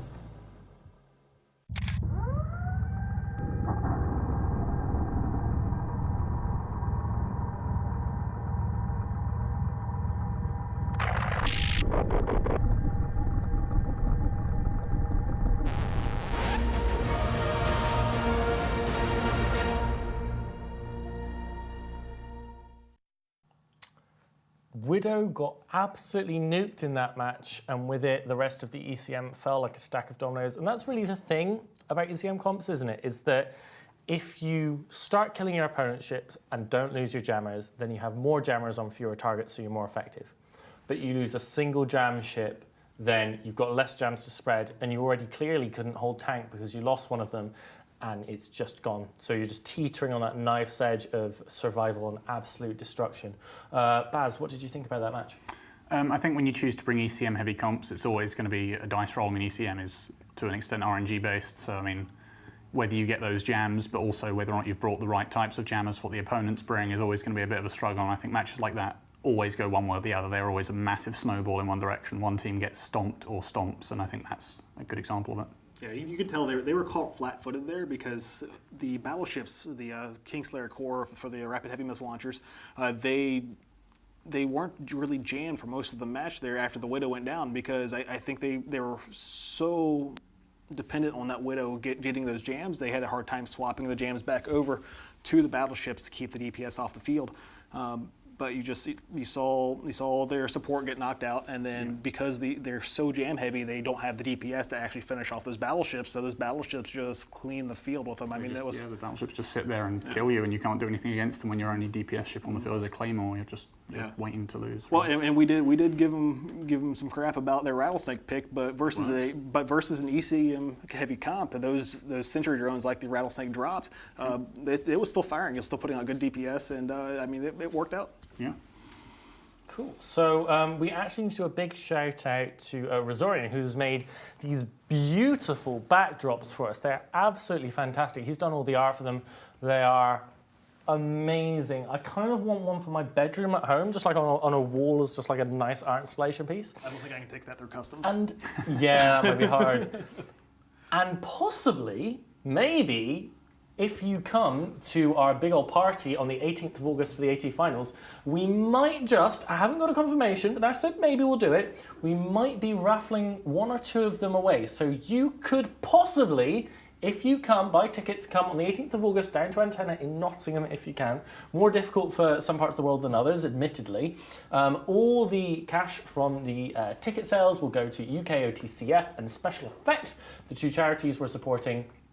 And in that finals party, we will also have special guests from CCP, CCP Carker, CCP Antiquarians, CCP Shreddy as well.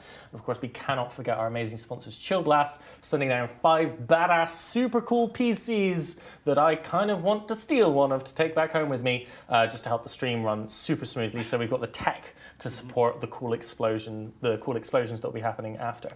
So we have yet another match coming. The day moves along. We have Darwinism versus No Handlebars coming up. Now, I remember No Handlebars from a couple ATs ago. They're a big fan of Underman BS comps and those MGD drives. How have they been doing this year, lads? No Handlebars, they had one match where they brought the Armor Hat Core with a Leshak, and so that did decently well. And then I think Darwinism actually had a mishap the first day. We're really harsh on them about it. They didn't quite understand the beacons, from what I understand, and so they get teleported into at 0 on the arena in their artillery kiting comp. Yeah. Okay. So what about our other team here, Darwinism? Baz, do you know anything about them? I believe they got a lot of slack last week for, a lot of stick last week for being a low-set gate camping alliance. I can't really comment on that, as I mean, there's a lot of people camping the Tamanov gate at this very second, most likely. But I think the match where they warped at the wrong range, I think it probably doesn't say much about their piloting ability. Their match may have just been lost from the start, from the offset, from that one mistake. But again, I probably wouldn't expect them to be a top-tier team, or maybe not even a mid-tier team. Yeah, I guess it's another of those matches where you just have to see how it goes. Either team could win and do or die. Yeah, so what we're going to do now is we're going to look at possibly my favourite graph of the day. It is the win rate by points investment. So if we bring this up on the screen now, it does take a little bit of explanation. On the x-axis, this is how many points you have spent on that ship class. And then on the y-axis is your win rate with them. So if we look at the battlecruiser one as it comes up, 1 second apparently, they're just bringing it up to bring it ready. We will be with you in just a moment. There we are. So if you look at the battlecruiser line, that's that orange kind of sine curve going down. If you bring 4 battlecruisers, which is at that around 50 point cost, because they're a little over 10 points each, you're hitting, 80% win rate pretty much there. But if you go all in like last year and do what some people have called the full Octodad, then you drop all the way down. The Octodad at 70, 80 points, where just everything goes into battlecruisers. You're not doing very well at all whatsoever. Spending 30 points on battleships seems to not go very well. That's how do you spend 30 points on battleships? Because that's a battleship and a half. Yeah. So that's probably like a T1 battleships, maybe a Praxis and something else. Like a Praxis. Yeah. And then so we have, so this is a really interesting graph. Take a screen grab of that and kind of take a mull through it. The cruiser graph is also super interesting. 60 points on cruisers seems to be optimal. And then if you bring 15 points in destroyers, that also seems to be a pretty good tactic. And analyzing that and seeing what ship classes within those overall size classes they represent is actually super, super interesting. So let us go back to discussing this upcoming match. Let's do a little bit of prediction action. Baz, who are you predicting? Darwinism versus No Handlebars? I'm going to go with No Handlebars. I think Snuff has practiced with them and they seem reasonably good at Alliance Tournament. They haven't performed that well in previous years, but I think they know roughly what they're doing, and I'm not too sure about Darwinism. So, Laz? After Darwinism's warping mishaps last week, I definitely think I'm going to have to go with No Handlebars. Same. I'm going with No Handlebars, but let's find out if we're correct or not in the next match between Darwinism and No Handlebars.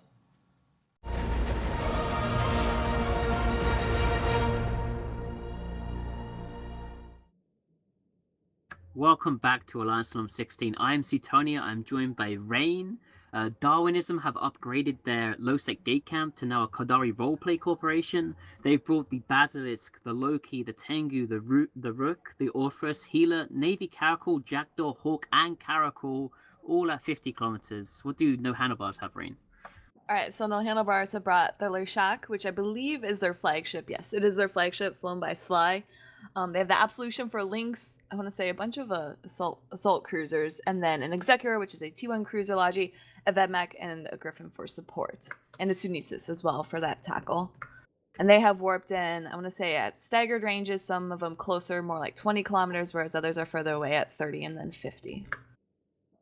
Yeah, it looks like Darwinism actually have a bit of a mix-up of missile systems here. It looks like the Tengu is heavy missiles, but some of the other ships that they have are rapid lights. So I thought this might be a rapid lights comp, but it looks like it's just like heavy missiles generally. Yeah, I was gonna say, I know we've seen a lot of I want to say missile comps, but usually they're on like battleship cores. So you get like 2, 3, 4 battleships. We think they've been calling that the Kingslayer. So just volleying the enemy off the field. Do you think Darwinism can actually do that with rapid lights and not as many heavies and battleships, Sutonia? It's definitely possible. They do have the Rook and potentially jams from the Tengu. Maybe they can jam the Excura of Kauri from No Handlebars. It is a Tech 1 Logi, so it's a bit easier to jam, and then maybe they can kill a few things while he's jammed. No Handlebars do have a Griffin, though, which could try and defensively jam out the Rook or the Tengu. Match is starting now. Yeah, I was gonna say, I know you had poked a bit of fun at Darwinism for having just the for having all Caldari, although that's actually really effective if you have racial jams, because then obviously you need all Caldari jams, which would be a really impressive play or impressive call by No Handlebars, but I don't think they did that. As we can see, there are actually no jams going across the field. It looks like the primary for No Handlebars is actually that Rook, and they're trying to missile disrupt the Tengu to keep him from applying his damage. Yeah, it's interesting that we're only seeing the Tengu get missile disrupted, but nobody's seen too much damage coming in here. Looks like okay, so the jams are actually landing now. Darwinism looks like they finally locked No Handlebars up. They've got the Shack, the Vedmak, and the Griffin is sort of where they're jamming. Looks like they're going for the Munin straight away. It's interesting, given that the Excura's not jammed right now. So I think that Munin actually has a local ASB as well as is catching reps from the Executor, but he charged directly into the Darwinism team. It looks like all these assault cruisers are actually just playing heavy tackle, just flying in, tackling the opponent in Darwinism, and then just like trying to tank as best they can while this Rook is going into structure. Yeah, it looks like the Rook is not tanking. It probably just has an XLSB because there is no Logi on the Darwinism side. It looks like it looks like he's down now. Rook is down. Munin's actually pretty low though. I mean, if they trade this Rook for the Munin, that's not awful. No, not at all. I was gonna say, with these assault cruisers, they have the assault damage control, so they can survive just a little bit. I'm assuming the Munin had already used that and is now dying. Although it was I was gonna say it wasn't for nothing, because they got the Rook down, they got the Orthros down from Darwinism, so obviously getting that damage off the field and distracting them from primarying the Executor on that No Handlebar side. Yeah, it looks like a really great piloting by No Handlebars here as well. Like, they're spreading tackle very well. They had a lot of ships webbed at the same time. Darwinism have sort of kind of a kiting team. You can see that they've done a good job of like picking up the Loki, picking up the Tengu, picking up the Caracal as well, making sure nothing can really escape and kite out. I think maybe they were anchoring up a bit, which is why so many of them are caught simultaneously. So they are trying to get rid of that Griffin from the No Handlebars team now, trading their Loki for that. And I was a bit dumb. I didn't realize they had a Basilisk at the top there, because I'm used to the Logi being like in the middle. Oh yeah, I guess I didn't see that either. No, the Bazzi, I was gonna say, the Bazzi's trying to do really well at keeping his team alive, but it's obviously not enough. I was gonna say, it looks like Darwinism actually, you mentioned kiting, but I don't think they've actually moved too much, being tackled by those hacks. But they're kind of now just sitting there. Everyone's kind of on top of each other, and they're just kind of punching each other in the face to try and win the DPS race. Yeah, this is definitely in No Handlebars' favor right now. They've got the way stronger brawling comp, and Darwinism are mostly tackled and caught right now. You can see the Basilisk is scrammed, the Tengu's grappled, webbed, the Hawk is webbed and scrammed. Tengu is now down. That's almost all of Darwinism's DPS gone. It's mostly just auxiliary DPS left, like the Jackdaw Hawk and the two Caracals that they have, the Navy and the regular Caracal. Yeah, and they're finally switching now to this Basilisk. Obviously, they weren't concerned at first with the logistics, and actually, wow, that Bazzi died extremely quickly. If he had a booster, a self-rep, he did not use it at all. Yeah, it's possible that he was just buffer tank, who knows. And now I think it's just cleanup really for No Handlebars. With what Darwinism have left, they probably aren't even going to kill another ship. Yeah, they managed to take down that Munin, which was the first tackle that breached into Darwinism, and then also that Griffin. Although, I was going to say, a Griffin could easily be soloed by a Caracal, so I'm not sure why I would expect it to have died sooner, but it looks like Darwinism was really trying to manage being tackled and held at 0 by the No Handlebars team. Yeah, it's kind of interesting that they went for the Navy Caracal over the Navy Osprey, which I think would have possibly worked a bit better with this comp. Caracal now of Foncini Santi is going down, and we just have the Jactor and the Hawk left, both of which are probably not long for this world. Yeah, I know. I think you had mentioned too that they had brought a Caracal for 4 points instead of a Vedmak, which is that Triglavian cruiser, for 4 points. Do you think Triglavian's definitely stronger than the Caracal, or do you think the Caracal worked better for this setup with Darwinism? Yeah, I absolutely think they probably should have brought the Vedmak in here instead of the Caracal. They didn't really kite with this team anyway, so I don't think it would have really mattered that the Vedmak is a closer range ship. Yeah, and so I guess No Handlebars just 100 to 14 won that match. Congrats to them, and we'll send it back to Apothony in the studio.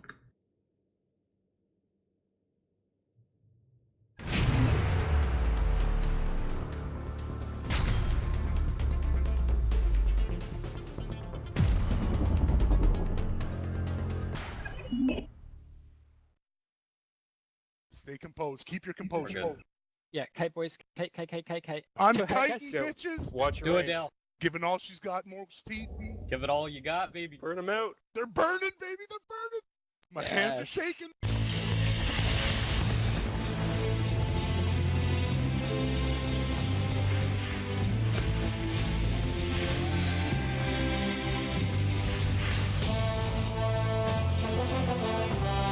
There are a lot of fun dice games, but rolling the number you need to win is pure luck.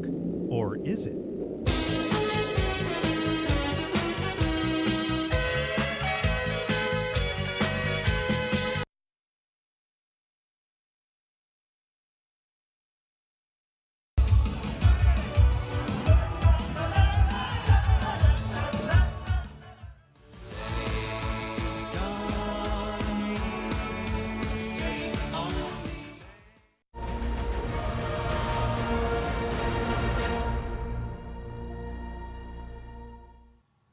Hey guys, welcome back. Great match there between Darwinism and No Handlebars. Sorry, I lost my brain for a moment there. We have a very special guest on the show now. It is Rix Javix of A Band Apart. We're doing a little interview with him. Rix, you on the other end of the line, buddy?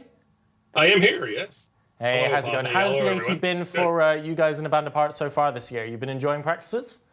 Absolutely, yeah. We've been practicing a lot. We had 4 practices today. This week we had we were right in the middle of one. Actually, I had to step out practice. So luckily, we had a couple guys who could step in for me. So yeah, So, going so far, going great. Yeah, so you and I have had a little bit of banter before about securing ABA's place as kind of like a mid-tier team, and we kind of got to the point where I agree, where you kind of have reached that now. You guys pushing to start being a threat to the Vidras, Hydras, and PLs of the world this year? Well, I think so. I mean, I believe so. This is part of the 5-year plan that we had when we started 4 years ago. So we're a little bit ahead of schedule, I think. I hope. We're 9-6 overall in the Alliance tournaments that we've been in. So that's pretty good. I think that what we really need to do is win against what you guys would consider a top tier team. We do pretty well against them in practices. So we just need to bring that to, get an opportunity to face somebody. This year we've been sort of fortunate that we've been in the bottom tier of the brackets. Have been a kind of the scary parts are upstairs. So, yeah. But as you know, as the weekends go by, all those paths merge, and sooner or later we're going to bump into somebody. So, well, right now we're focused on castabouts tomorrow. Yeah. So how are you guys feeling about your match against castabouts? Do you think you're favored in that match? Do you think it's going to be really tough? Well, according to the internet, we're not favored. So, but I think it's going to be a very good match. I think they're a solid team. They have a pedigree. They've been in the tournament for a while, so they're not a newbie team.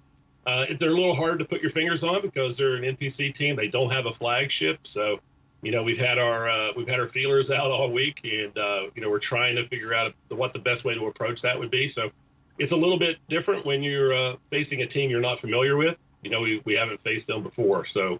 And they don't have a lot of history. They always bring, Kingslayer type of comps, a lot of battleships, that kind of thing. So we're trying to figure it out. I don't want to say too much more.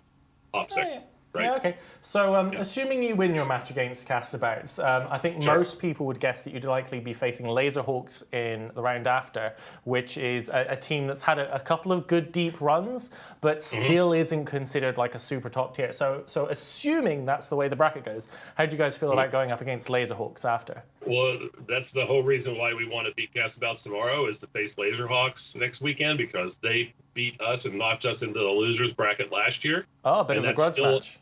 Yeah, and it was a close match. It came down to the wire. I still feel a little bit like we should have won that. Just a few things went against us in that match, so it'd be nice to have a little bit of revenge. Yeah. So one more question before we have to love you and leave you. Sure. I'd really be interested to hear about a Panda Part's approach to practicing. So do you guys do the tournament just as a bit of fun? Do you take it super seriously? Like culturally, as we say a lot of the time about alliances, lots of different alliances have different cultures. What is a Panda Part's approach and attitude towards the tournament? Yeah, that's a good question. We're in it to win it. That's the whole reason why we play. We like to have a lot of fun. Our pilots are experienced, and on TQ we're known for our yarring, and for playing the game like it's a game. But when it comes to the Alliance tournament, we're serious. We have been since the beginning, and we're looking to win it. Fantastic. Always great to talk to you, Rix. Thanks for dropping by. We'll see your game against Castabouts going on. I believe that's tomorrow we're going to see that. So see you next time. Thanks for coming on. All right. Cheers. Thanks. Great. So back to the desk. Once again, I'm your host, Apothee. I've got Reload and Laz here. Quick plug again for the finals party. That's the 18th of August here at Antenna in Nottingham. The cash from the tickets does go to UKO TCF and Special Effect, those two charities, and we'll have special CCP guests, CCP Carker, CCP Antiquarian, and CCP Shreddy. Do not forget a massive shout out to our sponsors, Chill Blast, who have provided with us some tech equipment that has helped the stream run so smoothly and beautifully thus far. We are rapidly approaching our next match of the day. That's going to be United Federation of Conifers going up against Seven Sins. Now, Az, why don't you tell us a little bit about these two teams and how they've been doing so far? Conifers played last week. They did lose their flagship, which I believe their flagship was one of the ones that wasn't fit especially well. But I don't think I think they've had runs before in the tournament, and they don't usually make it past week 2. But we'll see how they can do today. Reload, do you have any thoughts on these two teams? I think that Conifers might be able to beat Seven Sins. They're my personal pick on this one. So if they do go well in this match, let's see who the winner will be. It should be the winner of the last match or the winner of the next match, depending on how it goes. Yeah, so it'll be the winner of the next match. So whoever wins Seven Sins United Federation of Conifers, they will be fighting the winner of Salt Farmers and the Barcode Alliance. Now, Barcode came into this with a lot of hype behind them. They're the elitist crew. Like Chesser is a very well-known member of their team in the EVE community. However, they did lose. It was their first match, wasn't it? Barcode lost to Samurai Sold Out in that match where they brought what we would call a fly killer comp, control artillery, against just a Loki and Rapier long-range rebs, and then an otherwise similar comp. So I think a lot of people are expecting Barcode to kind of have that long run. But do you think if either Salt Farmers or Barcode get through, do you think United Federation of Conifers or Seven Sins have a good matchup? Do you think either team has kind of the pedigree or the backstory to kind of make a deep run this year and show us what they've got? I don't know, because Barcode's a really strong team, and they just happened to play against Samurai Sold Out, which in my opinion is one of the better teams this year. So I think they get outplayed there that first day, but Seven Sins I think have the better comp as of day 2 compared to Conifers, so I think they might have an edge here, but I don't think they're up to the pedigree of a Barcode. So Reload, again, kind of when we're in this elimination bracket, when you're one match from being knocked out, I wonder about how you personally think about approaching these matches. So you've got one shot left every single time. Is this where you just consistently bring your best comp and your best flagship, or do you still try to keep some stuff hidden, expecting yourself to get late, or is it just all in every single game, bring your absolute best every single time? I think especially during these early days, really, you have to really bring your A game, especially against harder teams. You could maybe bring, like a B grade type of setup against less known teams. But honestly, I think you should just take no chances and bring your Leshak wombo combo type of deal. Yeah, we all love those wombo combos. So I'm going to have a little peek over at my notes here.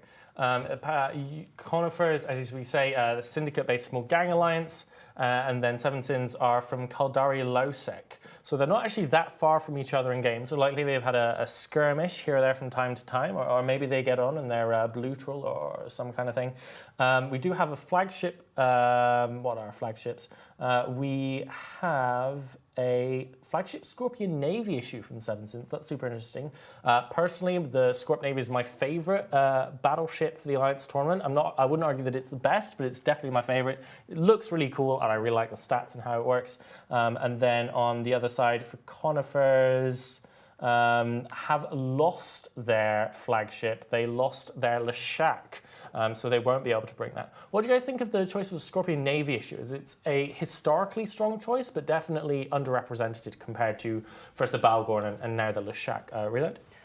Scorpion Navy issue is extremely tanky. That's what it's renowned for. It's very good with a Scorpion Navy issue, and usually some people, if you're rich enough, you usually bring in a Tanner with it as well, and you just cap transfer. The Scorpion Navy issue is really strong. It has 8 mids. You can really use those mids to get as much tank as possible, and they do really well DPS-wise as well. Mm-hmm. Fantastic. So we have another graph. I'm going to ask Laz to run us through this. This is the most picked ships that are 6 points or less. So we're looking at the support wing. We're looking at whether you're bringing bombers for damage, any E-war ships, or some extra tackle. Hopefully that should be coming up on screen soon, rather than a Skype window. Here we go. So Laz, roll us through these 6 points or less ships. Well, I mean, we've seen the bedback be extremely popular this year because you have the utility of the extra high slots. It's a fast ship. It does a good amount of DPS. So I mean, it's really been like the jack of all trades for this Alliance tournament, just for your tackle and utility.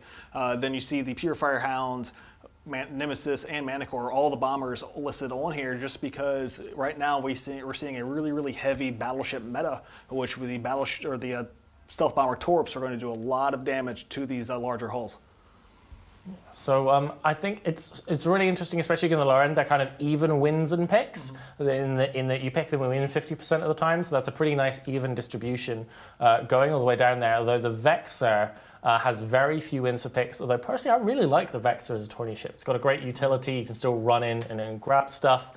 But yeah, thank you, Stats Guys, for bringing us that graph. We do have about 2 minutes left. Before we kind of go to our next match between Conifers and Seven Sins. So I'd like to ask you both, start with the lads, what are your favourite moments from the tournament so far? So from today and from last weekend, are there any matches that already stick out in your mind? Any comps that you've really enjoyed coming through? I know I'm kind of throwing this at you. I think my favorite so far, if I remember correctly, was the red versus blue match today, where it was just back and forth. Oh, yeah. And it was like, we thought it was going to be over right there at the beginning. I think one of the key ships got picked off, but it just went like the full distance. That was probably my favorite match to date. What about you, Reload? Any favorite moments so far? Probably the Goons one versus Lumpy. The Matani bait, just too good. That is a very strong meme, I believe. Is that how memes work? I'm somewhat out of the loop. We'll work on it. Okay, I'm sorry. It's a 7 out of 10. I approached the Temple of the Master as but a new acolyte and disciple. So we've got the next match coming up in about 1 minute. Let's do predictions. We have Laz, United Federation of Conifers or Seven Sins? I like the Seven Sins Day 2 comp more than what Conifers has brought so far in the tournament, so I'm going to go with Seven Sins. Reload? I'm going to go with Conifers on this one. See, I'm not sure because I really like the name United Federation of Conifers. I think that's a strong alliance name, but I agree with Laz that the comps we've seen from Seven Sins are a bit better. So I've got to choose between my heart and my mind.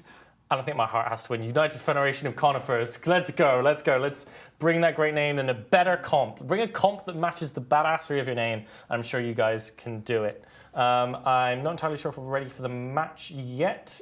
We are, so fantastic. Let's head over to the casters in the booth for the next match between Seven Sins and United Federation of Conifers.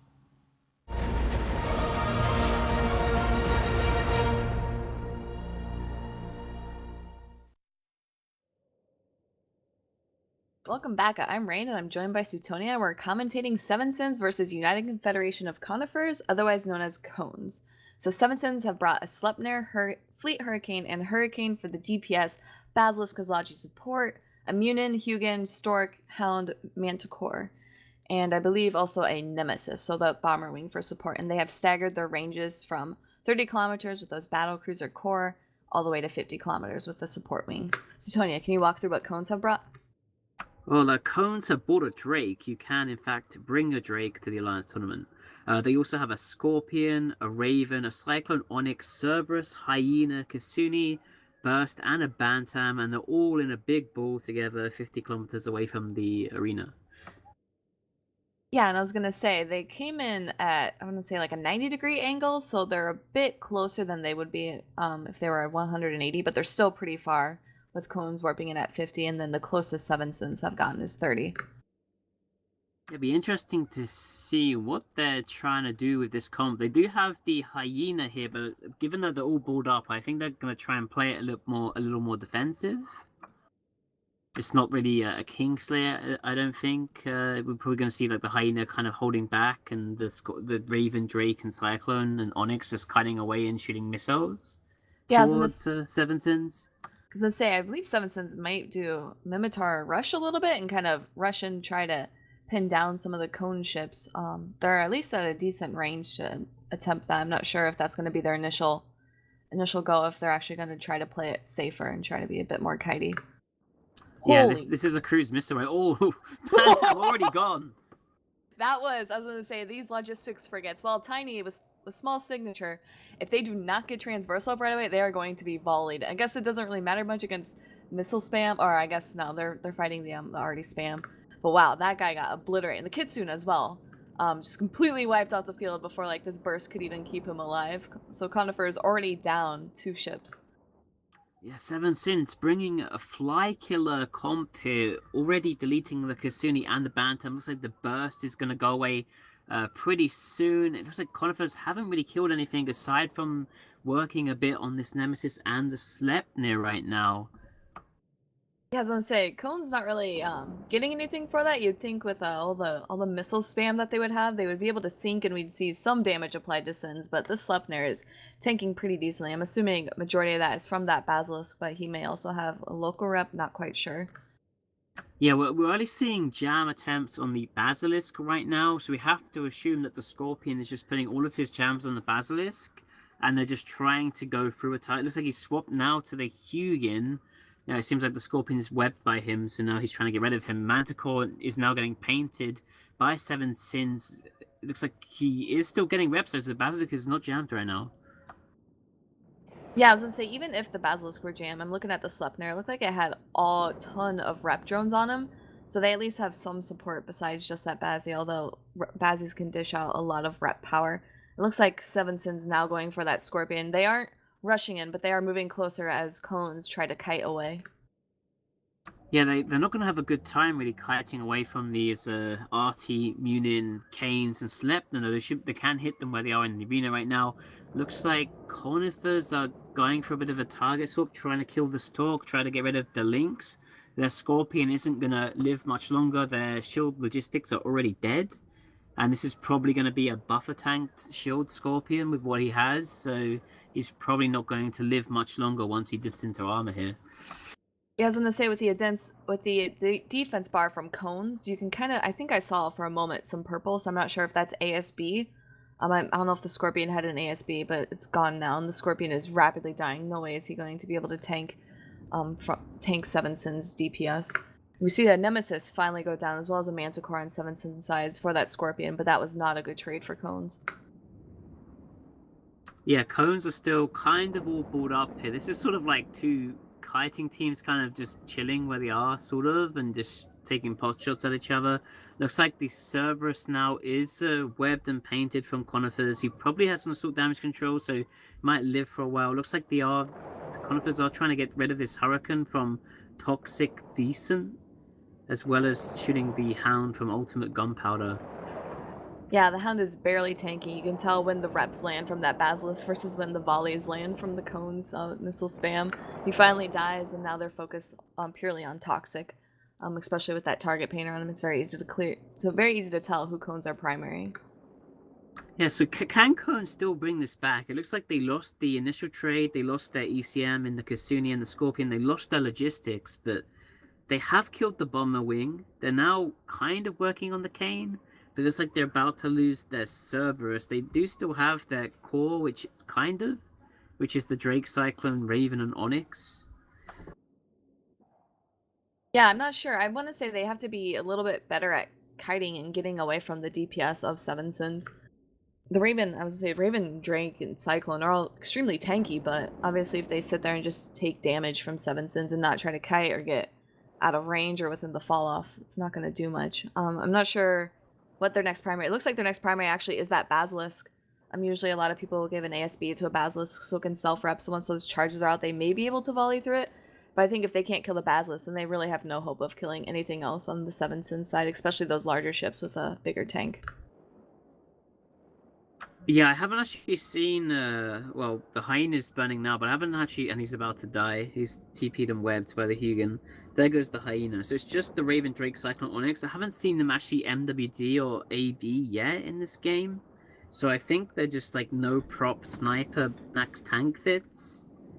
But it looks like they just can't really get through this Basilisk. It looks like the Sleipnir now is scrambled by the Onyx Hick scram. So he can't MWD right now, and he should go down pretty soon. But the Sleipnir has good resists. Basilisk can probably keep him up. Yeah, I mentioned earlier Sleipnir wouldn't have an ASB, and I think that's obviously wrong. They should be sitting pretty just fine with this Basilisk, because Basilisk has had no issues staying alive. I would say that, and I spoke too soon. Obviously, the Sleipnir is now dying faster than the Baz. You can rep him. Hopefully they switch. The Sleipnir may have made a mistake charging in to the Cones team. I'm not quite sure. He was tanking just fine earlier, and now he's taking a lot of damage. Even though there are only 4 ships left from Cones. Yeah, I think the Basilisk is he's burning towards the Sleipnir right now, so I think maybe he was in like deep fall off of his reps. Yeah, Drake goes down now from Conifers, the mask of their team.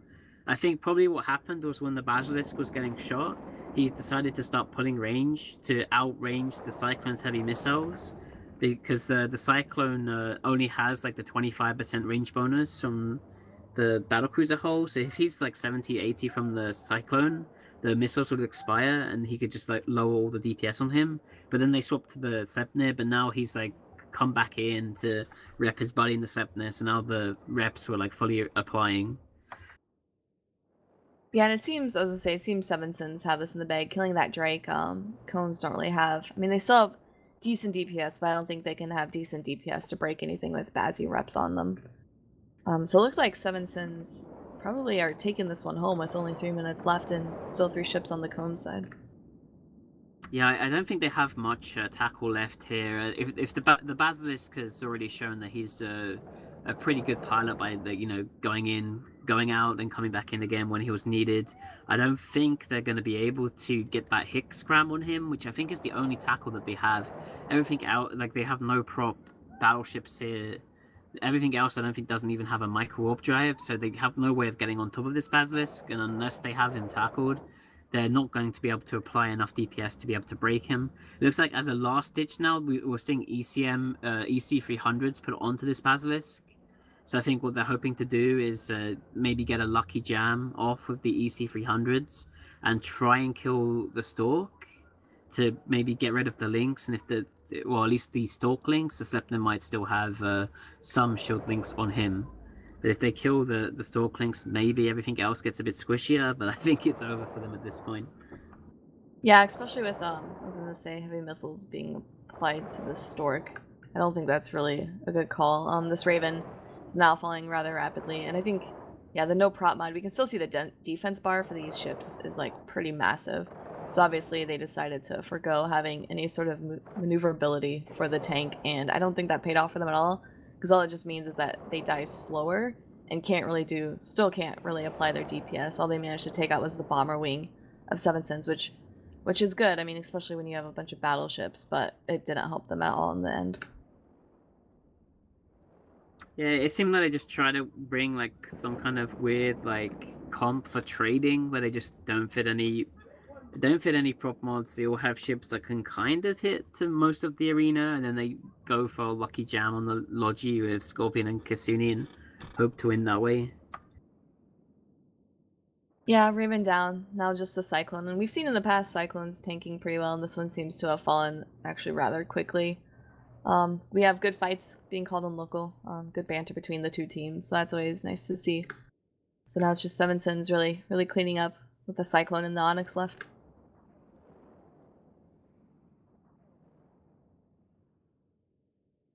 Oh, now the Onyx is my co-op driving. I guess he did have a prop mod after all. Looks like he's actually burning away from the arena, but he's still about like 40 kilometers. Oh, he's on the MJD beacon. I think that's what he's going for. Oh no, is he gonna spool it? I don't think he will.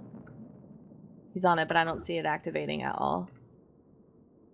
Yeah, it looks like he's kind of turning away from it now. So unless he's still in range, I don't think he's gonna be able to activate it. Yeah, I don't know what he was going for there, because now, as I say, it looks like his MWD is off, and he's actually burning back into the Seven Sins team. I'm not sure. We're kind of down to the last. Do you think Cones could have done anything differently, Suetonia, with their target calling or piloting ability? Do you think they could have won this in any way? Just kidding. Match is now over. We'll send it back to Apothly in the studio to discuss.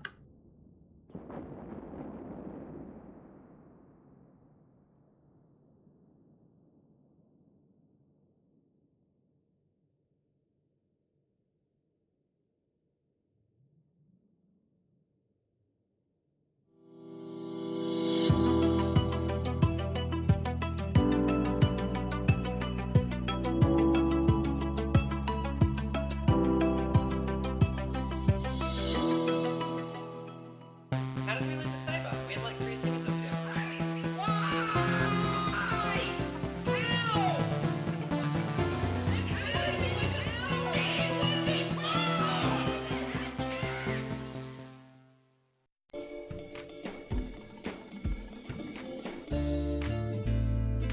I don't always solar rater it. But when I do, you haven't seen the last of Lumpy.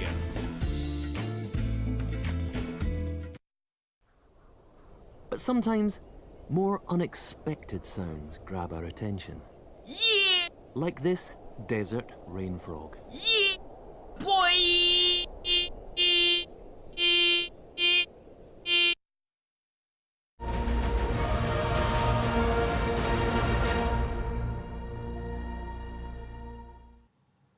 Hey guys, welcome back. Another fantastic match down in the books there.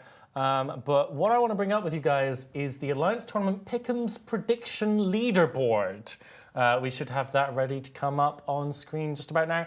So this is the prediction board we're going. You can go here and predict who you think is going to win, and you win points for correct predictions. So currently we have in the lead of 51 correct predictions, it is Kieran Enderas, followed by Mazir, then Cyclohexanol, Amari Ormand.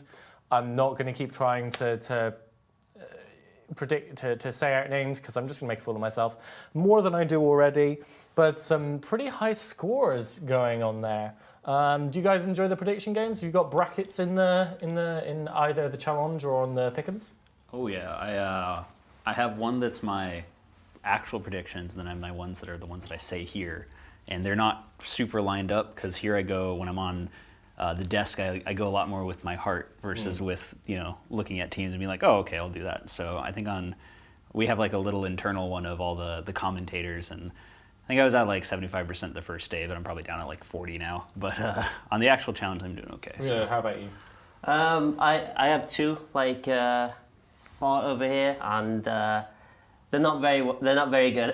Basically, I've only got like Hydra, and most of mine are wrong. I wouldn't even want to look at what mine would be. I just guess. I just pick a name and guess. It's fine. But our next match should be actually really interesting. We've got Salt Farmers going up against Barcode.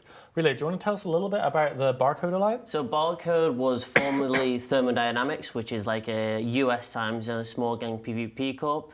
They renamed themselves Barcode because it's a StarCraft meme. So I have good predictions on them.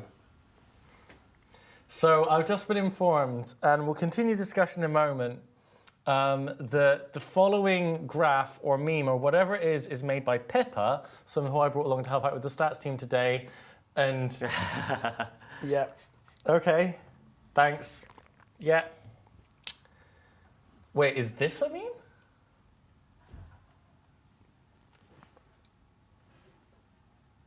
Anyway, right, so Barcode Alliance. So as you say, they're taking that Barcode name from the StarCraft community, which is what pros use to hide their true identity. So when you play them on ladder, you don't get to see what strats they're testing out, you don't get to pick their games for weaknesses because you don't necessarily know they're playing them. So it's a very elitist, high-level attitude that we also kind of associate with Chesser and his gang. And it feels unfair to pick on Chesser, but he's kind of the most publicly visible member of that group. And I know that he has especially a Brood War background, and so do many of those guys in that social group. They did lose that match first round, so they are in the elimination bracket. And yeah, so they're going up against Salt Farmers. Bart, can you tell me anything about Salt Farmers? It's a low-set group. I believe that they're active either as part of Galmil or they're sort of aligned with Galmil. So I might be totally wrong about that. I think that's what it is. He's giving me this look right now. I don't know. All right, cool. Yeah, I'm like 100% sure that I'm like 90% sure that that's what they are. They seem like they're a pretty decent group of guys. They had a good match. They lost, I feel like they got unlucky with who they fought on their first round, and that kind of ended pretty bad for them. But yeah. Pretty decent team overall. Okay, so sorry, I'm still reeling from that previous meme and all the people now yelling at me in various Discord and stream chat stuff going on. But yeah, so I think that kind of the obvious favorite here would be Barcode. But I think that was also true in their first round match, and that didn't go as planned for them. So they tend to prefer what they consider like high skill ceiling comps. So like famously in the Alliance tournament, the Fly Killer comp. So that's your old school Hydra style RT Sleipnirs with a lot of control on the low end. Typically the Kitsune or Molus or Carries or Griffin. So kind of that control on the low end. So you just absolutely control it. And it's that school of thought that is very the polar opposite to what we consider with PL. With Hydra, no matter what you bring, they will fly better and they will kill you. With PL, no matter what you bring, they already know what you're going to bring because they've watched you practice, because they've banned you into bringing what they want you to bring, and they will be bringing the exact counter. So Thermodynamics, now Barcode Alliance, are bringing that to the game. So when you're going up against a team that you know tends to prefer bringing those kind of high skill requirement comps. Reloaded Bart, do you have any idea kind of, is there a good approach, is there a good school of thought into how to going up against teams who maybe have a bit of hubris? You could potentially do, in that situation, I'd probably go with like an all-in type of approach. So maybe like a triple battleship, rapid heavy Kingslayer type of archetype, but maybe throw in some jams in there. You have to kind of throw them off a little bit, but it can't be too far. Otherwise, they're just going to just roll you over because you've got so many random stuff inside your comp. So you just have to be careful, but I think an all-in is definitely a good approach. Mm-hmm. So, Bart, what do you think? How would you approach coming up against a team like Barcode?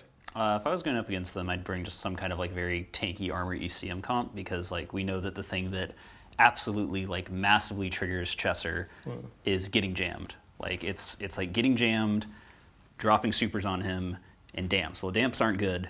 We can't drop supers, so just jam him, and then they'll just like sit there screaming about not being able to use their ships, which makes it really, really hard to communicate and actually want to fight. So. I don't know if it's an original Falcon quote, but I know he says a lot is that for those who complain about ECM the most, jam them first and kill them last, and keep it going. So let's see how that match is going to go with Barcode Alliance going up against the Salt Farmers.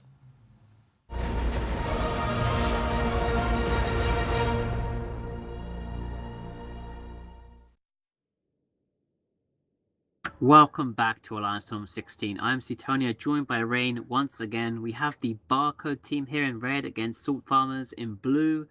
For Barcode, we have God himself in a Barghest. They also have a Scimitar, Onyx, Cerberus, Orpheus, Navy Osprey, Stork, Jackdaw, Caracal, and Vigil, bringing a lot of rapid light spam here.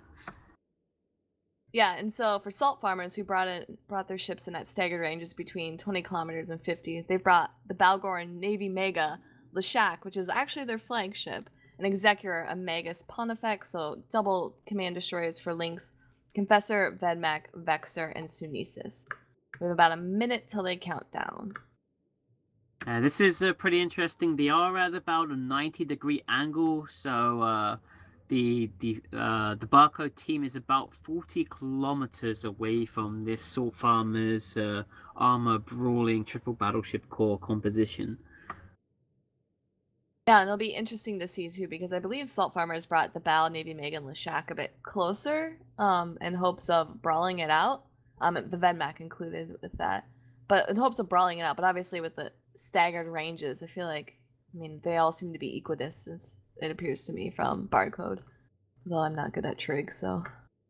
Yeah, so that Balgon is going to have it's going to have a 26-kilometer web range with heat on Tech 2, and then if the Magus is probably running a web range link, the interdiction maneuvers link, he'll probably get out to about 39 to 40 kilometer web range. So it'll be interesting to see if Chess's team can feather their way away from this Balgon and to take apart the Salt Farmers. Yeah, although my guess is with Barcode, with a bunch of missile spam, they may actually go for that Executor with only a T1 resist. They may be able just to volley them off the field with their combined missile force before any of them enter reload. I think if they do that, then maybe they could stand a chance, because obviously Salt Farmer ships won't last as long. We have links up and the match has actually started. Yeah, so I think the Barcode team is probably going to try and just get rid of this extra straight away. They got tracking disruptor on this. So it looks like they're going for the Sunesis actually, which is kind of charging in here. Looks like Salt Farmers are trying to get rid of that scimitar, as well as they had painters on the vigil briefly there. So I believe we do actually have an MJD going off, so I think we're going to zoom the camera out and so hopefully catch that. Confessor actually down, Sunesis almost down for the Salt Farmers. Yeah, it looks like the Bargist of the Thermodynamics team, sorry, the Barcode team has MJD'd away from the Salt Farmers team to kite away from them. Yeah, and we can see we can still see Salt Farmers like rushing in, and the thing is when they rush in, they're just rushing right into all of those missiles. So it's not like you really need much transversal with missiles, but obviously they're all just going to keep applying. They can't outrun the damage to try and mitigate that. They're just kind of getting volleyed. The Pontifex catching reps though. I'm not quite sure who Salt Farmers are primarying. It seems like none of them are actually able to get into any sort of range to actually apply damage. It's just like their lighter ships, their support wing, going in to try and get tackle. Yeah, so it looks Barcode are definitely outrunning the Salt Farmers right now. It looks like they're having trouble getting tackle on anything. The Rapid Light spam from the Barcode team is going to go on reload pretty soon, though, and it looks like the Vedmak is stabilizing. So I don't think Barcode can break this Vedmak while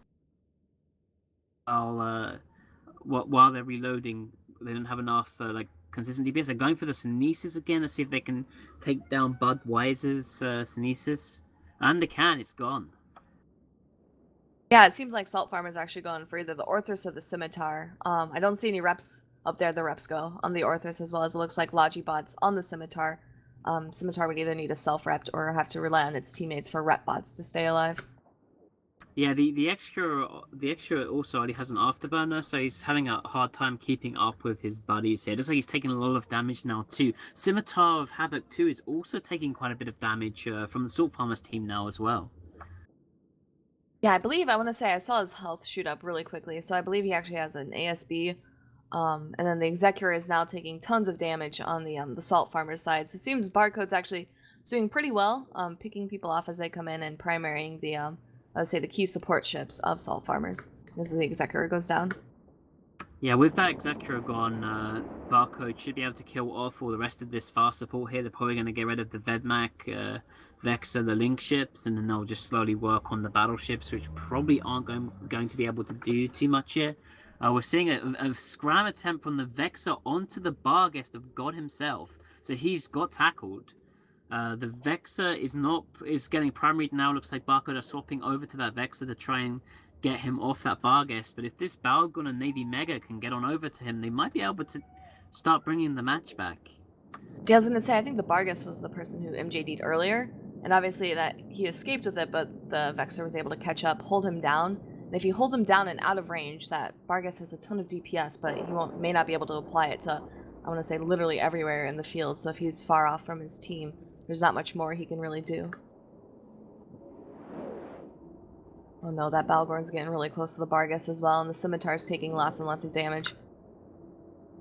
Yeah, we're seeing Chessa here flying pretty well. He's intercepting the Leshak here. He's using the Hick Scram just to stop him from getting on top of the Bargus, to sort of delay him a bit. He's now swapping over to the Navy Megaphon. So what he's doing is he's spamming his Scram between the different battleships to slow them down as much as possible. So they and now he's on the Vedmak just to make it so it takes longer for them to get on top of this Bargus.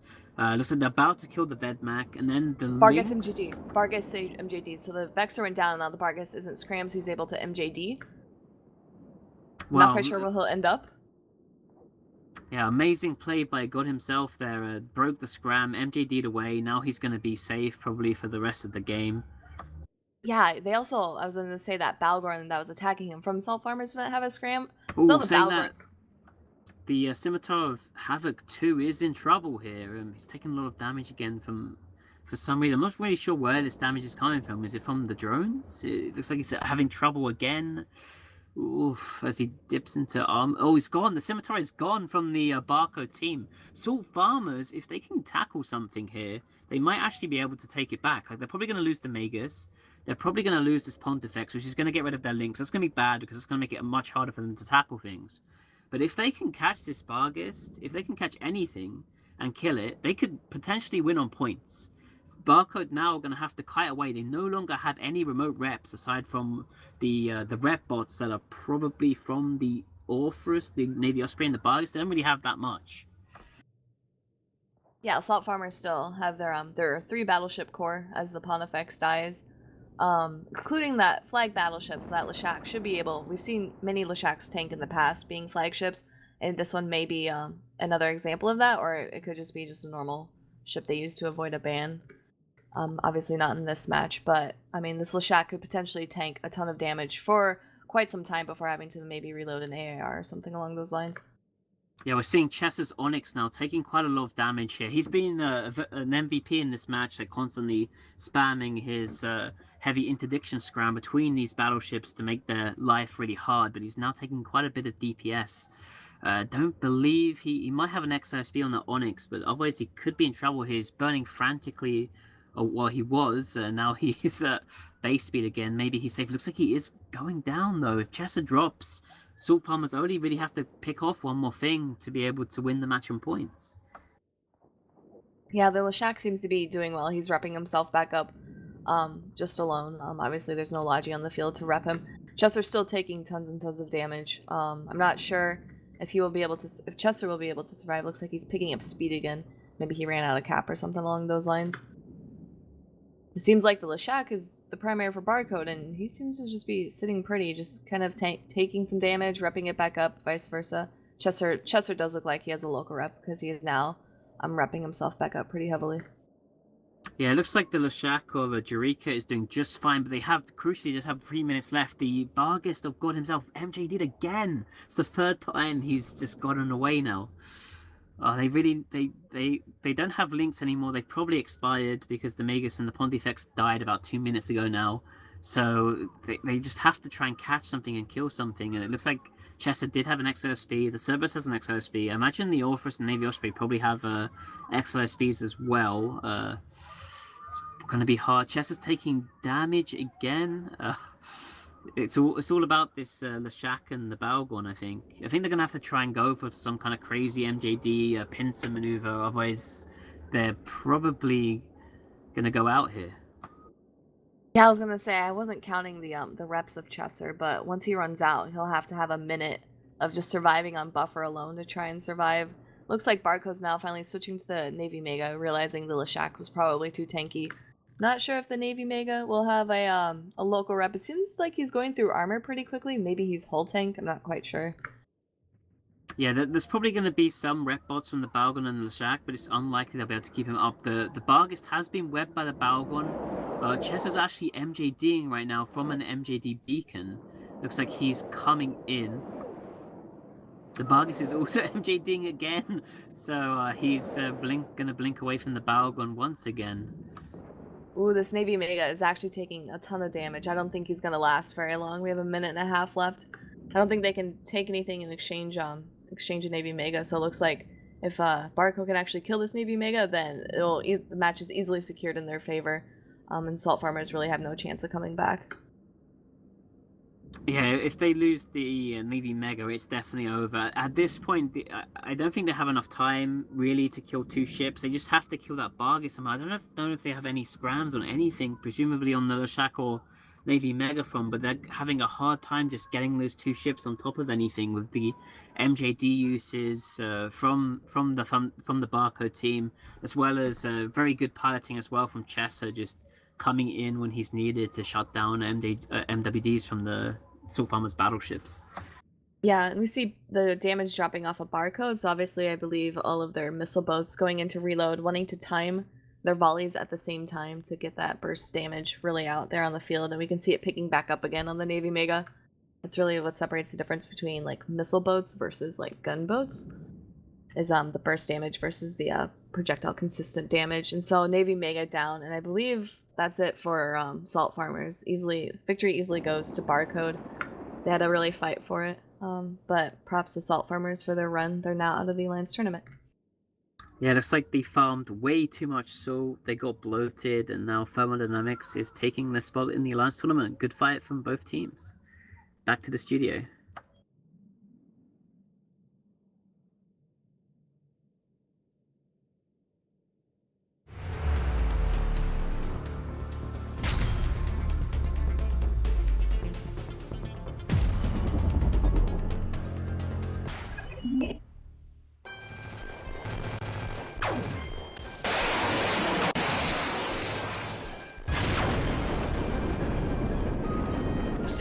Doing the same things they did last time. They're just charging straight in towards the enemy. They have no fear.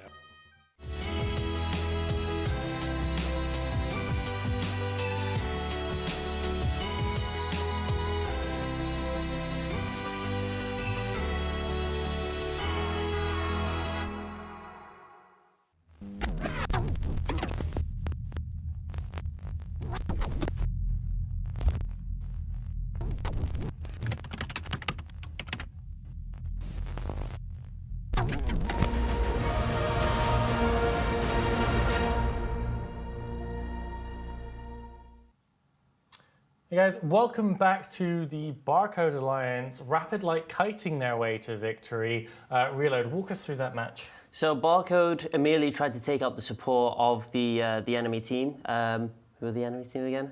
They were Salt Farmers. Salt Farmers, so yeah. So Barcode basically sniped all of Barcode again. Salt Farmers' support. While this was actually a pretty hard match for Barcode because they had that, because Salt Farmers had Balgorn and a flagship Leshak. They had that triple battleship core, which if they got caught, they would be in a very bad situation. But they pulled it out and they kited their way to victory. Bart, were there any nice moments you saw there? Any particular piloting niceties or target calling intelligence that you saw? Yeah, so Barcode, they basically played it like exactly as they would on TQ. You know, it's like they're small ganging versus a bunch of like renter trash, where they took out all of the things that could tackle them and then kited around in a circle. And there was several moments where the Bargist piloted by God himself actually MJD'd a way out of tackle. And I think he MJD'd once with his personal MJD, then he MJD'd from a beacon to another beacon, then he MJD'd again. So he was able to just kind of bounce around the arena the entire time. So I didn't know that Flash played StarCraft. Yeah. There you go. I knew he played StarCraft. I didn't know he played Eve. God himself has come. Yes. So let's look forward to our next match. That's going to be Pen is Out, which is the Alliance of Rapid Withdrawal, Lursic Alliance, going up against Wholesale Operations, which, unsurprisingly by the name, is a wormhole-based group. Reload, do you have any thoughts about this upcoming match? I know that Rapid Withdrawal do have a great ad this year. I think Rapid Withdrawal will take this, because I remember Wholesale Operations didn't bring such a great comp last time. So I'm going to go with Rapid Withdrawal on this one. Mm-hmm. Bart, do you have any thoughts about this match? Any predictions? Rapid Withdrawal, Pin is Out has been doing pretty well. They had a bit of a rough match, I think, on Sunday, which put them in the lower bracket, and Ithaca made some really great comments about that, which I'm not going to do because I think he can do it with a straight face a little better than I can. But yeah, I think Wholesale Operations too, are they the ones that didn't actually show up for one of their matches, or am I thinking Whole Control? Because they have similar names. I think Wholesale did okay, but I don't think they can beat Penna's out. So, it's still all to play for. It is quite hard in this elimination bracket so early on because we just have so little data on all of these teams. It's hard to make solid predictions. You have to go on like 1 or 2 matches worth of information and then kind of throw those together in some kind of nonsensical fashion. This is our penultimate match for the day. Our final match for the day is going to be Fraternity going up against Requiem Eternal. Fraternity, the Alliance, the players, recently featured, I only saw it last night, in fact, the new video out by RNK, Lord Maldor. They have, I think it's a look at the dawn of the 5th day or something. Yeah. It's the top end of Reddit. Really fantastic video. Quite long, but well worth the watch. So I asked this before, but I believe I have different panelists now. So what are some moments from today so far, and possibly including last weekend as well, any matches or specific pilots that you think have done amazingly and are going to be memories, big memories from this tournament? I think that, just the last match, God himself's piloting, that's like a sort of ultimate battleship. Like, this is the dream that everybody always has when they're going to be flying their AT battleship where they, do the crazy MJDs. That one was really good. I was kind of hoping that the Goon versus Test one would be a little more interesting, but still just for the story behind it is pretty awesome. Next one that's coming up, actually, I think might be pretty cool too. Again, because there's a good story, like these two are fighting each other on Tranquility right now. Fraternity's been bringing some kind of interesting stuff where they were actually trying the Newt meta out just in a slightly less Evangel-y way. So that could be pretty cool. Not everyone can break out the Vangel out of the old AT ship cabinet. Well, in Fraternity, it's like an alliance that's 1.5 years or 2 years old. So they weren't playing on TQ when Vangels existed. They weren't playing on TQ, when the Fiend came out. Yeah, they weren't there for the Fiend, and it's an alliance that's gone from, they were flying Caracals 1.5 years ago. And Caracals into Tempests into where they are. Dreadnoughts and Carriers, and apparently Supers and Titans. They have them now, so, Yeah, really. What do you think about kind of the tournament storyline so far, about the narrative that's going on compared to previous years? I think it's been pretty, there's not been any massive upsets so far. But there are some really big matches coming tomorrow. The one that points out to me is the PL versus NC. That is going to be the ultimate one to watch tomorrow. I think a big question about the PL-NC match tomorrow is that can NC win if we throw even more Sleipnirs off the boundary? Like, if we try to throw it even harder, can they actually beat PL? But, we'll have to see how that goes. Referencing AT14 there, for those who haven't watched much tournament play. Definitely go and rewatch the NCPL match. That's a very interesting moment. Yeah, I think it was the first huge hype match of that AT. Let's actually run through the winners bracket, which we're going to be covering tomorrow very quickly. We've got Vidra Reloaded up against Black Legion. We've got Samurai Sold Out versus We Form Volta. Northern Coalition against Pandemic Legion. Skill Yourself versus The Initiative. We have Hydra Reloaded versus Triumvirate, the Tuskers Co. versus Exodus, Laserhawks versus Bright Side of Death, and Castabouts versus Abandoned Apart. And we're getting to that part of the tournament where we've really thinned out the week. Those who haven't practiced, those who aren't on meta, those who really haven't put the hours and attention in, well, they're not going to be in the winners bracket anymore after that round. We're getting to a really high level of play here. And that is one of the most beautiful things about modern tournament play, is that in tourneys past, 86, 87, there were maybe 3 teams that you might call good. Whereas now we have this beautiful spectrum of a whole load of teams at the very top of the competition that can beat each other up and are dangerous to each other. But then at the mid-tier, there's a lot of competition. So let's go to this match now. That's going to be between Pen Is Out and Wholesale Operations.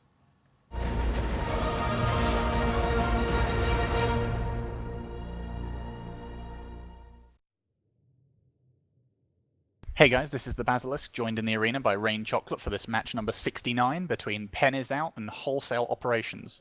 So Pen Is Out decided to bring the one battleship this time with the Leshak, the Praxis as well, so they've got the two battleships. They've got the command ship Astarte, they've got the Aneros, the Harbinger as well for some battlecruiser damage, and then they've got a low end of the Confessor, Vedmak, Hound, Damavik, and Punisher. Rain, do you want to just run through what Wholesale Operations have brought? Yeah, so similar to Pen Is Out, Wholesale brought the Leshak Absolution for Lynx, Navy Harbinger Brutix for that long-range DPS, Demos for that heavy tackle, and then Magus for also Lynx, Inyo, Vedmak, Daredevil, and a solo Deacon for reps. And just for the viewers back home, both Pen Is Out and Wholesale have brought their flagship Leshaks on the field. And of course, everyone here involved in the AT wants to see those shiny Leshak flagship kill mails, so hopefully one or indeed both of them die, and we get to look at them at some point and see how much shiny was actually on those ships. Yeah, so Wholesale brought, I want to say everything at 0, excluding the Magus and then the Deacon, which are actually at range. And then, And then I want to say Pen Is Out actually brought everything at between 30 and 40. So it seems like they may actually be brawling it out rather than kiting like we saw in the last match. Yeah, this Wholesale Operations squad clearly want to get stuck in as they've brought everything to 0, and I mean they're probably planning on just burning straight in and punching through whatever looks squishiest, whatever has the the weakest tank on those Pen Is Out sides. So Pen Is Out maybe want to be taking it away a little bit, but I mean they don't seem to have a particularly kitey comp, so maybe they'll decide they want to take the fight to them as the match does get underway. Yeah, so I want to say we see very similar with the attack, defense, and control bars, very similar setups. Navy Harbinger being primary first on the Wholesale side. Looks like it is now entering armor, with only one Deacon though, one T2 Logi, he's barely going to be able to stay alive, if at all. At best, he'll survive just a few seconds longer, hopefully maybe a minute with that Deacon, but it does not look like he is long for this world. Yeah, just bringing the one Tech 2 Logi, I'm not sure I'm particularly a fan of that. I feel it's either 2 or none, and Pen Is Out have committed to the Aneros instead, so they've put a lot of points into those reps, and it's showing to be valuable as this Navy Harbinger of Vec Abilene dies, but the Praxis of Carl Zir is actually still not taking any damage at all, so the Aneros is clearly paying its worth here.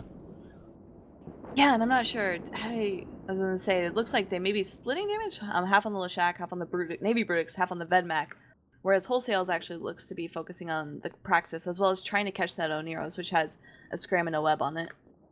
Yeah, there's a lot of things tackled on the Pen Is Out side, but there doesn't seem to be much damage going across, as now the Navy Brutix of Elendar for Wholesale Operations is going into low armor, and I mean, I feel like Pen Is Out are just trying to clear as much of this sort of battlecruiser-sized DPS off the field. With only the one Deacon, it's probably not going to be able to stay up very long, so, trying to clear this, 400, 500 DPS battlecruiser is a good start to the match.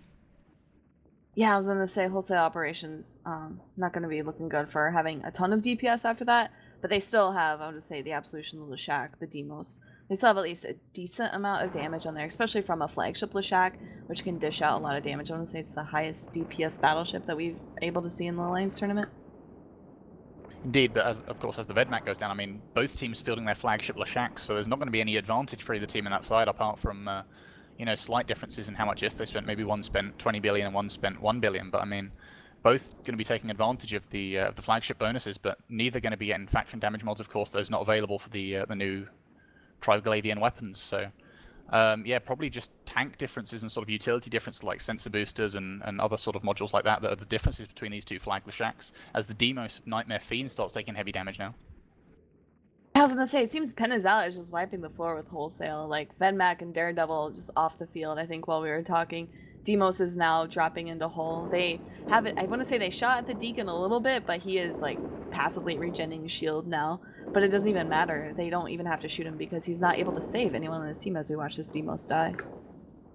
Yeah, I think the choice to bring just one Tech 2 Logi frigate is a really, really bad decision, and I think it's one that a lot of teams should definitely be avoiding. I think it's the first time possibly that we've seen just one Logi frigate, because I mean, if you bring two or if you bring a cruiser, you can hope to keep your ships alive and actually tank the damage, whereas with just the one Deacon, you know that you're inevitably going to die, and like, you're just slowing the descent and you're slowing losing things, so you need to make those trades, and against the Oneros, they just can't do anything. There's nothing they can kill here that's squishy enough for them to take off the field. I was gonna say, I'm watching all the health of the Deacon, the Absolution, and the Leshak, and Leshak's tanking pretty decently, But both the Absolution and the Deacon were just like taking damage. It seems like Penazal is very easily just to split their damage, put pressure on wholesale operations and their pilots, and just like volley them off the field. While I want to say like the Oneros just really has to split reps on the Vedmak and the Domovic. It doesn't really seem too pressured to really do much, I think, except at the beginning when it got tackled, but he was freed pretty shortly after that. Yeah, I think this is one of those matches where it comes down to the target calling in sort of the first minute of the match, and wholesale operations' decision to just accept the loss of the Harbinger and the Brutix and not even try and make any attempts at trading for anything. I mean, they made attempts, but it wasn't on a good target they were feasibly going to be able to get. And if they did win it, I mean, if they got the Confessor, or I can't remember what they shot at the start, but I think it might have been Praxis. But I don't think trading the Praxis for the 2 battlecruisers is going to be a good trade at all. So Pen is out, looking pretty convincing here. Yeah, we did see the flagship Leshak die for wholesale operations, so obviously it should be a shiny kill mill. I know people are probably refreshing the Z-kill as well as the analyst desk looking for that. But nothing really wholesale can do now with just a Magus and an Inyo. I don't even think they can maybe able to, like, what, kill a bomber, but it's very clear. Easy win for Pen is out. Yeah, 2 fairly similar comps, but Pen is out doing a really strong showing. They've brought this comp and they've executed it well. And yeah, I mean, this isn't quite a mirror matchup, but they're both comps have sort of similar aims. They're both, you know, these sort of mid-range DPS kind of with the Leshak and the Praxis and the Navy Harbinger and Navy Brutix. They're both and the command ships as well. They're both fairly similar. So for Pen is out to take this almost mirror matchup and win it 100-0, very very convincing. Yeah, so all we have left is that Enyo. He assault frigate, so he may be using an ADC to try and stay alive, or Penazal is reloading or something along those lines. But that should be, I want to say, an easy cleanup then for Penazal. I'm not quite sure if they, if wholesale could have done anything better. Obviously, I prefer an Oneros over a single Deacon, or maybe if they had even traded the Daredevil. Like, it's 4 points, that's more than a Logi frigate, so they could have brought a Logi frigate instead of a Daredevil and split the points somewhere else. Yeah, or I think they could have even used the Daredevil better. I mean, if they used the Daredevil to get on the Oneros and just took him out, then maybe it would have been worth trading, but yeah, definitely not an ideal match for wholesale operations, and with this loss they are out of the tournament, and Pen is out continuing the losers bracket. I'm sure we're going to see the flagship kill mail for Nick in the Leshak very shortly. Yeah, so the Enyo now entering hull. I think he's flying around Penazal very decently. I'm not quite sure why Penazal can't be a single. I think they all have him tackled. I think Pen is out are sort of inappropriately ramming him with their ships. Docking permission denied? I don't know. Is that their advert? I believe so, but I think ultimately it's going to be docking permission accepted. Yeah, so they are going to kill this Enyo and take home the victory. They may also be preventing the kill to actually loot the field. A lot of people don't realize that when you win a match, you actually get sent back home. So you got to loot the field before you actually win. And with that, we'll send it. Go on. No, go on. I was gonna say with that, we'll send it back to Apothony in the studio.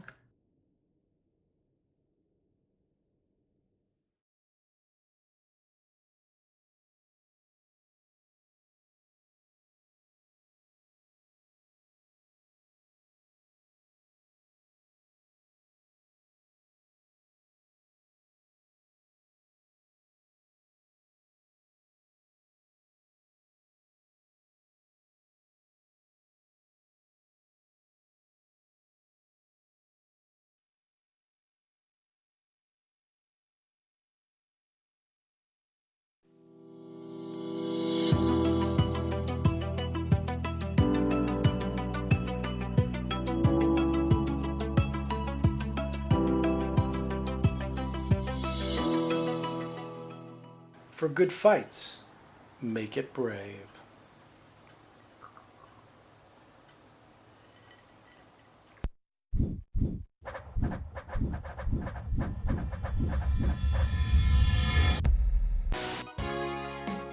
Hi, my name is Durhadur, dreaded CEO Emeritus. My interests include streaming. Hey, speaking of streaming, you should check out my Twitch channel, twitch.tv/Durhadur. MultidollarMediaEmpire.com. Check out my Twitter, twitter.com/Durhadur. MultidollarMediaEmpire.com.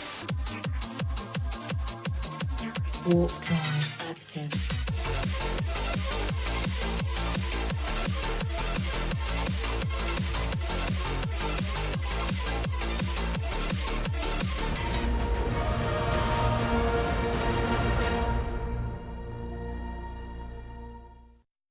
Guys, welcome back. Pen is out, proving to be too girthy for the wholesale operations in that match.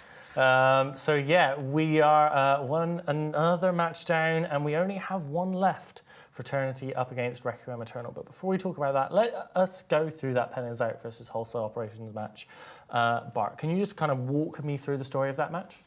I mean, there's not really a lot to say. Like, Pin is out, it's match 69. They guarantee the win right there. Yeah. But at the, for reals, they had a massive DPS team. It wasn't controlled at all. Wholesale Operations, like, the only reason why they're still in the tournament is because they forgot to not show up for this match as well as the first one. So really didn't have much expectations out of them. I think we were talking earlier, like, we don't really know much about them. They actually didn't show up on their first match. So they somehow made it, maybe their plan was to, like, we'll beat Pinnas out and skip our first match or two, but yeah, so, yeah. Yeah, Reload, what about you? Any moments from that match you liked? So Wholesale Operations brought... both comps were actually sort of similar in what they do. Wholesale Operations could have actually brought a pretty reasonable comp if they changed maybe 2 or 3 ships, but the thing is that they brought one Logifrig, which against the Pennies Out team, it's not enough. Like, they know that it's kind of useless, really, because they'll just blast through the DPS and the reps. So I really don't, it wasn't really good, honestly. I mean, it has been a kind of a theme of this tournament so far, is just bringing absolutely overwhelming DPS. And in the last tournament, that was very precision-based with the high tracking, optimal bonuses of those Navy battlecruisers. Whereas now it just seems, cram as much DPS into a team as you goddamn well can, right? Like, it's just all the DPS all day long. Do you think, what do you think about the rules change has kind of pushed people in that direction, Reload? Since this Alliance tournament, you can only bring one ship, like that ship type. So you can only bring one Sleipnir, you can only bring one Merlin, and you can bring one Hawk or one Skimmy, for example. It's a way of making sure you don't get like a really stacked team. And now when you put like an archetype together, you basically need to focus on DPS rather than synergy, because synergy is a bit shaken because you can only bring one ship type. So, interesting note from the stats team. Until that loss by Wholesale, teams that brought one logistics frigate had a better win rate than teams that brought 2 logistics frigates. So, maybe one logistics frigate is perhaps the way to go, more than you'd think. So let's have a think about this next match and our final match for the day coming up. We're already coming to the end. It's gone so quickly. We have that match between Fraternity and Requiem Eternal. Fraternity definitely in the spotlight lately for the wars they've been getting involved with. And as I said before, the Rooks and Kings video that came out recently that shone a spotlight on them and some other players from Serenity and just generally the Chinese player base. What are your guys' thoughts about this match? How have Fraternity and Requiem Eternal done in previous tournaments? Reload? I know Fraternity played last year. I think they got like a pretty solid low mid-tier type of positioning, but I don't really know much about them. I know obviously they're a Chinese player base, and I wouldn't be surprised if many players are migrating from Serenity to the Tranquility server in this new Fraternity alliance. Bart, what about you? What do you know about these two teams? Fraternity just, like Riley had said, last year they did okay. They participated, which is cool, especially for an alliance with like as little SP and kind of new up and coming guys. This year they've actually been, I think they might be the first team that is not Hydra or Vidra to have recognized the Newts on their own. They actually brought a very like Newt Balgorn control comp for their first 2 matches, and they won one, they lost one. That happens, but it's kind of cool to see them, like, they've adapted to it completely separately, and they're not the team you'd expect to have kind of figured out, hey, maybe this is going to work. So I kind of have some high hopes for them. I mean, it's been really fun. They're pseudo, I'm sure I'm going to make some people mad by this, but they're pseudo allied with NC Dots, so we've been working with them in some level for, a couple years now, and it's been cool watching them, go up from just, a couple, like 30 Caracals to 100 Supers and Titans, and we're seeing them in the AT too. Like, they're going up from like, hey, we competed last year, and now it's like, well, we made it to weekend 2, and as I'm saying this, I would guess they'll probably beat Requiem Eternal, because Requiem Eternal, it's, it's a Legacy Coalition member, and they're kind of, a little bit more newbie focused, I think. They're again, it's sort of the same situation where they don't really have that pedigree, but they haven't impressed me as much as Fraternity has, at least this year. So. Well, if we look at the flagship picks, Fraternity have chosen a Scorpion Navy issue, which is really solid pick. We like it. Maybe not the most optimal pick this year, but definitely a solid pick. Requiem Eternal have not picked a flagship at all. So there's that, definitely giving Fraternity an advantage there. We do have prepared now the flagship Leshak that was just killed for us to bring up on screen. I'm told that if you look at its high slots, you will note something peculiar. Have either of you noticed it? Double medium newts. How many high slots does a Leshak have? It has 5. It has 5 high slots, 4 of which have been utilised by the team here. Fitting advice to any younger EVE players: use all your slots. Fill them all up with something. Having something more than nothing tends to be the useful way to do it. So we've got, do we have an approximate cost here? It's looking like it's about 2 bill, plus potential crazy abyssal module value, because we've got that large abyssal remote, that large abyssal armor repairer, as well as the abyssal micro warp drive. So depending on the roles, those could be very, very expensive modules indeed, especially depending on the base cost of whatever module they tried to mutate there. Yeah. So yeah, going back to our final match of the day, let's do some predictions. Bart, are you going with Fraternity or Wholesale? I'll go with Fraternity. Yep. Reload? I'm going Fraternity on this one. I too am going with the Chinese guys from Fraternity, although of course we wish both teams all the best. This is our last match of the day, so very quick plug. Party tickets the 18th of August.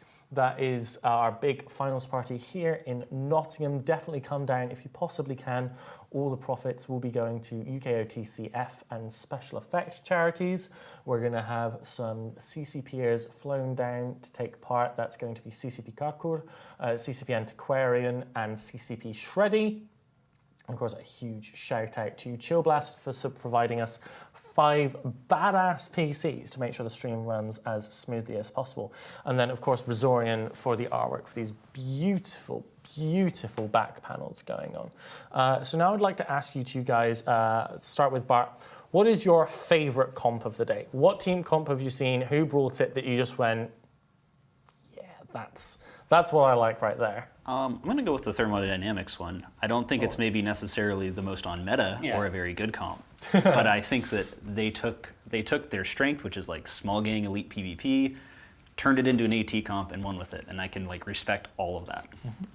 Really? I actually like the, bit biased I know, but Hydra Reloaded's Leshak Vangal combo. It's just Leshak Vangal combo where the nuke control that you have with it is just insane, and the damage ramp up from the Leshak as well does really good work. That's very, very scary to face, definitely. I hope you guys have enjoyed all the stats we've been bringing you today. We've got a stats team upstairs with a couple guys. They are just pulling out all the data. They've automated it a lot more this year, which has made their lives a bit easier, but that just means they've had more time to pull out more graphs and more tables of different kinds. We have about 1 minute before the next upcoming match. So let's have a quick look at the most picked classes available. So ship classes most picked. We may have looked at this a little bit earlier, but it's worth looking at again to see how that's changed as times have gone on. So we've got stealth bombers, massively popular this year, you know, with the battleships coming back. Stealth bombers are a fantastic counter, and without the battle cruisers, you have fewer things that can apply well to the stealth bombers. Reload, do you want to take us through the rest of the ships there? Okay, so yeah, as you're saying, stealth bombers a massive pick because second place is obviously battleships. Battleships are really, really popular these days, so having those stealth bombers and battleships, really, really good work. Cool. So, and with that, let's go to our final match of the day. It is going to be Fraternity going up against Requiem Eternal.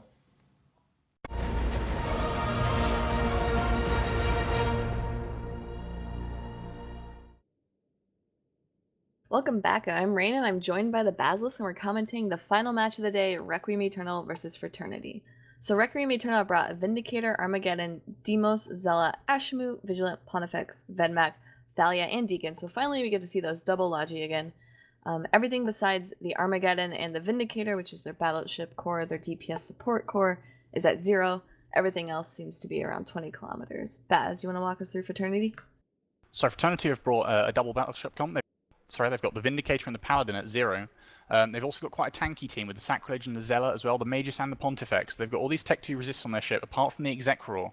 And then they've brought Purifier and Hounds. They've got that Bomber Wing. But other than that, they're a fairly tanky team. So remains to be seen what this Requiem Eternal side are going to primary. But I mean, I'd imagine they'd want to clear those bombers off the field, as they're probably the easiest things to kill on the field. Yeah, and I'm expecting for Requiem Eternal just to initially, I want to say, rush in. A Vindicator known for its webs and its like blaster DPS, I would assume would just immediately go in, especially right on top of the Fraternity Vindicator and Paladin. So it seems like almost, I'm gonna say almost a mirror match. We got a lot of assault cruisers. Obviously the T2 or the Command Destroyer links. The only difference is the Exec, which is a T1 cruiser, versus the Deacon and the Thalia, which are T2 frigate logi. Should be interesting to see. Yeah, Fraternity have a bit more damage with that Paladin, probably doing a bit more damage than the Armageddon, but I mean, Requiem Eternal exchange that for the control that they get from the Ashimu and the Vigilant, with the 90% webs on the Vigilant and the long-range webs on the Ashimu, so they may be able to catch the Execror and whittle him down very, very quickly. Yeah, and we can see the difference, as you mentioned, like in those control and attack bars, although the tank bars, seems like Fraternity isn't as tanky, but obviously having the Execror will help with that. We got about 30 seconds until the match starts. Yeah, and with these Fraternity battleships warping in not at 0, so I mean, Requiem Eternal have landed, they've been warped to the system and they've said, okay, we're going all in, we're moving our battleship to 0, we don't care what we face, and Fraternity a little bit more tempered, a little bit more cautious with their battleships at 20k. They don't really want to get caught up and caught by surprise by something if Requiem Eternal decide to bring something that can just face blast them. Yeah, I was going to say, Fraternity too, one thing to keep in mind is their Execror is actually, I want to say, at 50. And then those battleships are closer. So if the Fraternity battleships move in at all, they'll force the Execror to follow them. It does get longer range than those than the Deacon and the Thalia, but it's still, you want to stay closer rather than further away, because losing because your reps don't land properly is extremely frustrating as a Logi pilot. Yeah, and as the match does get underway, the Ashimu of Requiem Eternal is burning in to try and get tackle on something. Meanwhile, they're shooting the Vindicator of Arya solo for the Fraternity side. So, trying to put some damage on this Vindicator and maybe win the Vindicator race and be left with the Vindicator when the opponents have lost theirs, and have that massive DPS advantage afterwards. Yeah, I was gonna say this Vindicator for Requiem isn't moving at all, and I think with them focusing on it, the Ashimu is actually able to get in really close. So you see the Vindicator now for Fraternity turning around, actually trying to chase that Ashimu down to stop it from rushing into the support line. But the Ashimu has now been caught and he's webbed and scrammed. Sorry, just webbed now by a sorted tackle of the Fraternity side. So I mean, this means the Execror for the Logi frigates for Requiem Eternal are going to have to burn in and get reps on him. And of course, the reduced rep range on those Logi frigates is not ideal, because I mean it puts them in range of whatever decides to tackle them from the Fraternity side. Yeah, we see this Paladin now moving in, just charging into this Vindicator and Armageddon for Requiem, but he's running a smart bomb, trying to get rid of, there's like flights upon flights of light and medium armor bots, so he's trying to get rid of those to help bring down the tank of this Vindicator for the Requiem Eternal side.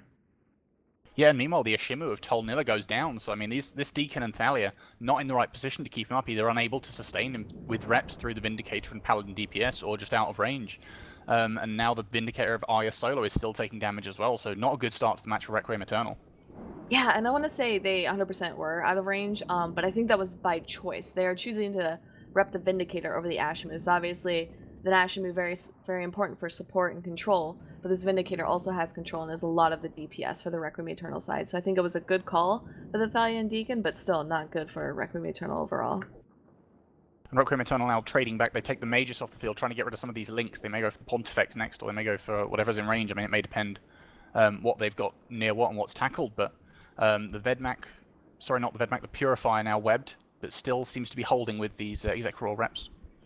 Yeah, he was taking a lot of damage, but now seems to have stabilized. And they have switched also now to focusing on potentially that Zealot.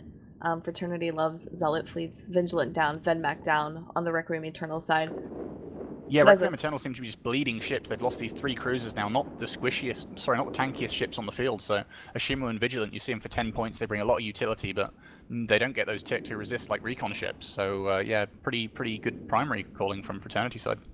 Yeah, so the Demos now going down next for Requiem Eternal. Obviously, it's a hack can use that assault damage control. hopefully stay alive for a little bit longer, but it doesn't seem to be worth much as the Deacon and the Thalia are still pretty far from them. And the Demos does die now as well, so I mean, Requiem Eternal, it's looking pretty dire for them with just the Vindicator, the Armageddon, the Zealot, and some support left, the two Logi frigates and the Pontifex. So I mean, they're probably going to get overrun here by the support wing, the Vedmak and the Pontifex at Fraternity, as well as the Zealot being able to move in too. Yeah, it seems like Fraternity really stuck together. So obviously when they saw that Ashimu going for the support wing, Fraternity immediately turned around. I want to say they sent everything after to defend the support wing, whereas their the Paladin was really the only thing that went in, and it held off 2 battleships. I think it held both the Armageddon and the Vindicator. So that was really good call and really good coordination by Fraternity, whereas Requiem Eternal really split. And without a cruiser Logi, they weren't really able to move reps around. They was really reliant on that Deacon and Thalia, which chose to try and keep this Vindicator alive, but now it is falling. But sadly, their efforts are in vain as the Vindicator of Arya solo does finally go down. And yeah, I think you made a good point. I think Fraternity very coordinated in staying together, seeing the Ishimu was burning in and saying, okay, let's kill this guy. He's only got Tech 1, sorry, not Tech 1, but he's only got Frigate Logi, so they probably haven't got the range and we can just melt through him before they get here. And that's exactly what they did, and it's worked wonders. Yeah, many times we've seen, especially with some of these battleship-heavy comps, where the battleships can just kind of do everything themselves. Like, it doesn't matter if they lose all of their support wing, the battleships can still carry the game. But this is not a case. In this instance, I think Requiem Eternal really wanted to keep their team together, really wanted to coordinate a bit better to try and keep themselves alive. Obviously, they're now down a battleship, and this Armageddon's already half armor. It's not going to survive much longer. Yeah, I think the damage and control provided by the Ishimu and the Vigilant were really crucial to this match, and Fraternity did a really good job in, identifying those ships as fairly squishy and bringing a lot to the table for this Requiem Eternal squad and saying, okay, we need to get rid of those as soon as possible, and then just snowball the match afterwards. Yeah, so we're finally seeing the T2 Logi frigate, the Deacon, falling, as well as the Armageddon. And it looks like, I want to say, all rep bots probably off the field with this Paladin running his smart bomb. Armageddon finally goes down. Deacon may be catching reps on at Thalia, but it's too little too late. All they have left is a Zealot, and as I was saying earlier, Fraternity is known for their Zealot fleets. They love the Zealot, so I think they might save that one for last for the Requiem Eternal side. Yeah, I think the Zealot quite an interesting ship with, I believe it gets 7 lows, so very tanky even by hack standards, and now it gets the 50 meters of drone bay, I now believe. So yeah, up in priority slightly with those drones. I mean, Tech 1 drones allowed this year only, so not as strong drones as last year, but I mean, still a considerable buff to the ship. Yeah, we see the first Deacon fall. Looks like Pontifex now going next for as a primary for Fraternity, getting out the field. I don't see really any damage coming from Requiem Eternal to Fraternity. Everyone's kind of just sitting at passively regenning shields for an armor comp, so it doesn't look like they're going to be able to take anything besides initially that Magus. Yeah, and as the Pontifex goes down, unfortunately for Requiem Eternal, this match is long since over, and they're just waiting now. The final match of the day, their last moments on the stream, as they are sadly going home at the end of this match, as this is the elimination bracket, and every team that's lost today is out. Yep, so all we've seen that last is Athalia, which is really kind of flying around with EC bots. It must be mega obnoxious, but he's sitting in the middle of the Fraternity team, so he'll be volleyed shortly after. Do you think there's anything Requiem could have done a bit better, or do you think this was just perfect execution by Fraternity, Baz? I think they could have been a little bit more cautious with their Ishimu and taken what was offered up to them at the front rather than trying to burn in and get on a better priority target perhaps, but at the risk of losing their tackle and their Ishimu and Vigilant, and just take what Fraternity are offering, see how the fight goes. Maybe you don't commit so hard to something where you haven't got the reach behind it to keep yourself alive. Yeah, I'm aligned with that. I thought Fraternity did a really good job reacting. Usually we've seen in many Alliance tournaments, for some reason someone's putting rep bots on the Thalia from the Fraternity side. I'm not sure if they are doing that so that they can loot the field. I know I had mentioned that previously, that many times you want to be, when you kill a ship, that doesn't mean you get all the loot automatically. You have to physically loot the field before you're sent home after a match. But finally they show mercy, and the Thalia is exploded. And with that, I believe that is the end of the matches for today, and we're going to send it back to the guys in the studio.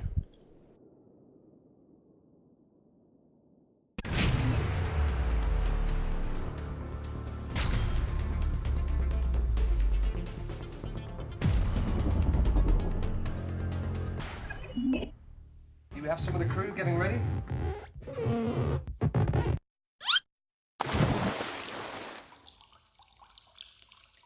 Right here we got the commentating booth, and last but not least, the studio. Come on, have a look. Hope you guys enjoyed the stream. Hi, I'm Gran Arcana, Test Alliance head diplomat. My interests are negotiating backroom deals and glazing the blue donut. My ideal fleet member is your entire corporation. If you want to fly with me, join Test today.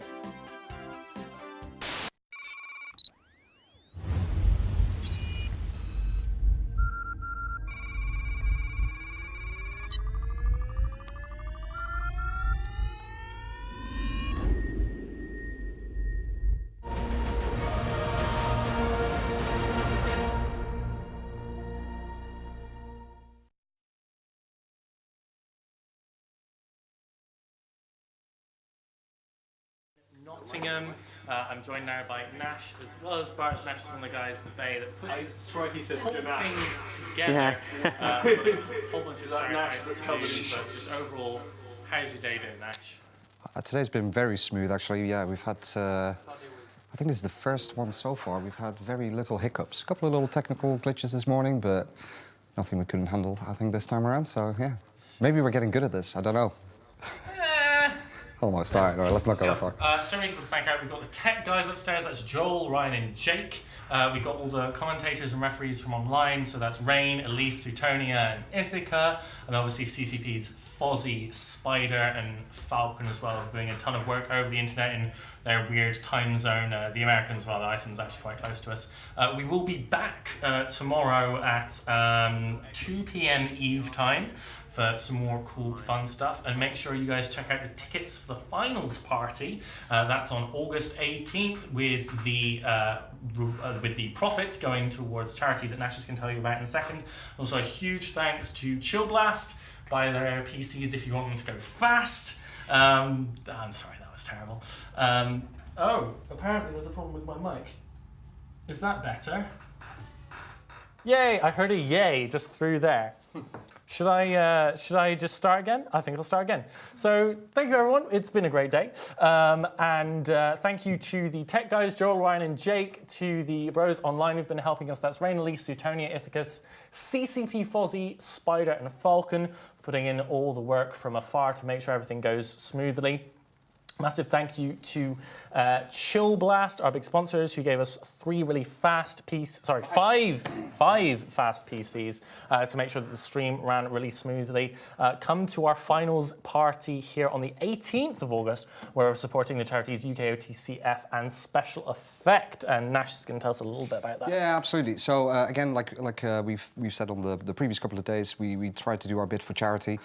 We've sponsored UK OTCF over the last 5 years on our live events and anything that we've done on esports side. And to date, we've collected more than £5,000 for these guys. This year, we're splitting it equally between UK OTCF and Special Effect. So they've got an online campaign running for the entire duration of the Alliance tournament. So people can check out our blog post and have a bit of a look at it and see the campaigns specifically that they've got running.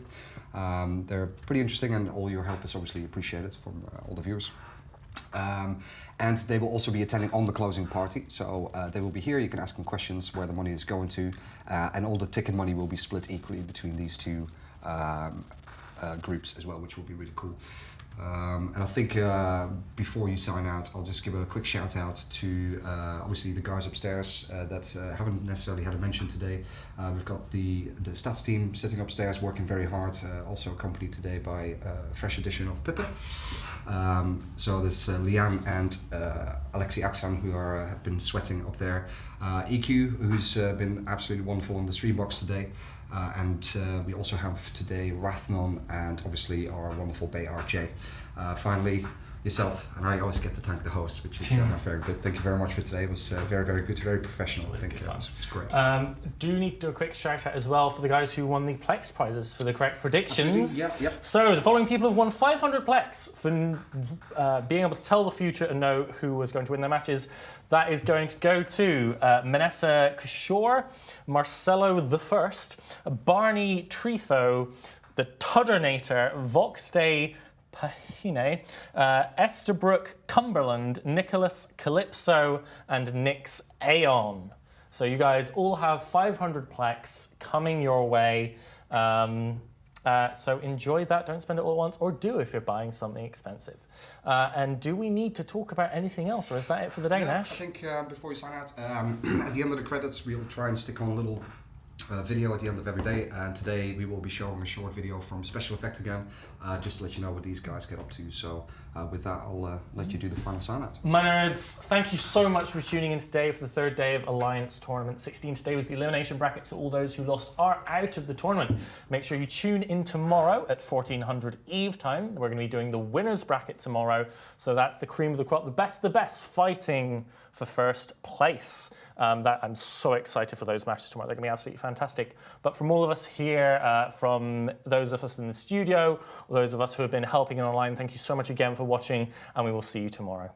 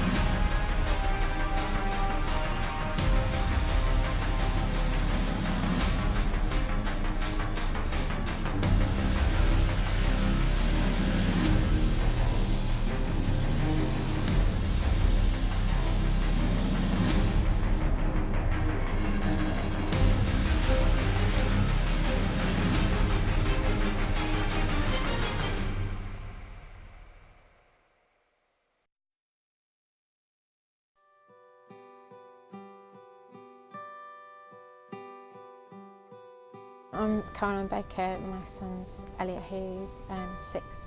Elliot's very, very technology focused, but obviously has physical disabilities, so has problems getting on with technology as he would like to. We've had an Xbox for a couple of years and he'd been trying to play with it and couldn't use it at all. And some of his mates at school have said, "Oh, you've got an Xbox, have you? Can we play against you?"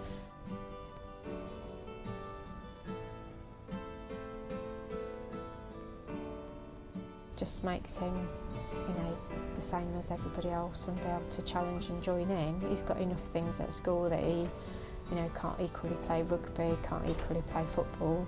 So this just puts him on an equal footing. He's naturally competitive like most boys. It was amazing to watch Elliot actually not go the wrong way permanently down the track, which he was doing with the controller before until it was set up properly.